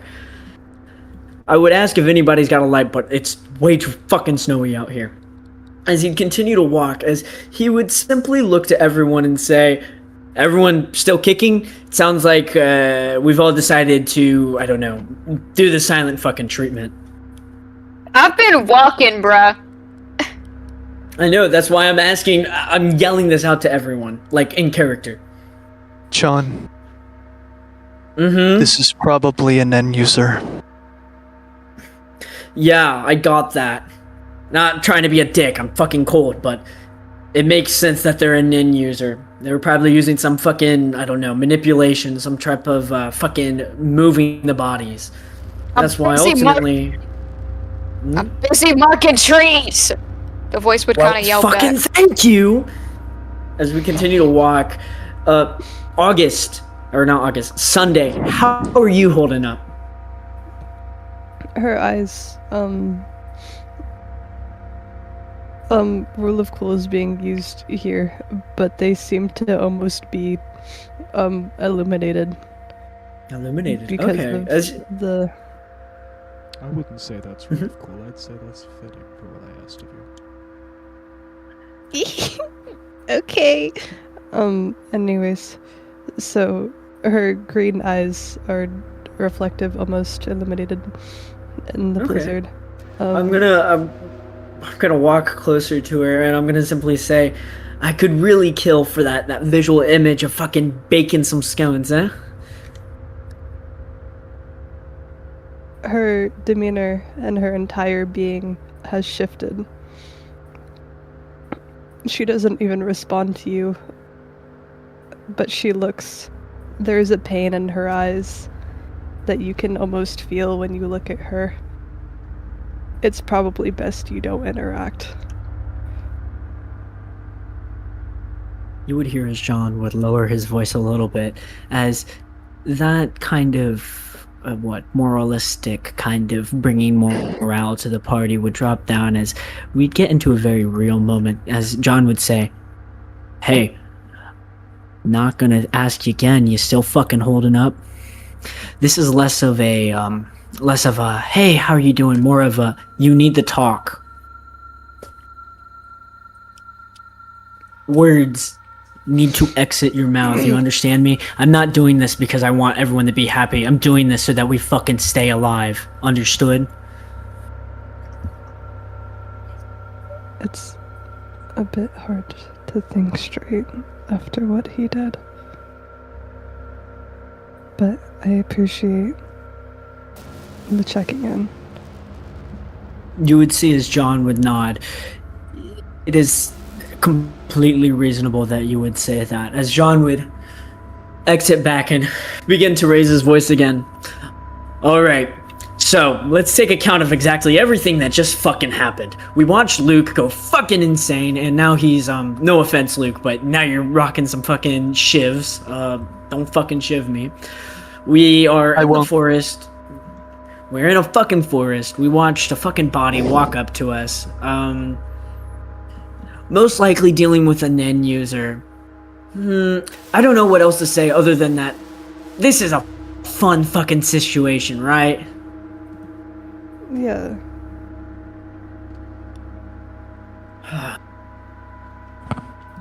This ain't fun. It's shit. It's horrible. Yeah, it's called fucking sarcasm.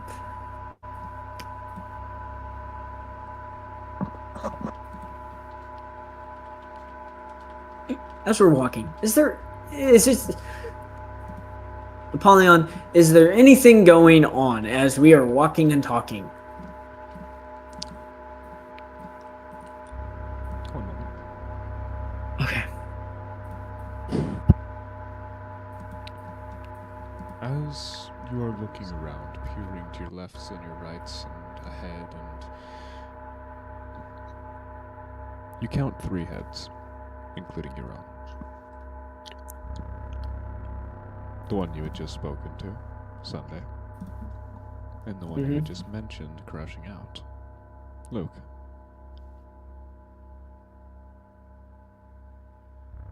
August is missing.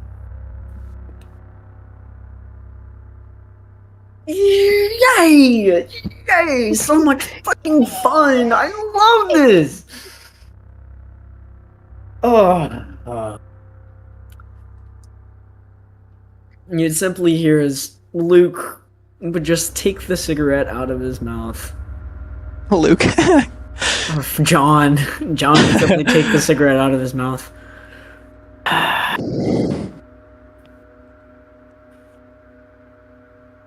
Do I still have visual on, Sunday?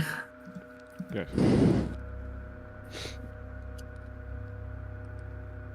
I'm gonna look towards Sunday and see if Sunday notices. I'm also gonna stop, by the way.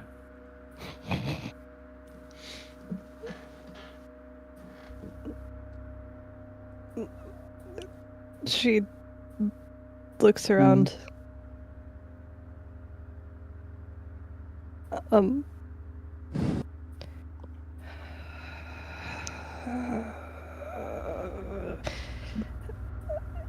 Her hands and entire body sort of tenses up. Don't stress. Just think, does she typically do this? She usually doesn't leave my side. Okay, so I lied. Stress a little bit.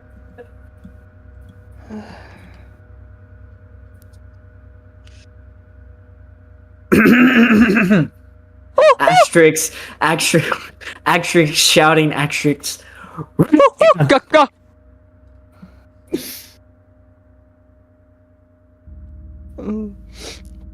No response. Sunday would start humming a lullaby from their childhood. Well, they used to sing the others to go to sleep with. Can I hear them? How far have you gone? She's been walking this entire time. You can. No one. Oh, okay. I'm fucking sick of this shit. I'm sorry. You go ahead, Kendall. I'm not trying to steal your moment. Oh, that's fine.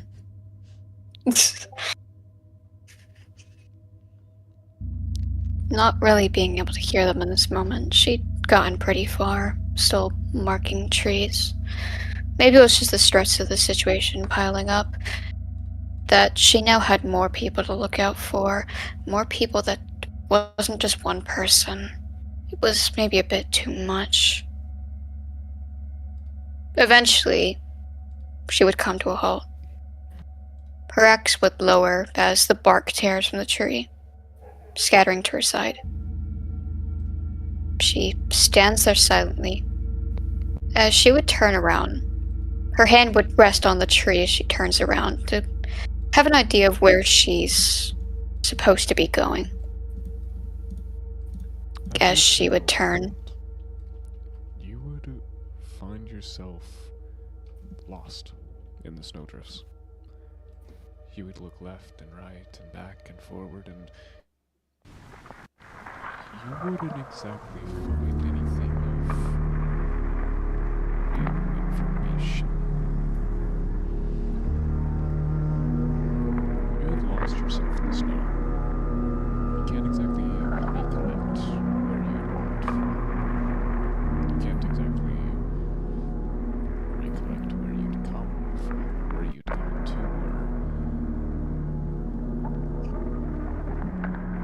you feel your heartbeat weaken just a little bit more.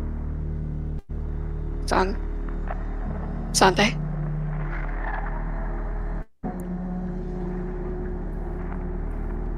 She would glance over at the tree, looking at the X on it, as her hand rests exactly where she'd gone, looking back at her boot prints.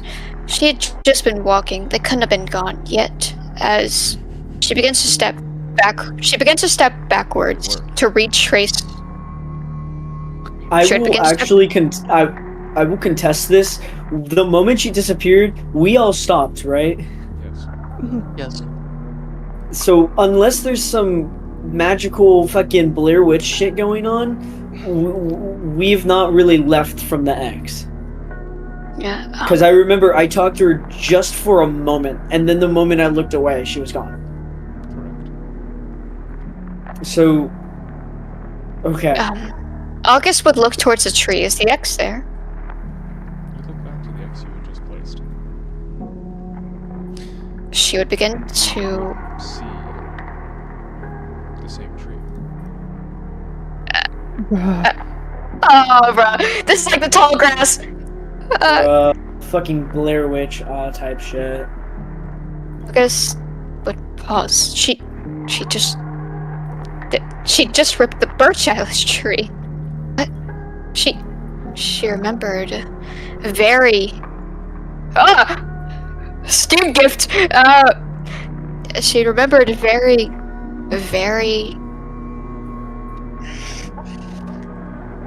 she needed to make sure she wasn't going crazy. She would glance down towards the ground. Is the birch I ripped from the tree on the ground?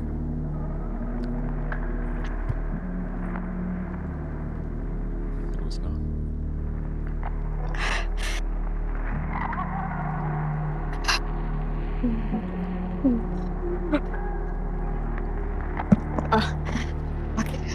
You'd feel the pressure Sorry. on your shoulder. Don't worry. We will try to work tomorrow. As we snap to the other scene, we hear a shot of an intervention firing straight up in the air, deafening the nearby area as you get to see the trees shake for just this singular moment as Enow, that bullet casing, pulls out from the rifle and lands in the snow with a bit of smoke and a bit of steam.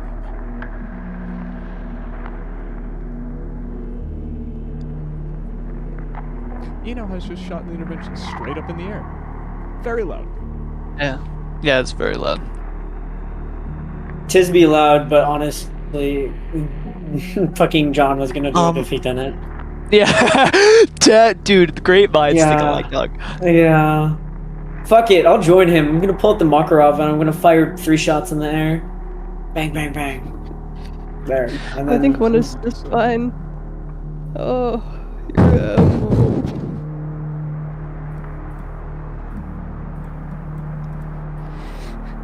We wait a minute.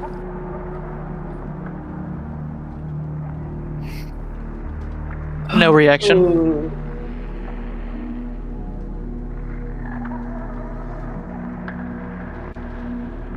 No reaction. As Luke, we need to keep moving.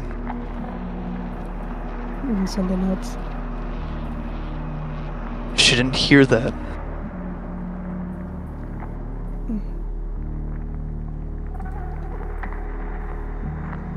How could we know? Something must have happened.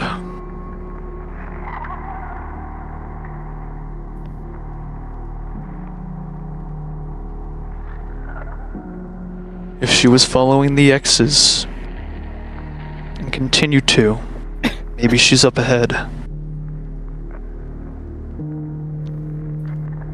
What do you two think?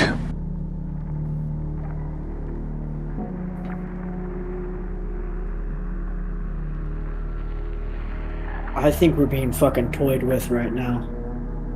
We are probably, yes, but And then you're talking about you can manipulate the environment with it. John would look at a tree. You look at the tree. as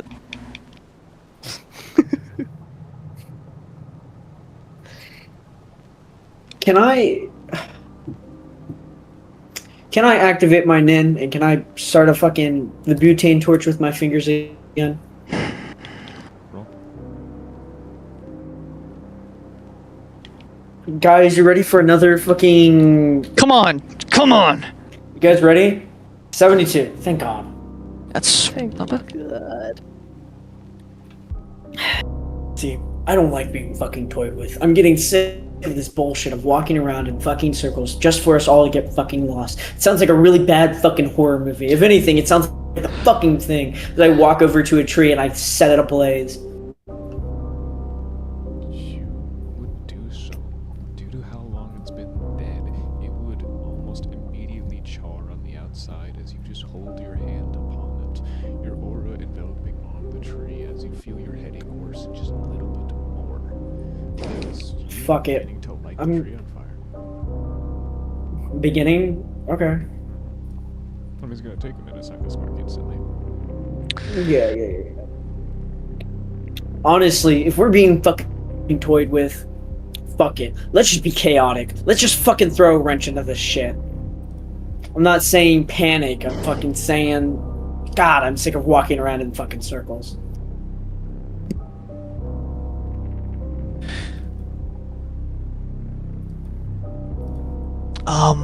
Can I look towards Sunday? Looks at you with my big ass eyes. How much do you care for your sister? We need to find her immediately. Would you kill for your sister? I have, and I'll do it again.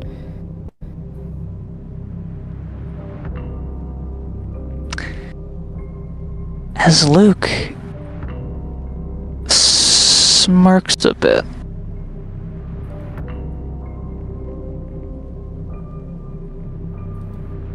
So I write down. Marked it to the T as I'm this moment. Goal has changed for me. This moment. My goal is to find her sister, as I am going to expand my Nen again, trying to identify things in the environment. You would do so. You do not identify anything in the environment.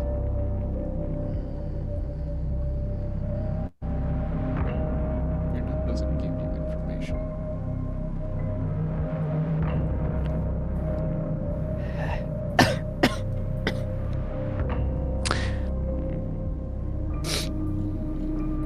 Good. Cross that off one of my experiments. As he does this, we need to keep moving. Yo, I'm scared as fuck. We will find your sister. Very tempted. Out of character, I apologize. Very tempted to run into the forest and do the same thing for the gunshots. Do as you please. This is your decision. This is your character. We will not hate you. We will not give you. If you do this, this is your character, alright? There is no hate to what you do. This is your character. Literally no hate whatsoever. Bless. Daps you guys both up. And I would Bobby, shoot what is someone your if they give you any fucking critique to that. I would fucking suplex their ass. She... It's not like her to run off like this. If I leave her sight, that means I'm in danger. And if she leaves mine... I know that there's something wrong.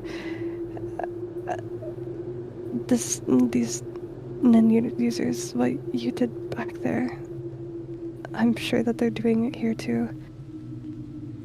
I don't think this forest is real. She sways in she sways in a rather schizophrenic manner. And I've read her already, right? With Siege Lens. You've read August. I read her back then. You did not read Sunday. Yes, wait, I no, you did way back when. I did in the car. Yes, you did way back when. in the car. You're fidgeting, right?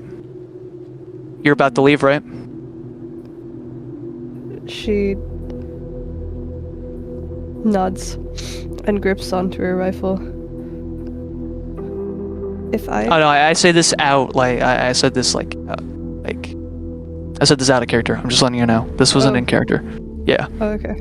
Sorry, my voice is ass. I apologize. Fucking, Trying. like Kira, like L, death noting me. Well, I'm so sorry. So you're Apologize. fidgeting. See. Okay, yeah.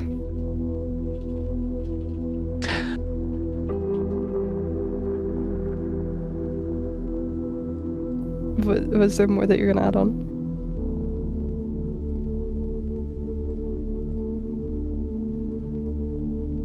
John, Yeah. go in the front. John would go ahead and get in the front. You're in the middle. I'll be in the back.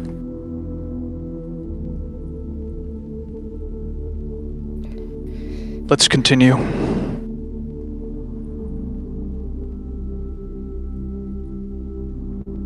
John would nod and would go ahead and begin to continue walking down through the trees, just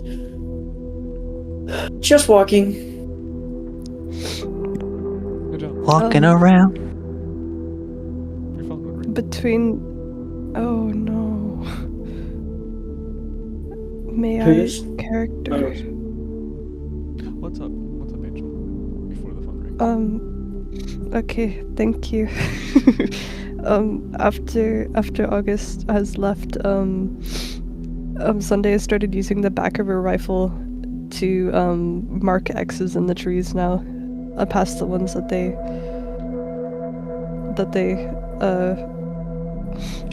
are. There wouldn't be any more trees to mark as they go all the way up the way you're walking so far. At least for now. Okay. Bless. Namaste. Your turn. As John, the phone would ring. I'm gonna pull it out. Who's contacting me? Who's ring-a-dinging me? Same person has been your last 3 calls.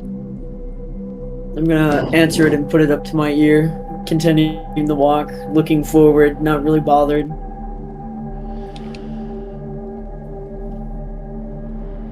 So, I just gotta ask, do you have a name?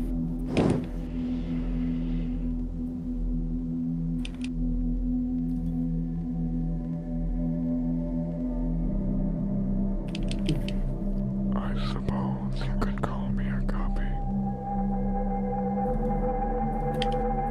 A copy. Do you prefer me to call you just a copy? Copy. You're gonna have to really enunciate here, pal. A copy? Copy? Copy. Copy. There we go. I apologize, my ear is fucking falling off. Well, nice to meet you, Guppy. I'm John.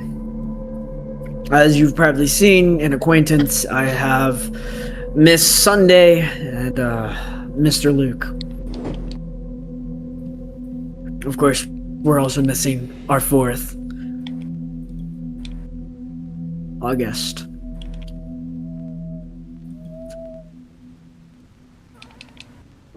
Is that from the phone or? I just forgot to mute my mic. Okay. So, Guppy, what exactly are you doing out here tonight? Or today? I don't know.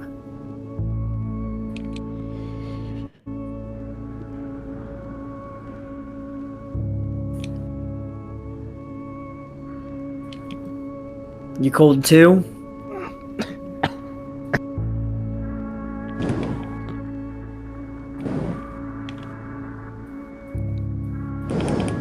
I hear you, buddy. I'm pretty fucking cold too. What you doing out here? I'm still walking forward, by the way.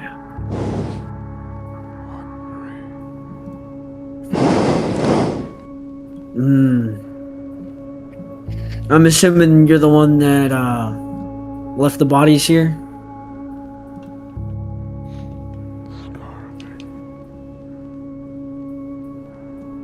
Hey, I'm not gonna shame you or whatever. I mean, sometimes, you know, when you have no other resort. Guppy, are you scared?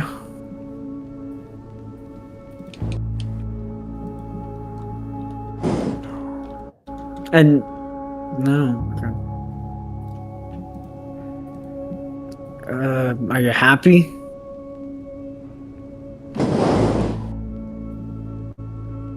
Are you sad?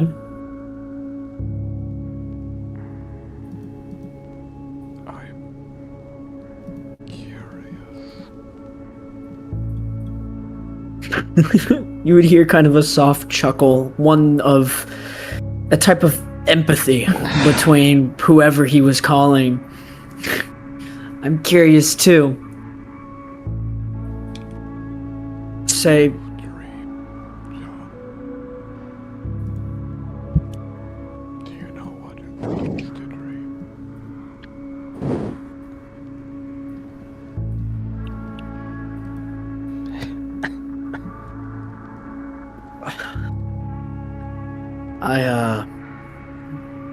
I'm working on that right now. Don't worry. We will try again tomorrow. No. Guppy, wait. Before you go.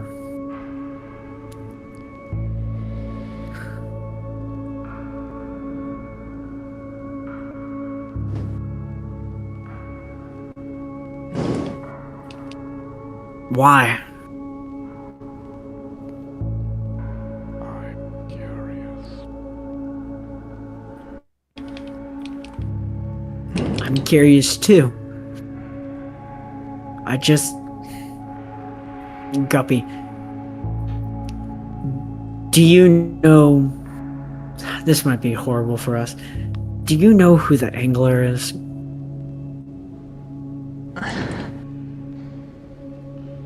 Lost in an abyss of a never-ending shadow, your instinct is to grope around for something of substance, something to ground yourself. And it is only after moments of this that you realize you are wrong. You are not trapped in darkness. There is simply nothing here to perceive.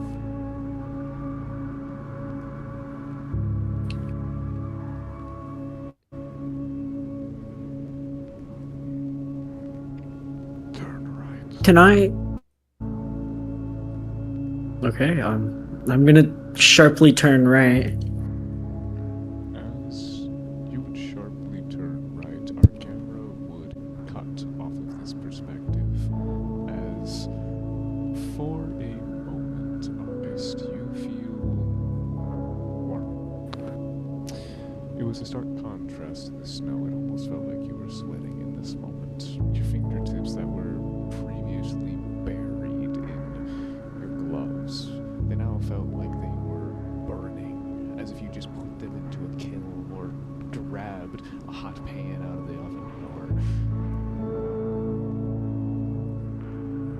And I look back at the face of the man who has his hand clutched on my shoulder.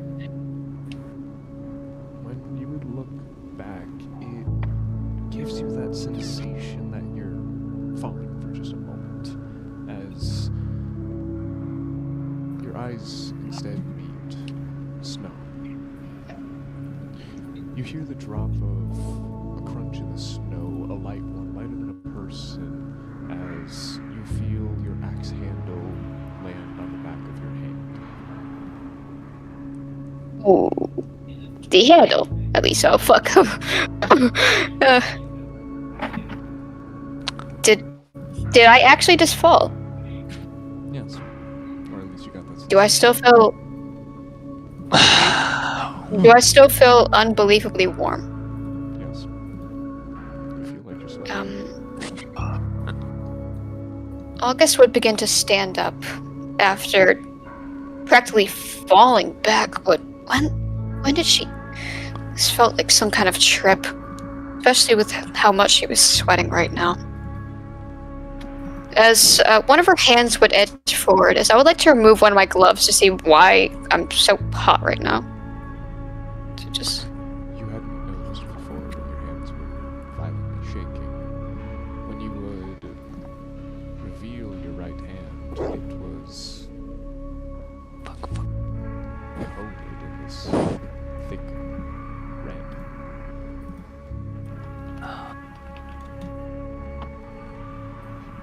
August would stare at it for a moment, You would notice looking at her fingertips are shaking. and bursting. She would give a weak smile, almost at nothing. At least, she was a good caretaker, right? At least it meant she could be protected. I presume this is. She sensed when there, you hear a yell. as August's hand was hurting, it was in pain. It was probably bleeding because she said the blisters had popped. As maybe from the pain, maybe from the stress, maybe from the face she'd seen, she would let out a piercing scream.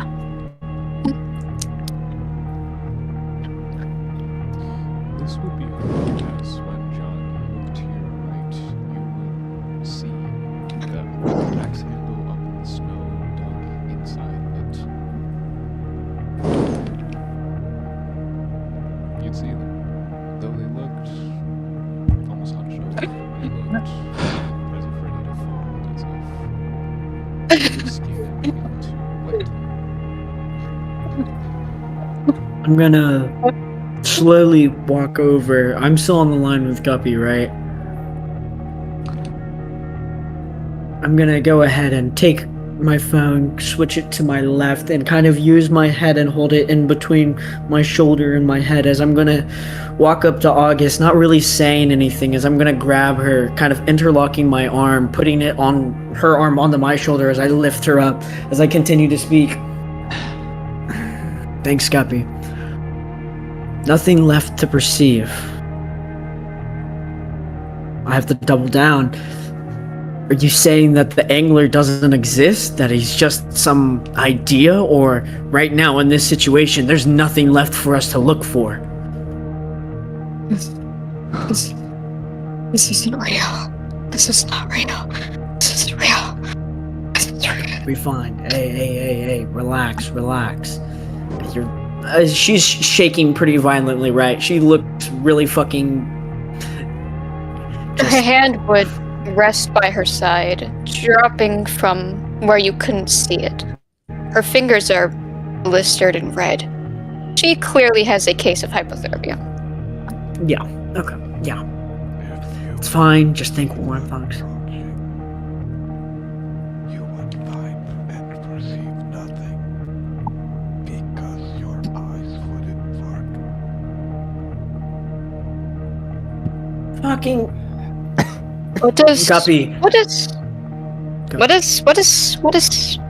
Sunday doing in this moment? Sunday, upon seeing my poor sister, Loki, dying, would run over and help her be picked up. She holds on to August and whispers and mutters under her breath. She hands over the scarf to her, because she definitely needs it more in this moment. And, helps any way that she can. Takes What the is our axe love- as well. What is our lovely Luke doing?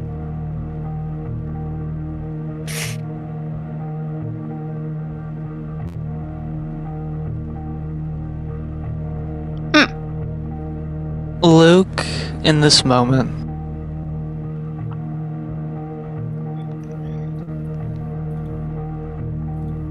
we found her.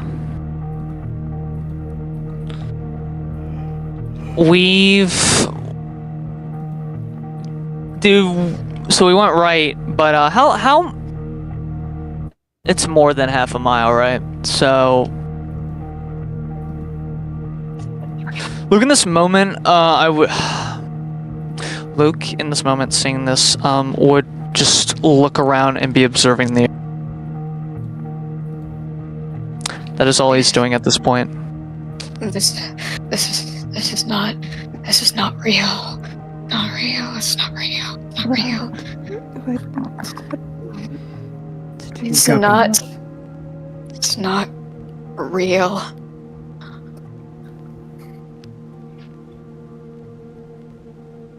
Guppy? I know, whatever. The moment when I'm done talking with this guy, we can fucking leave. Because ultimately, as I go back to my phone and I'd say, Guppy, I've heard this so many times now. Why can't I see this? What am I lacking? What is this perspective that I'm lacking?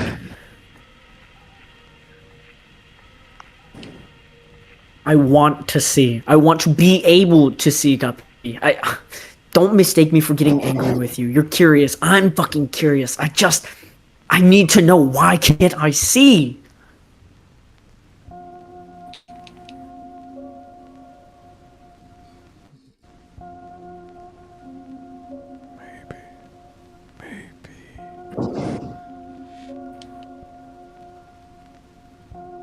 Maybe it's more than to see.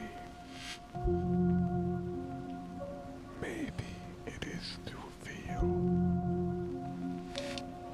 to smell, to hear.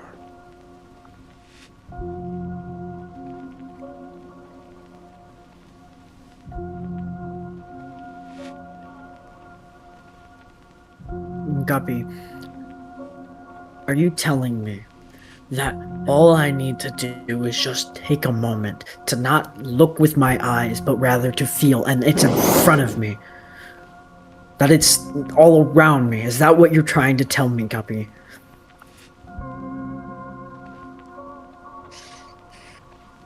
My favorite human phrase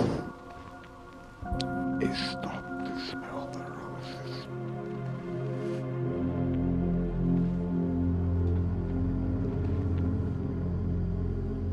In this moment, the storm is still going on, correct? That we have been surrounded in this for however long, correct? Yes. I'm fucking exhausted. John is just for a second is gonna close his eyes. And he's just going to be in the moment. He's just going to feel. He's just going to let his body naturally be. Be it that his aura takes up his position as well. Be it that he simply is in this moment. That he takes the moment to smell the roses. You let in a deep inhale, and you let out a deep exhale. In this moment, you feel just as zen as you did the other day, no longer concerned with what was happening around you. You, for just a singular moment, didn't care that August was going through hypothermia. You didn't care that Luke was losing his mind. You didn't care that Sunday got clearly traumatized.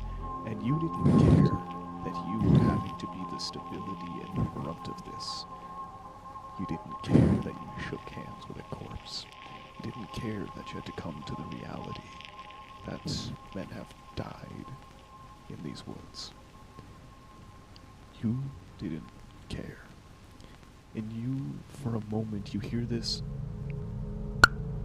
in your head. It's almost like a snap, it's like a twitch, it's like a something in your head feels right. Pure dopamine goes through your system. It's intoxicating, and you would have to physically resist not to smile in this moment.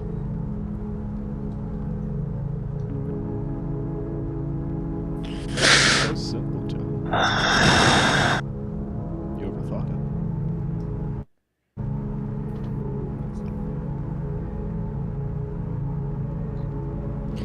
Now, that doesn't mean I'm gonna tell you.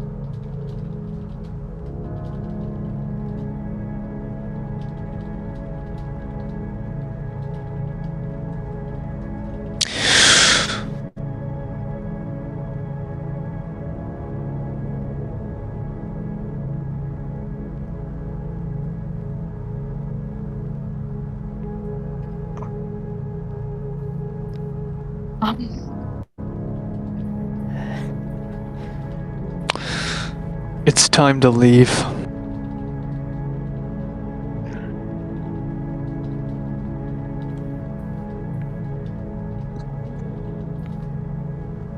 August's boots felt heavy, but she would stand, even as her hand was shaking at her side. Her breathing was unsteady, but she'd collected herself, as she always had to. Would John glance would back.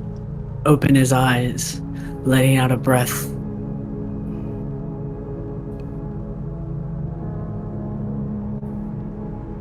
You would hear a God fucking damn it.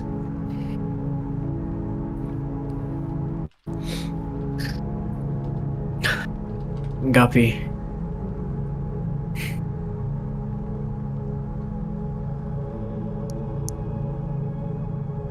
Thank you.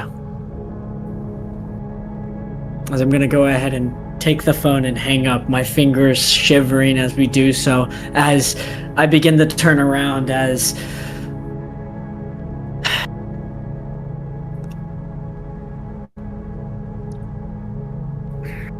let's go get some fucking scones, eh? What was that phone call about? You're acting different.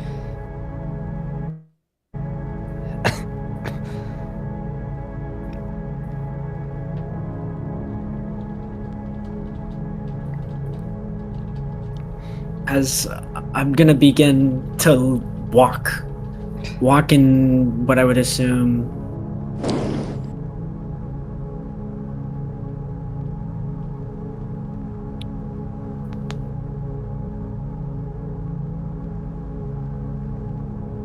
I'm gonna walk in the direction of, well, the city. As I'm assuming that by now, or I'm assuming I'm going to walk towards what I think the direction is.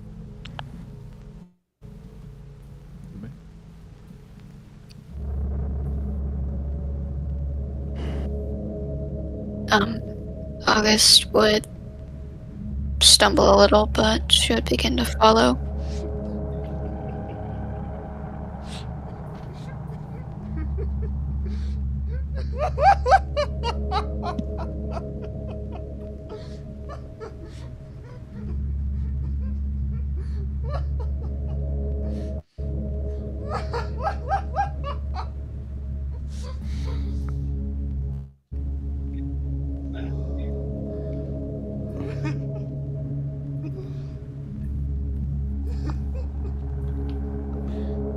I think that might have been the fastest season 1 I've ever hosted.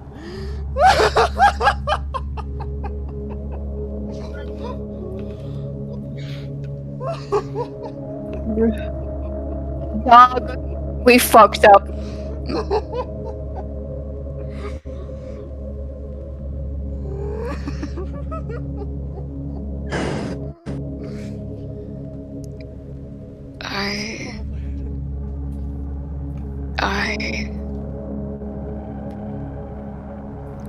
I apologize.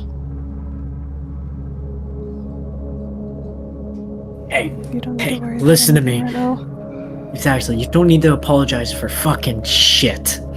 Okay? Let's just get back. Let's enjoy some hot chocolate. And you know what we'll do? Tomorrow, we'll try again. We'll try again tomorrow. Okay. I don't like what I saw. You can tell us about it when you feel better. Or now if you really want to. I just don't think it's a great idea. It's gonna take a while until I feel better. My fingers feel like they're going to freeze off.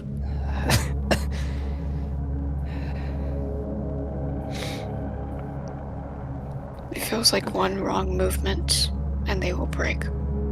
I can barely feel them as is. I love you. Luke looking back at the forest, everyone unnatural.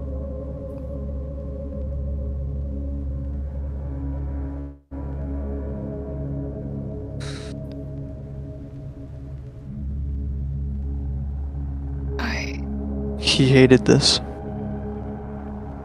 Did not like it. For one bit. Was it afraid? Was it toying with us? If it was, fully. Thought we were minuscule, small. He would come back. Some point in time.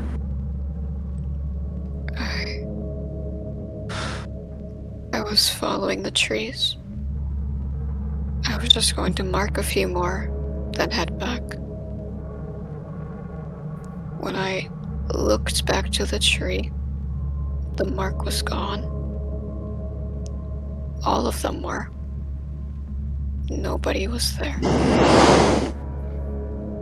And all I felt was a hand on my shoulder. We'll try again tomorrow.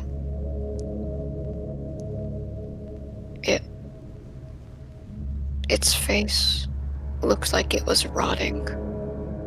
It was like a standing corpse.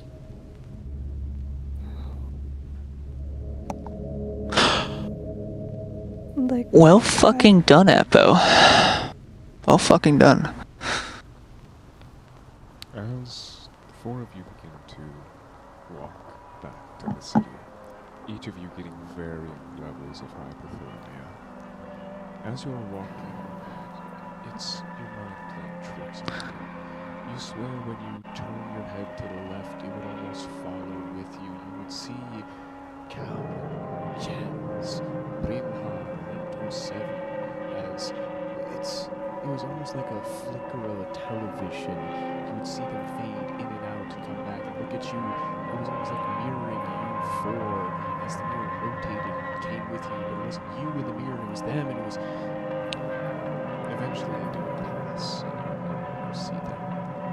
As when you make it in the gates of Stillheoul,